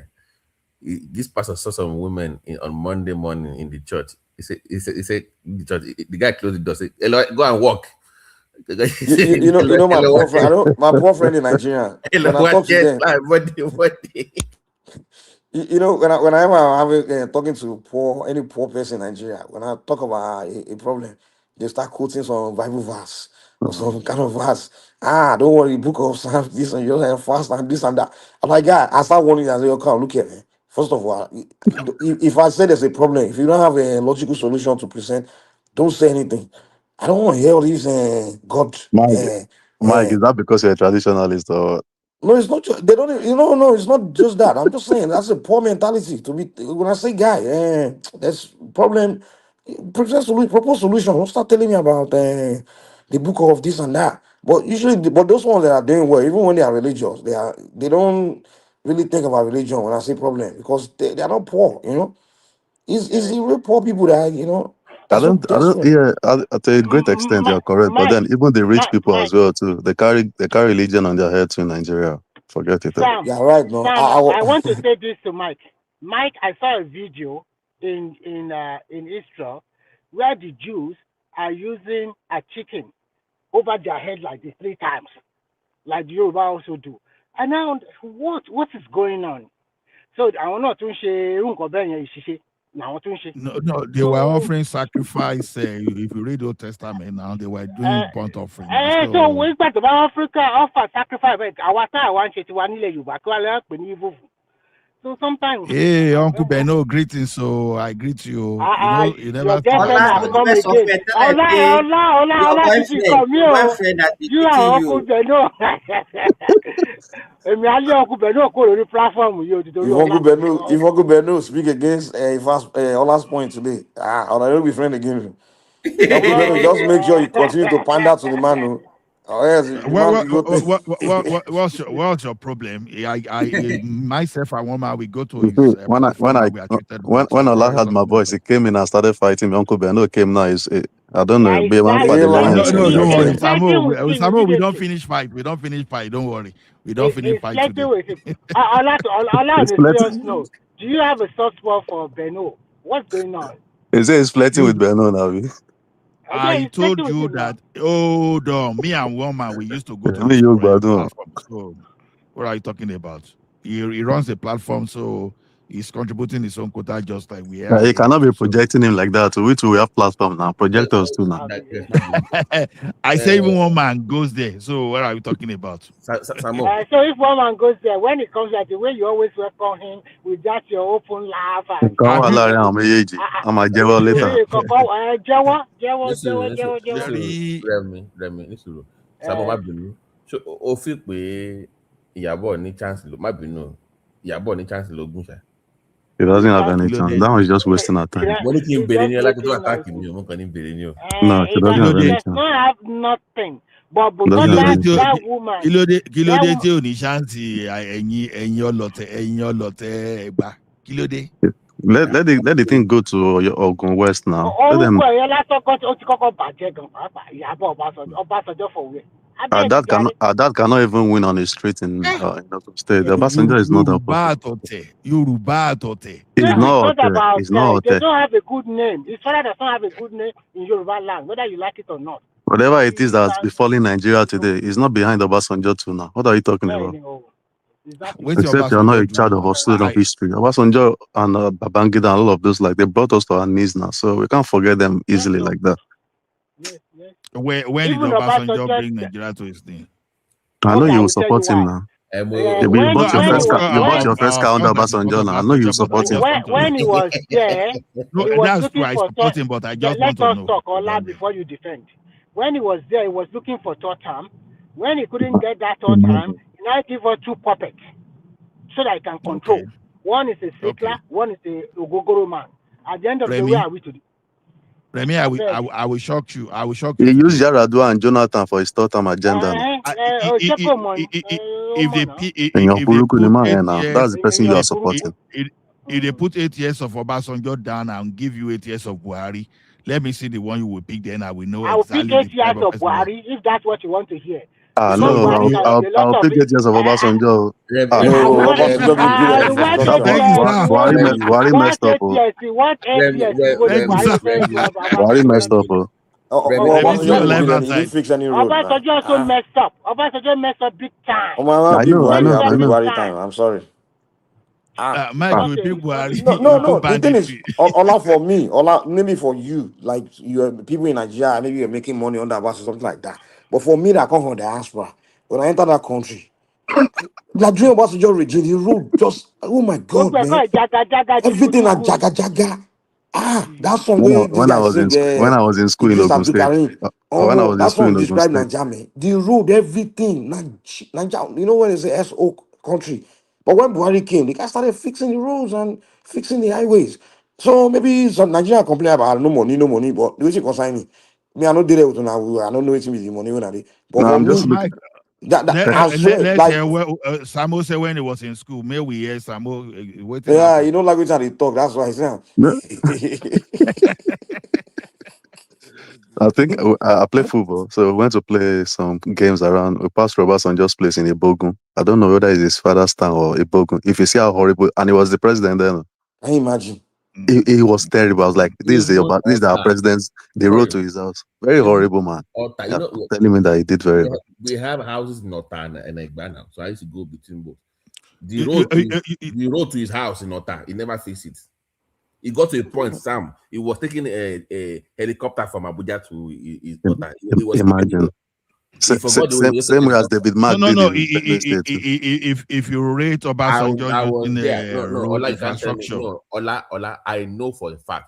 Come on, he did okay. He did not fix it now. hold on now. I'm not even arguing with you. I said if you use Obasanjo, if you use the road infrastructure to measure Obasanjo, you may not be wrong. But when I mentioned Tinubu, I said that trap for me because I know that how will you use insecurity? Because the primary function of any government is security. That when a banditry, terrorism, and kidnapping increase under Buhari, and this is even imported terrorists, and you are saying you Under prefer which use government? Obasanjo. Ola during Sharia Obasanjo, law. there were massive killings that was going on. Where Obasanjo even had to invite foreign dignitaries to come and pray for Nigeria. No, Even that Mike, Shoki, that Shoki even Mike, sang about it. no. Stay, So Mike. that Shoki even Yes, made a song about it. Nigerian yes, there people, was this killing done there too was much. some level of insecurity under Obasanjo as well. Good, He didn't solve true. it. But no, hold on. But we are talking of. Do you want to cover Buhari? Did I you know really one is understand covering. what We're just saying the went whole over that insecurity Buhari? thing. It's not a precedent that you have to put it on. No, I'm under all of the insecurity happen, and none of them solved it. I'm sorry. the issue. Jonathan too insecurity happened. So don't try to use that to say Buhari When as we if he's the when we only say one. insecurity, we are talking It's of still going on right terrorism. now, God save. See, when you use the word insecurity, you are not saying the magnitude. We are talking of we are The issue. talking The of insecurity is insecurity. Don't try terrorism. to tie it to his tribe. Insecurity is What insecurity. about the economic terrorism that happened in Nigeria that under Obasanjo? Is that not a form of terrorism? That's 16 billion that we don't even know $15 what billion. happened. Obasanjo that came out of prison was looking like someone that's not eating for No, 500 days. Ola, listen to me. My issue with OBJ is this: when the guy talks, he acts like he was never president before. The way he talks, why Yeah. can I do this? That's You the were most there for painful 8 part years for me. now. That's the way he talks, like he was never the head of state for He had the chance to do his own bit now, but he failed. I see when he was there, things were so good. You see my fellow Yoruba people. I know now very well. Eléyìí ò ń sọ̀rọ̀ tribalism now. Don't do like this, Joe. No, No, I'm tribal a thing. tribal. He didn't do very well. jẹ́ kó gbé lọ sí tribalism náà No, lè sọ pé I'm ọmọ not àlè saying ni no. bàbá You yẹn know, wàá sọ pé everybody bàbá has yẹn his náà own Èèyàn gbé burúkú measure. ni lọ sí máa yẹn. tribalism èèyàn No, burúkú everybody has èèyàn his own àgbáyé Ṣègbọ́n measure. ló You pa fún mi understand? láyọ̀ Rason Kuti, àbí? No be má so. dá But lóhùn comparing ìgbésẹ̀ him and sọlá náà Buhari is nǹkan where I have issue. You can compare him very to any other wicked person, man but I don't wicked know, man. all the way from Ekiti Abeondo, you are supporting Obasanjo that is from Ogun State. What's the connection now? No, Ola made some money under Obasanjo, that's why. ó make owó Okay, ní that's báwọn right. ni You know, Ola, the same man that lọ meeting as a killing man, lọ meeting tó ṣe handshake pẹ̀lú Ọ̀ṣọ́bà pé ẹ dìbò fún ADO fún gómìnà kẹ́ dìbò fún PDP fún president of 2003. And the guy betrayed all of them. Betray He them now. betrayed everybody. Only Tinubu survived that thing. Only Bola Tinubu survived it now. ìyẹn ló ń sọ bàbá tí wọ́n dàbà Bọ́lá Ìgè tó mú kó lójú ọ̀nà nǹkan before Imagine. 2020 Come on election. now, Imagine. abeg jàre just cut A whole attorney general of the country. A whole attorney general. Someone said I support the Obasanjo. Let me tell you something. It takes time. Although not all Ekiti, some Ekiti guys will still not agree with Awolowo tomorrow, because during the Western region, when you want to talk of the richest place in the entire Western region before the industrialization, before the Western industrialization, Awolowo was using cocoa from Ekiti and Ondo states to develop Western region before they got to that level. And yet, Obafemi Awolowo University, they never deemed it fit to be in Ekiti. And Ekiti was neglected. So when we say this thing, to you understand, everybody will have its own negative side. oko lè kì sí ń gbà yẹn náà so torí ẹ̀ náà ṣe gbé lọ bẹ̀. Stop it, bros. Did you hear that you use cocoa? What are you saying? It's just like Niger Delta talking about you taking the oil and Ola wait now. Don't give people false information now. It's only Ondo State that I should not give you only false Ondo State information. that produce ṣé Ondo State nìkan ló ń plant kòkó ni ṣé òun nìkan ni Okay, no, hold on. No, please, why are you painting a wrong narrative? Why are you painting a wrong narrative? Give me who are those people planting cocoa? Tell me and give me the proportion, Jari. they also plant in Oyo State now. They plant in Oyo State. They plant. I'm talking about Oyo State, which include Osun State. Ogun State also plant cocoa now. Yes. What proportion? I'm asking you. It's not about proportion. We go on planting. I You just contribute shall to want the to land. justify that Ekitisha. Okay, you don't mind him. No, Because I'm from the he Mediterranean. wanted to now. He can see what he's trying to do. He wanted to condemn Awolowo because he want to support Obasanjo. Exactly. Yeah, you see now. And when And Simba, I that's too want to answer none. simplistic. No, that argument is too And simplistic. I said there's nobody that has his own positive. No, don't mind Simba. If I say now that Akintola now was the one that built Obafemi Awolowo University and people now rubbish Akintola now, all of a sudden we jump away from Awolowo. You see, the thing is this: everybody with his own positive side, we always have his own negative side. But don't let us just pretend that What is the human being that positive? has no What is the positive side. positive side of Obasanjo? Just tell us. Please tell us. Yeah, now allowed to Okay, make money. okay. If this one will make you okay, Obasanjo is the Satan written about. So Obasanjo. No. Don't go to that route. Just tell us now. Maybe we don't know. So let us know so that I will stop you from my. You are asking me what's the positive side of Obasanjo? Was there middle class before Obasanjo returned in 1999? Who restored middle class in Nigeria? Which middle class? Is there a middle class in Nigeria now? Do we even have it? I know, Mr. Gbolagun, I'm not really come back. We are just speaking freely. Obasanjo made Ola and 5 other people middle class. So Ola now think everybody have become middle class. We are just crashing cruise. Exactly. How can you not be justifying because some teachers bought new cars? They are brand new cars. That means the passenger not did very well. I have teachers. I have teachers in my family. So why would I not justify? I said this man restore middle class. Should be in the 80s. Okay, where is the middle class in Nigeria today now? Because Buhari wiped them. Because Buhari wiped them out. Buhari wiped them out. How? No, it was Buhari that wiped out. Simba, back then they were all buying all this golf. You know this golf Volkswagen. I know golf now and Starlight Toyota Starlight. Is there anything lower than golf? At least they bought car. Someone was not buying car before, and you are not saying he bought golf. That is what now elevated them to middle class. Imagine now I know how you think, Ola. No. I don't know. Obasanjo is for your people, and I don't know why you don't like Obasanjo. It's a horrible man. It's a horrible man.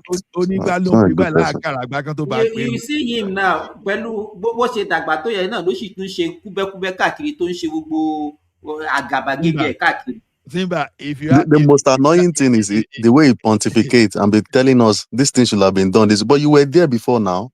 That thing is annoying. You were there before. All this righteous indignation that is doing. When you talk nonsense. About the luckiest Nigeria, Obasanjo rule Nigeria. I think he has the longest serving president that we have. 13 years. Do you know what? I actually think he doesn't want anybody to break that record.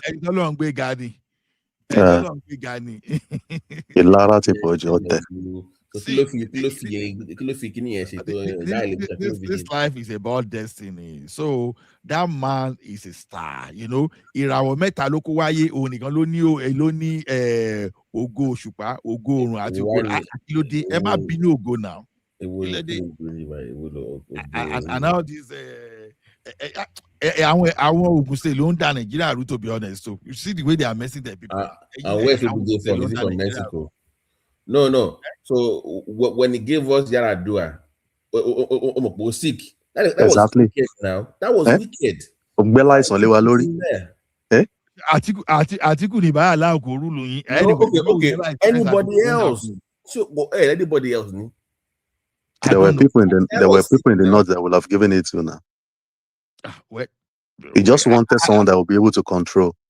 Yeah, no, and he found it in Yaradua. I think my only grudges against anybody that have ruled the country so far is that you are not regionalized. I prefer me in my southwest to be doing well. If you like, go and do whatever you want to do in your region. So that's the only thing I have. That's the only argument. Ola Nisuru.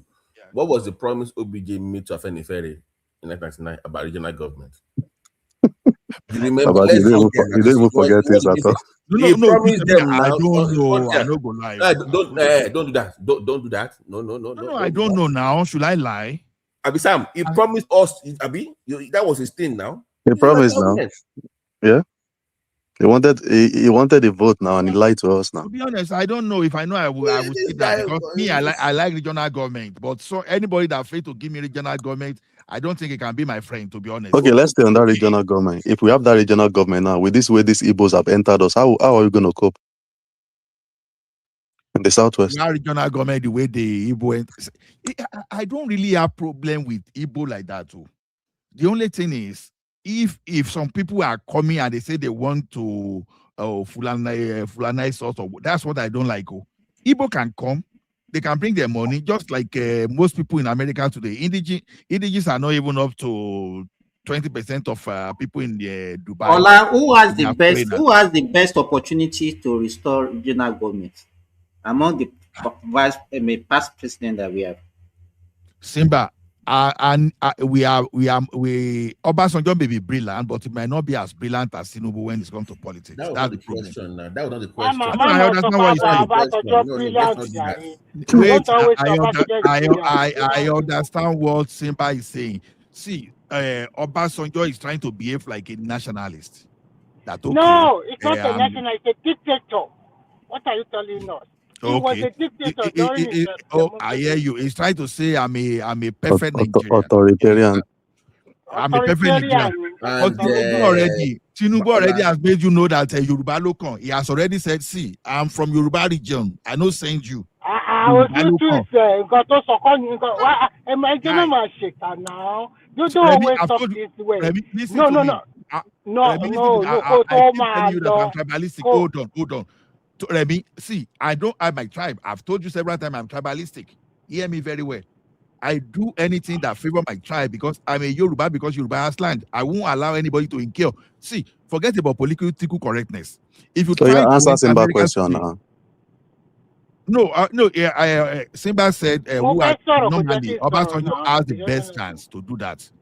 Obasanjo has the best chance to do that. But Obasanjo thinks, or he behave like someone that he thinks that it should be one Nigeria. And people like us, I don't say anything like opposing your own tribe does not make you a nationalist. Yes, so thank you, Baba. Look at the way he's dealing with Yoruba people. He must really love it. See, it's not even does not make you a nationalist. It's a wrong. BT, anything Yoruba, Obasanjo will be against it. He will be against it. Yes. Come on. And it's not today. Since versus Abiola. Anything Yoruba is against it. Abiola against Awolowo. Who handed over to Shagari? Shagari, yeah, 79. Yeah. Do you think? No, I want to ask you a question. Do you think if Obasanjo in 1978 was an Hausa man, do you think he will hand over to a Yoruba guy? Say the truth. I don't understand what you are saying. My question is, do you think Obasanjo was a national that time and Awolowo against Shagari? Do you think he will hand that political power to Awolowo that time if he was a northerner? But he was not a northerner. He didn't hand over to Awolowo. So what are you talking about? That's why your question is some question. It's not. How are you doing like this? It will not. It's a straightforward question. You just want to dance around it again. I'm not right now. Let me. He didn't hand over to Awolowo. So why the question? Was that not when they did 12 to 3rd or something? Let me give you a very better scenario. Look at the 2023 election. If not that God destined that tinubu will be president, Buhari is supporting Atiku. Because as a ruling party, and you have a candidate, and you are the incumbency president, and you just stay aloof like that. He stood aloof. Yeah. Man, it's terrible. They changed Naira. In reality, did Awolowo win that 1979 election? Because sometimes we can still say the truth, even though we love our region. It doesn't mean that we should not even face the reality. So find solution instead of behaving like some people that came to and they are still claiming that they won that election. You understand? Okay, fine. Fine, he lost the election. No. If you keep saying Awolowo won 1979 election, so why are you we are blaming not Obije? talking about that now. Let me tell you what happened, Ola. Awolowo was not claiming that he won the election. What he was saying is that they needed a rerun. Yes. A rerun. That was what it said. That was when they now came out with the useless 12 to 3rd or 12 to whatever. 3rd, Is it not the same Yoruba now? It's what Akindide I don't know. used. It's Oh God. now. They will Yoruba come up has with their suffered in own Nigeria. promo. Yoruba have really suffered in that country, man. But So when anybody is complaining now that Tinubu is giving appointment to Awolowo Yoruba, did not claim that he won that election, but he said there was no clear winner, that he wanted a rerun. That was what they are looking for. So, Simba, do you think if Obasanjo was the national data, he would not have given it to Shagari just like that? We could do everything for him. No, but it was still Yoruba. It was still Yoruba judge that still gave this in that. So why are that you is not the talking? point. That's not the point. It's not about you. If you're lying, I don't I even don't know know why what. life is doing. No, I know about Sanjo is Satan. OBJ came to Baba. hold on. OBJ came to TCU in Fort Worth when he left the presidency. I Mhm. was at his lecture in Fort Worth, close to the island. During the first 5 minutes, maybe it's online, the first 5 minutes of his lecture, he was complaining that it is unheard of or in Africa for your own tribe not to vote for you. It was still salty. I'm not kidding you. I was there. It was still salty that his own tribe that it's unheard of in Africa that usually your tribe will vote for you when you run for president. Yes, an unforgiving spirit. Oh, you know, you know one thing I've always I've come to understand is that. Olako tó sọ̀rọ̀ to carry ele along. Báwo lèèyàn ṣe máa invite No, wọn tí sí mo fẹ́ tí mo birthday fẹ́ sọ party? uncle And tí mo fẹ́ tí mo mo fẹ́ fẹ́ kó sọ. carry along pẹ̀lú ẹ̀. Èèyàn invite wá sí You can birthday carry party. along you with you. Wà gbọ́ mi náà. Somebody invite you to a birthday party just to come and celebrate. And is that birthday party you are bashing the birthday boy? Fayose. Irú bàbá wo lè yẹ? At almost 90 years old. Okay, he went. Hold on now. He went to did you return the money to Fayose? He went to He returned the money. he went to Audogbe. He went to Audogbe's house. He finished pounded yam, and he handed over a resignation letter to him. So what are you talking about? So that's Obasanjo for you. So you can as well agree that he's a devilish man. Let me add it this way to know. I'm buying things. Only Eddie Day. I mean, come on, Ola, you can't keep defending this man. Oh man, that man. He's a narcissist, I the one we go narcissist man. His son wife, No. I'm not the one even defending Àwọn bá òní yẹn náà ṣáwọn bá Ọ̀yọ́ ní àbí Ìbàdàn ni one thing I enjoy about discussion like this is one Ọ̀tẹ̀ Ìbàdàn. That man is mad, man.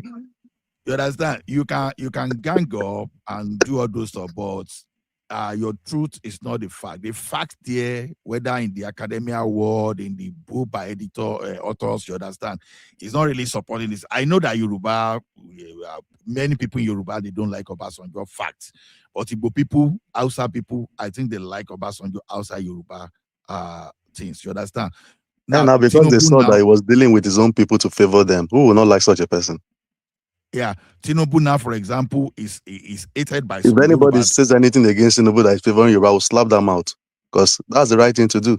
If if an Igbo person gets there, to let him go and populate the whole place with Igbo. Tinubu already declared from the beginning that I'm representing Yoruba. So Obama and CBN governor in this Nigeria.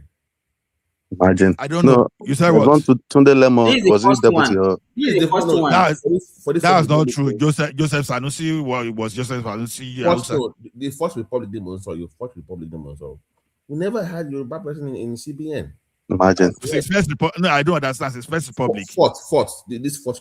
1999. Joseph Sanusi was the first was CBN governor under Obasanjo. Now, what are we talking, sir? Really? Yes, sir. I don't think so. I don't think so. They argue with me there. I don't hear you. Yoruba is a race that is well read, well traveled now. See the way they reduced us now. I said Joseph under Sanusi Jonathan. We didn't even feature anywhere under Jonathan. I agree with you, Ola. I remember him.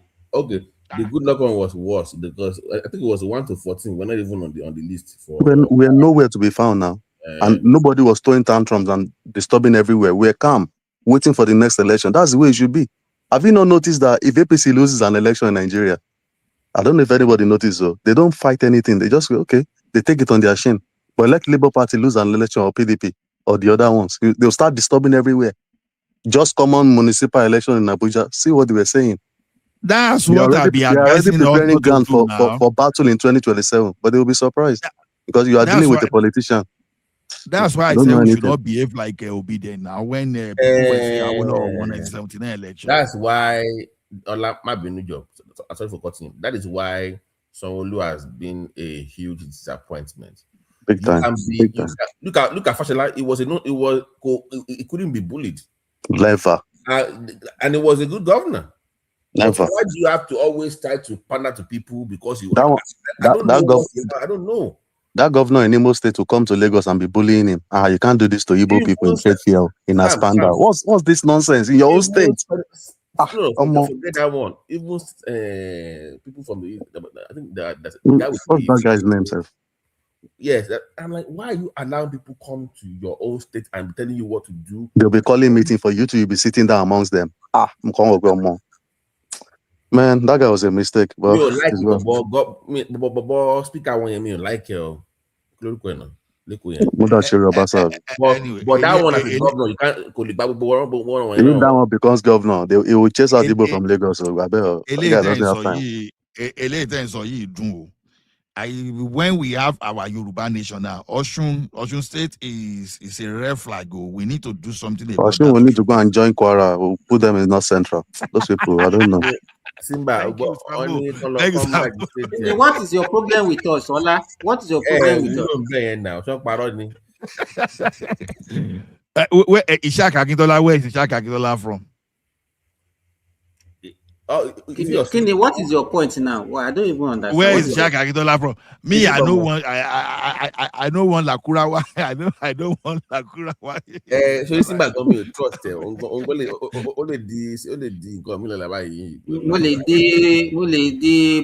bandit abi.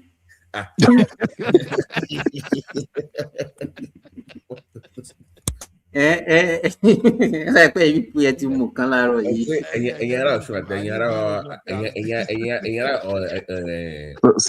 you're from Osun now. What do you think will win the next election then? The governorship thing? I don't. That is. I know it's dicey, though. It's very dicey. It's very tight race. It's a very tight one. So Tinubu cannot use the presidential this thing to rough that place. Now they have money to spend. That's true, sure. But to power now. Presidency only power now. What do you mean now? Am I right the one now? You think Tinubu was happy when he lost that this thing under Buhari? No, but when you have people behind you also now. I want people who are behind you. I'm only praying for Tinubu to do the right thing because 2031 on my mind. Right there, because Simba, have you forgotten that election? Have you forgotten that election? They voted till midnight in Osun State. It was voting in that area. So it wasn't as if he won. Because Buhari supported him now. Yes, that is the reason. That's what we are saying. Power is more than money now. Probably they just leave him to do whatever he likes. So who is APC running for? Who is the candidate? One guy like the Oyebamiji or something. Oyebamiji was a former commissioner for finance. Finance, yeah. So is he popular in Osun? He doesn't have to be popular. He has presidency behind him now. What are you saying? It's not that popular. It's not that popular. It's not a real politician like that. I think it's more or less like a technocrat. Simba. Remember under Jonathan when Obanikoro was flying dollars to Ekiti, just Ekiti that is not up to half of Alimosho local government. $14 million or something. I can't remember how much. Sam,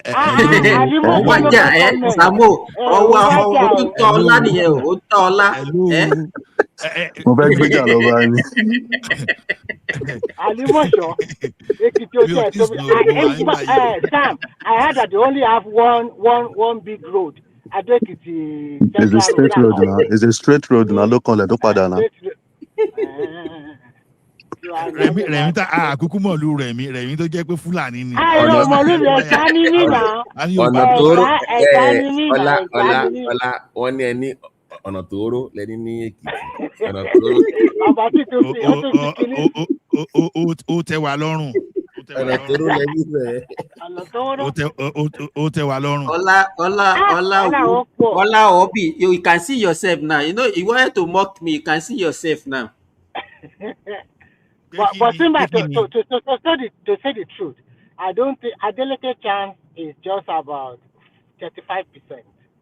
Because first, the people of Oshun, I don't think they are really happy with him. No, I think if we don't underrate the guy, I think it's 50-50. Very close. Hold on. But the presidency will use their power to win it. The guy's doing well, look. According to the people there, I'm telling you. My wife is. They are celebrating that guy like mad. They say the guy is doing a lot. Wife from Eden. No. Hold on. Listen, my wife is from Oshogbo. Listen. When he first came in, he started with Ede. So people were accusing him of only doing it Ede. But now they say the guys perform everywhere. They like him right now. It's a lie. No, this is what they are saying, though. It's not me saying it.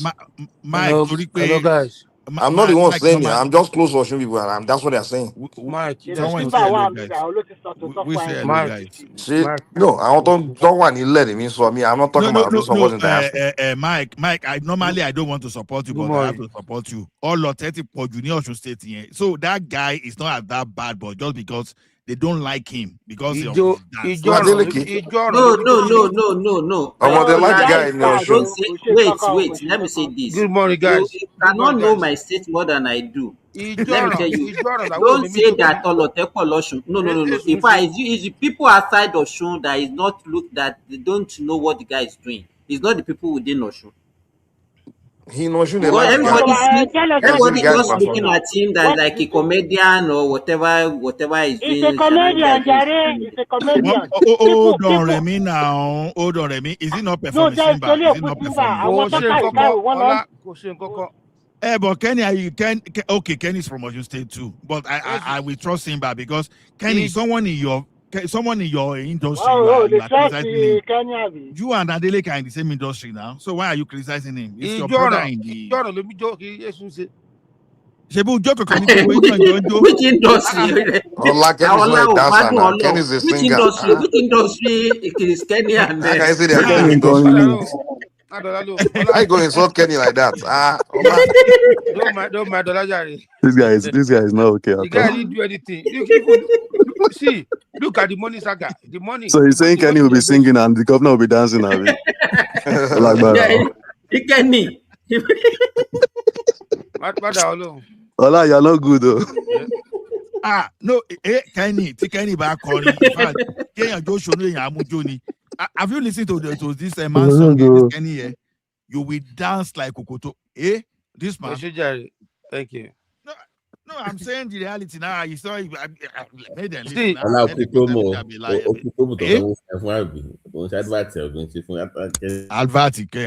be babu.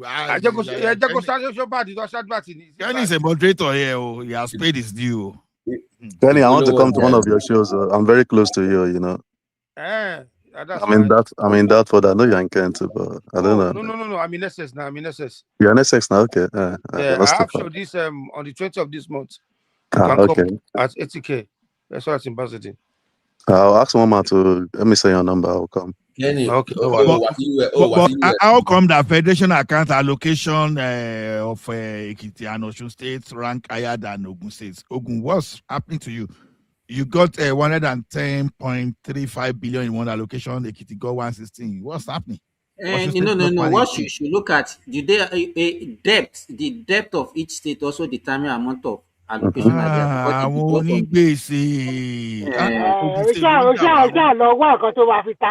You want to tackle now?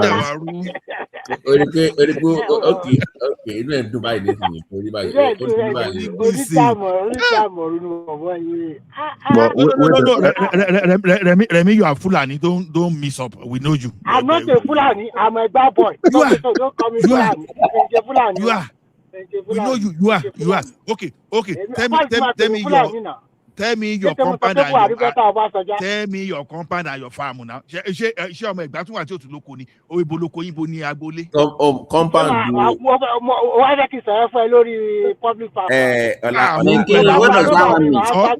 Màá ṣàgbólé àbí tó kó wá wà, màá sọ fún ẹ. Compound ṣó máa lọ colonize yín ni àbí kí ló máa ṣe àbí ó lọ máa ṣe àbí mo kẹ́lẹ́ tẹ̀fẹ́ ṣe kan pàápàá màá sọ fún. Ìbàdàn ní Ìbàdàn. Èmi ò ṣe Ìbàdàn, Ẹ̀gbá ni mí.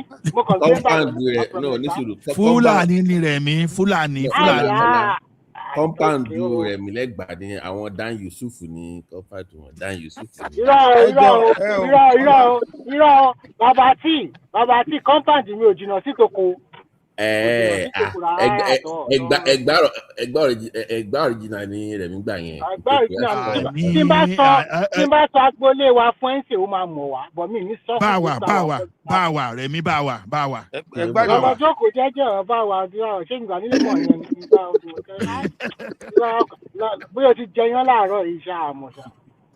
But wait, I'm seeing on Arise News now. I'm watching right now. We just started the party program. US or America. No. I'm coming in January. Kẹ́ni ò jẹ́ máa tí ì lọ, wọ́n sì ń ju bọ́ǹbù sí wọn o. Ọjà tẹ̀ wọ́n kọ́ lọ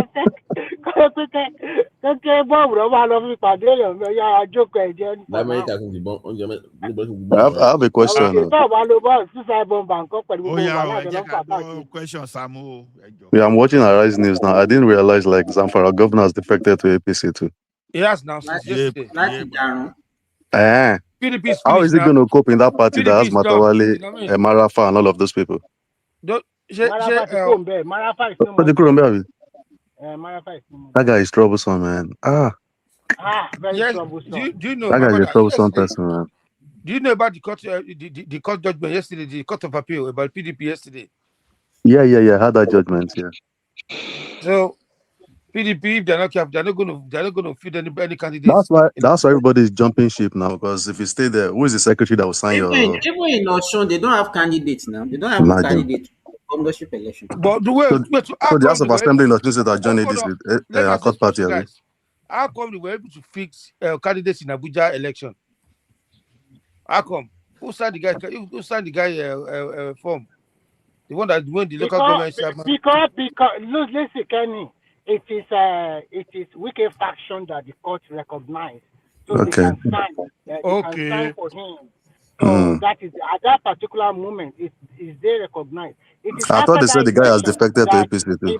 That one that won in Abuja. Of course, what do you expect? So, but now at the end of the day, at the court of appeal, it is the wicked faction that is winning now. So, Makinde can go to. So that PDP guy that won in Abuja has defected to APC. No, he has not. Oh. No, I don't think so, sir. I don't think so. You sure now? Maybe because I heard something. But not now. Not now. I think they need recognize that convention in Ibadan now. He was just grandstanding now. Makinde was just grandstanding now. They said he does not know how to play the politics very well, and I know that Wike will still open his yarn. Go and write it down. It will open Makide's yarn that people will hate Makinde in the southwest. It will. You see now, it's not talking. I think Wike is a better politician more than Makinde. I'm telling you, Wike is a rugged guy. After Tinubu in Nigeria, Wike is the next. I'm telling you.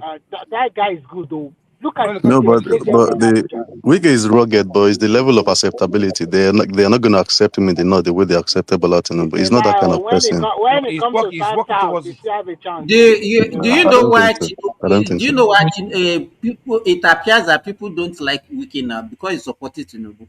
Let him go to opposition now. You will see the shift. We need to support him if he goes away. They'll be supporting him now. Why they not supporting him before when he was doing all those dancing? I've never seen such people in my life. So flippant. Let me ask you, Simba. Sorry, if Alex Oti leaves Labour to APC, what do you think the obedience will say about it? He will not be the best governor again. They will roast him. Don't you see that guy can cross carpet? Where is he going to APC? Yeah, he will go to APC. Do you want to go to APC? No, it won't go to ADC. It will go to APC. Okay, now that everybody has joined APC now, why do we have Yeah, to waste almost 879 billion for election? Let's just tell Tinubu to continue now. Well, you know Eh? that Abia politics is tough because of that Benjamin Kalu, that deputy speaker. That guy wants to run for governor, right? Yeah, That one they is don't not going want him. anywhere, Jerry. It's not popular like that now.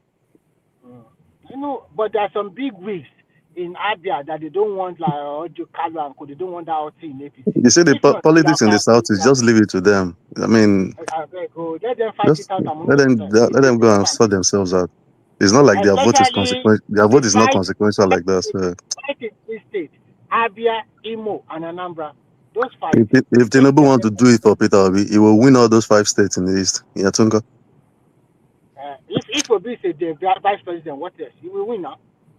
Obi already is it already Because lost. I don't understand the logic. You want to make Obi the head of the ticket in ADC, and you think the Northerners will vote for such a person? Because I don't see how people used to reason sometimes. It is you that is troubling yourself. He was penciled down as a VP initially. That was it. Nothing else. Well, you guys are just troubling yourself. He just So why is he going on Twitter space to be telling them his presidency or? That is what they want to hear now. You give them what they want to hear.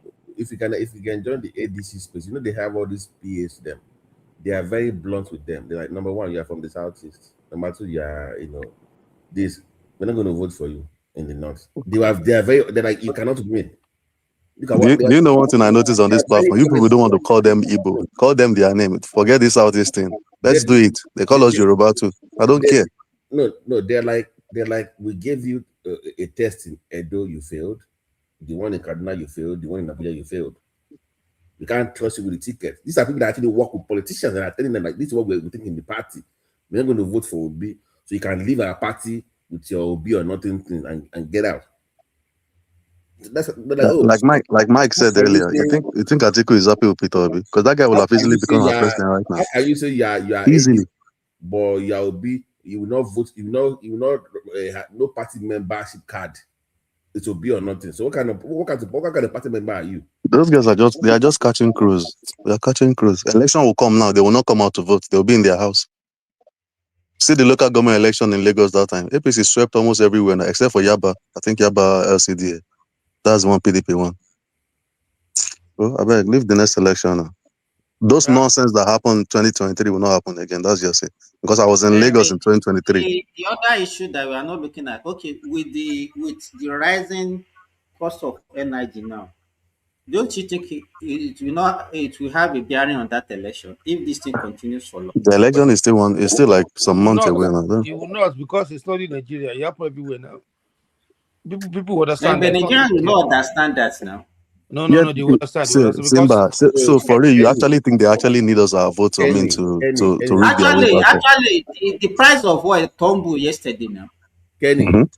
My friend, the Nigerians are blaming Dangote for this price. That's how ignorant they are. I'm not. But there's no subsidy again. Now, what do they expect now? They said, oh, but they said the Dangote is there. The price will be cheap. How are you paying almost 1K for? They don't even know what's going on in Iraq. They don't know. They don't understand what people. To be honest, that's what I'm saying. That Nigerian politicians, they can paint a wrong scenario, especially the elite of Nigeria, that actually benefiting from this thing. They will paint it, okay, because what I've been hearing from people is that and now we have our own refinery, we produce oil, why are we following the international whatever, and that is the narrative that they are painting for the masses. Do you know, it's so painful that people who think they're elite, people like Amechi, can be spewing stupid things like this. If you give that guy a microphone, he will tell you Dangote is our problem. Deliberately lying to people's faces just to make the government look bad, as if they don't know what they're doing. Here's the problem with this government when it comes to PR. You don't go and arise with your ground. You go to Berekete. You go to all this Oriyomi to explain to people that actually exactly.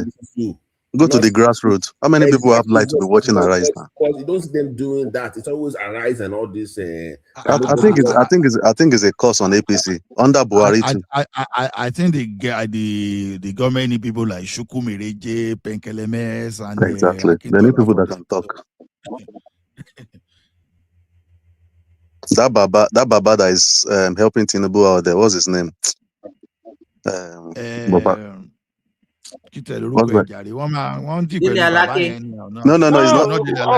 Ogunlewe. Bayo Onanuga, Tinubu should never have picked that guy to be. I don't care how very brilliant he was then. I mean, he's not moving with the times. He's so old school. It's too old school. You need someone that is vibrant. I really wish they put. I really wish they put Real Nomokri or somebody like Fanika Ode. Just tell him to calm down. You don't need to be doing too much. Someone that can talk. Man, that Bayo Onanuga is too slow for me, man. Anytime I'm watching this interview, like, I'm like, can you so now? You might hate Lai Mohammed, but it was effective. That guy is an opposition. No? He knew the job. Like, even if I had to lie, I will lie. Lai Mohammed will give you one propaganda. We will run with it that time. They run for Lai Mohammed. I mean, Femi was very good until he started doing Sekushaye up and down. I thought they were going to post Fanika Ode to Israel because he's always tackling. No. Guys, look at this thing. No, look at what Tinubu did. Why posting Reno to Mexico? No. Obedience said they want you to go and be bringing El Chapo drugs now. No. Crazy Remo, people. No. Ola, Remo is based in California now. So it's not far from him. I hear you, but that thing is symbolic. Okay, you at a particular point in time was saying, "Oh, don't read too much into it. Don't read too much into it. Don't mind obedience. The mind is in something like just like 2 hours. I'm even the one saying it too. You understand? As if I would. When did they post Fanika Ode? You know how IBB used to do. Okay, that's nice. You know how IBB used to do. If you talk too much, IBB say, "Yeah, come. I want you to use your expertise to help." Well, let's show you road safety. Let's do People's Bank. You understand? So the thing is, Ola, he wanted to use that one to tell them that talk is cheap now. Abi, you go and do it. It's very easy to sit down the way we sit down and say, "Hey, you're supposed to have done this." It's very easy. You can do this. You can do that. Not easy like that. That's why I said people that wish Obi become the president.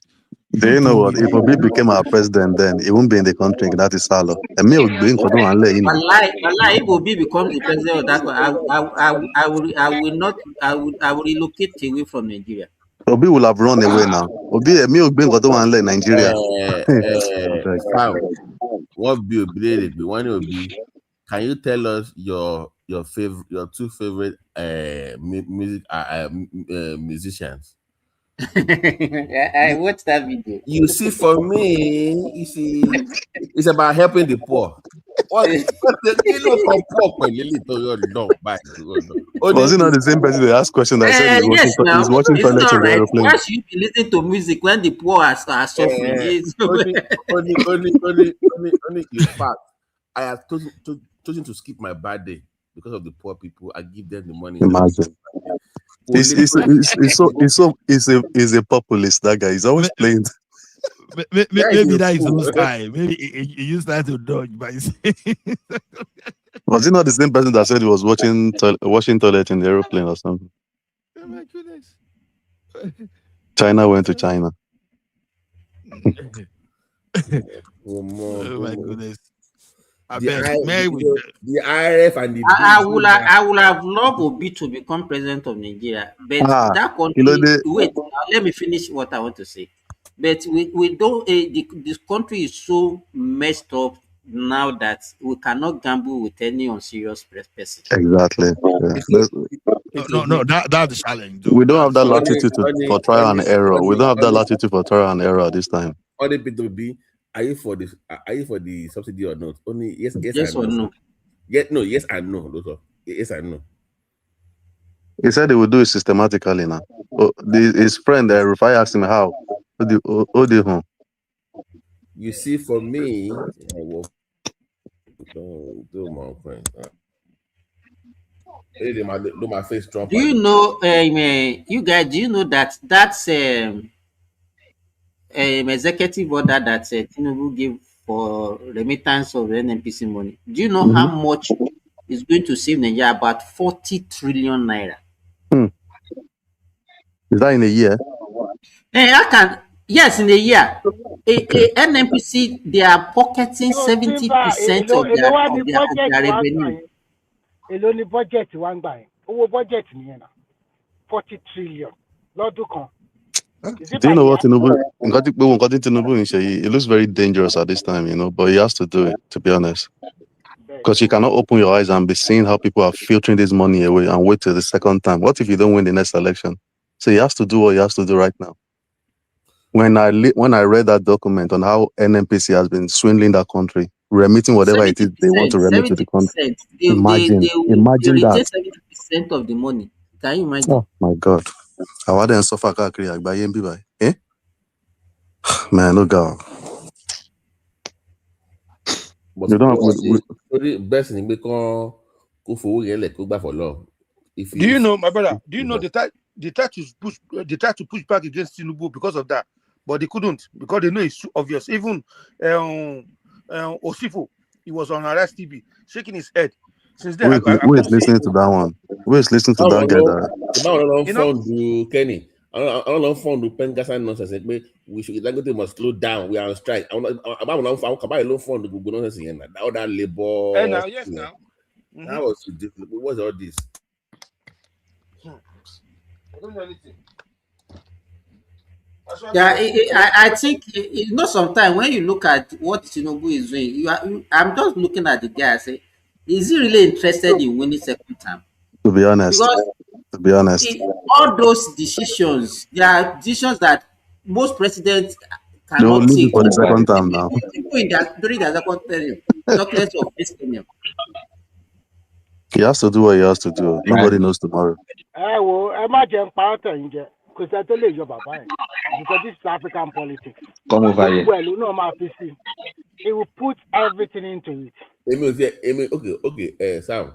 Kini policy táwọn ADC kí ló run fún lọ kí ló stand for. They don't have any policy. They don't have any policy drive at all. Nothing. They are still fighting among them. Do you know all what they want to do is, if you want to know what they have, go and listen to Bolaji Abdullahi. That guy, that's Araki boy.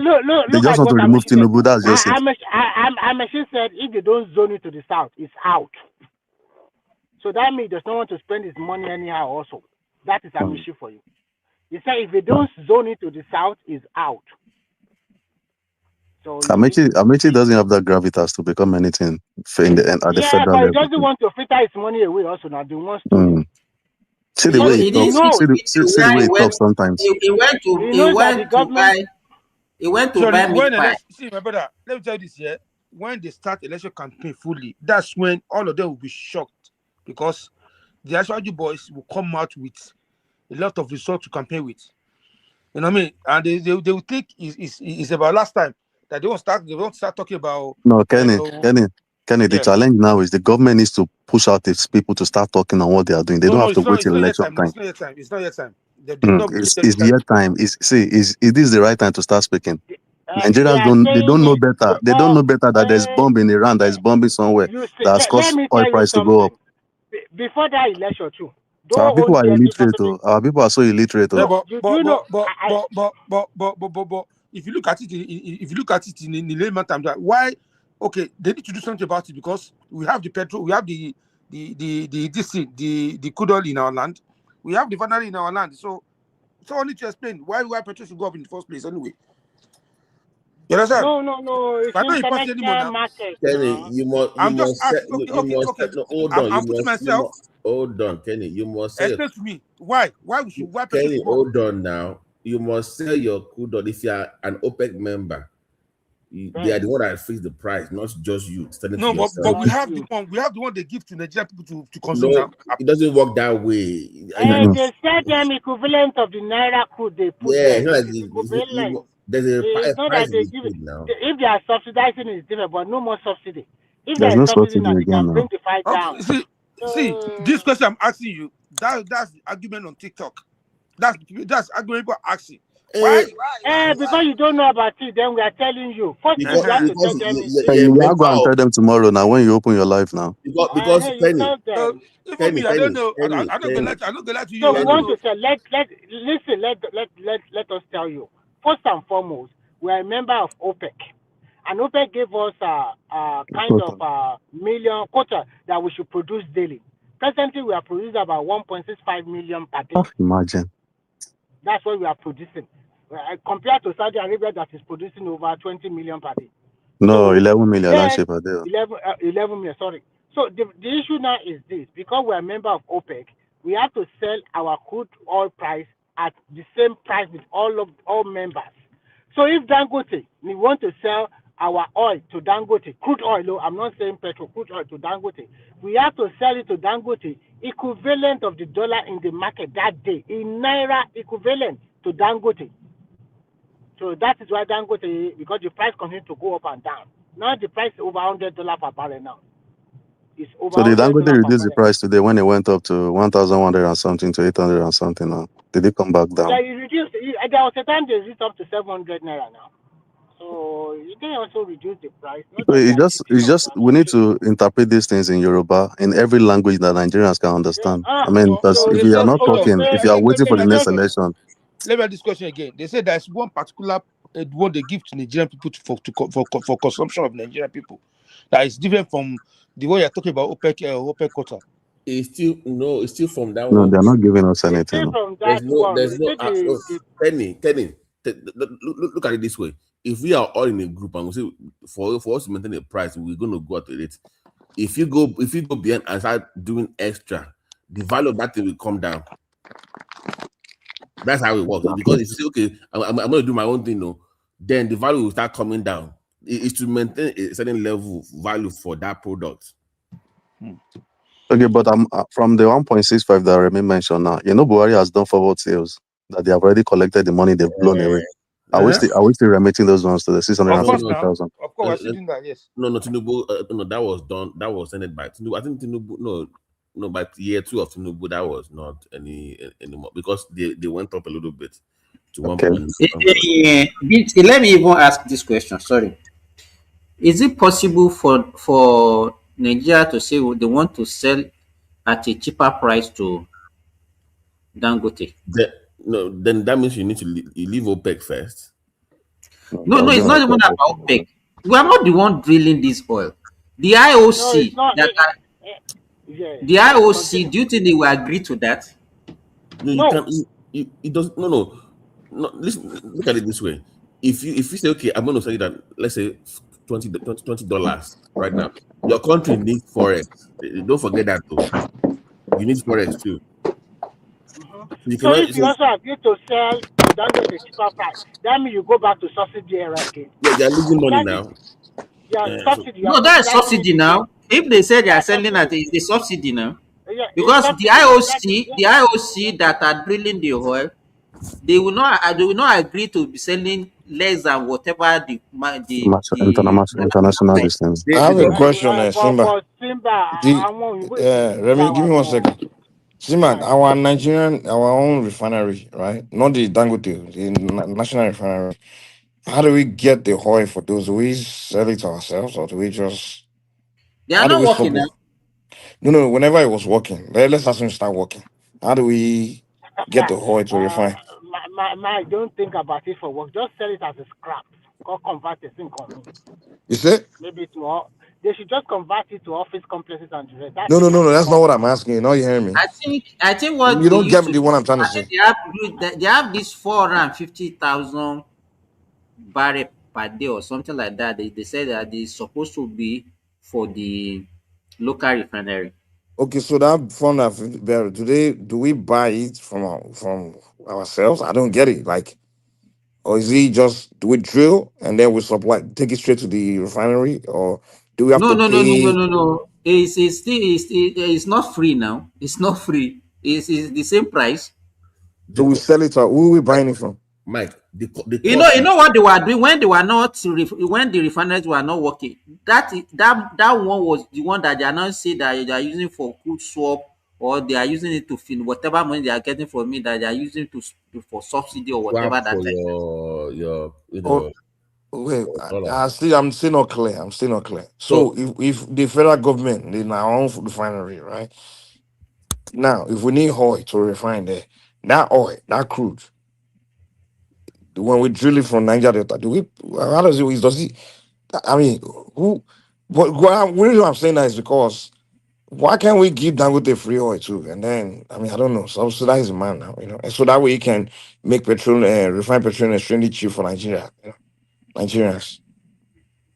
Okay, so it costs about Nigerian oil about almost $47 to even take one barrel out. That's the cost, right? Just from the grant, 40 something dollars, $47. Then you pay taxes. Oh, Then that's the cost of production. yeah, per barrel, 47, 48.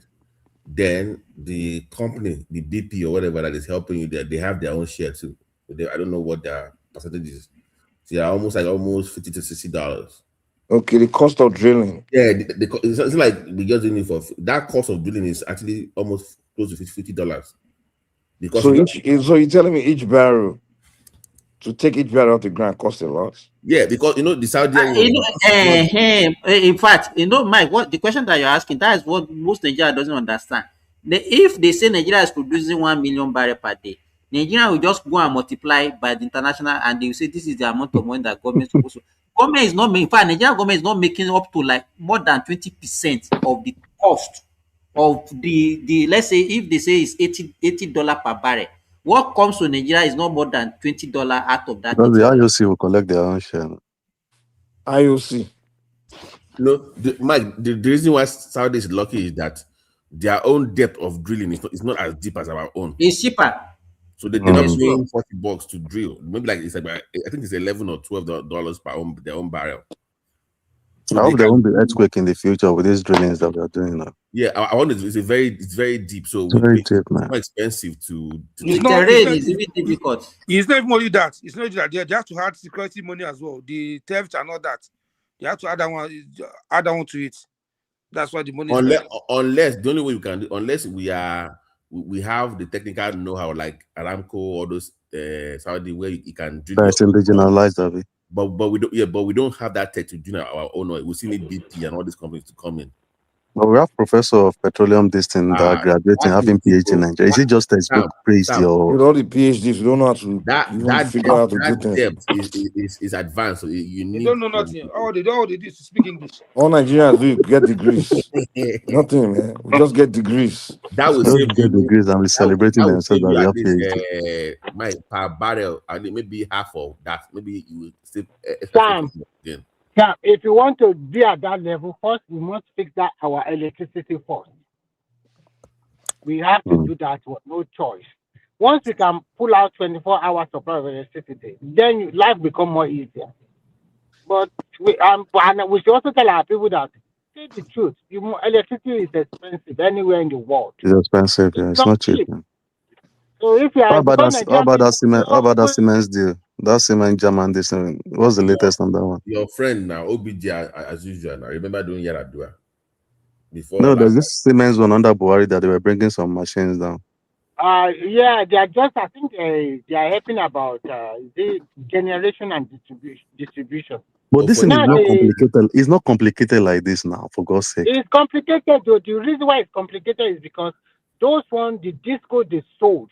The disco belongs to top Nigerian people, and they also some Nigerian government. Let's be honest with ourselves. The issue is not generation. It's not distribution. It's transmission. It's transmission. But there's no money. Nobody's going to invest in it because even those infrastructure for transmission, they are so outdated. They are cake now. It's not. No. That part is not profitable for anybody. So it's always government doing that anywhere in the world. It's always government doing transmission. Nobody invests in transmission. There's no money to be made. So are you willing to spend 20 billion or 40 billion? That's what it boils down to. It's like you're not ready. So you will still be doing your 6,000 or 7,000 megawatts.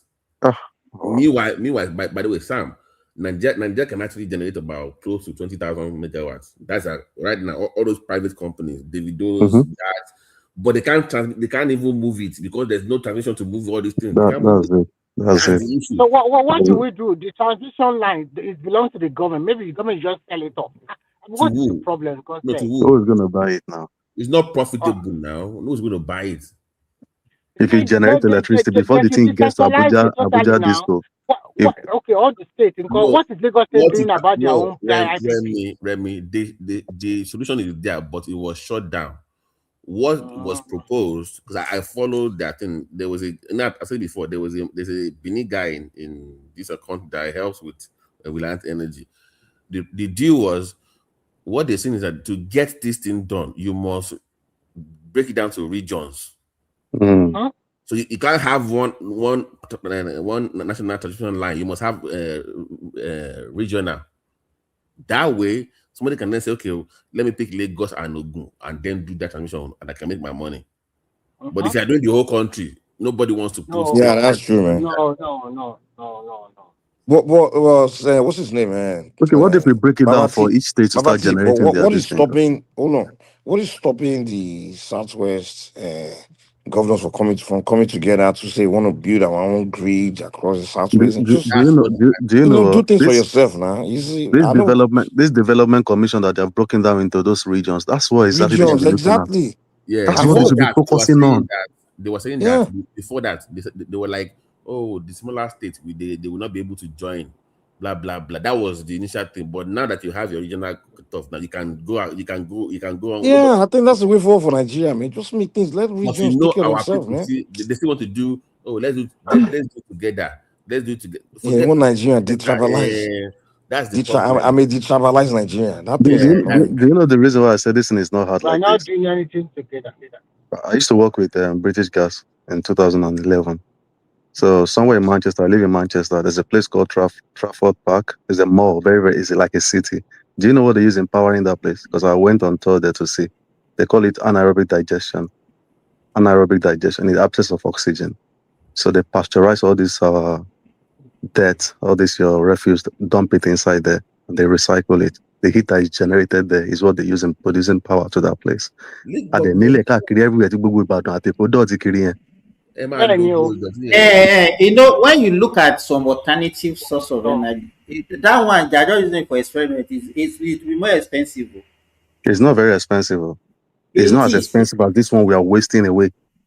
No, It's no, not expensive. you are just looking at the end product. I'm telling you, Samo, is more expensive than using gas. But the gas too, they cannot get enough. But even the gas, we are How we flaring the not gas getting? away now.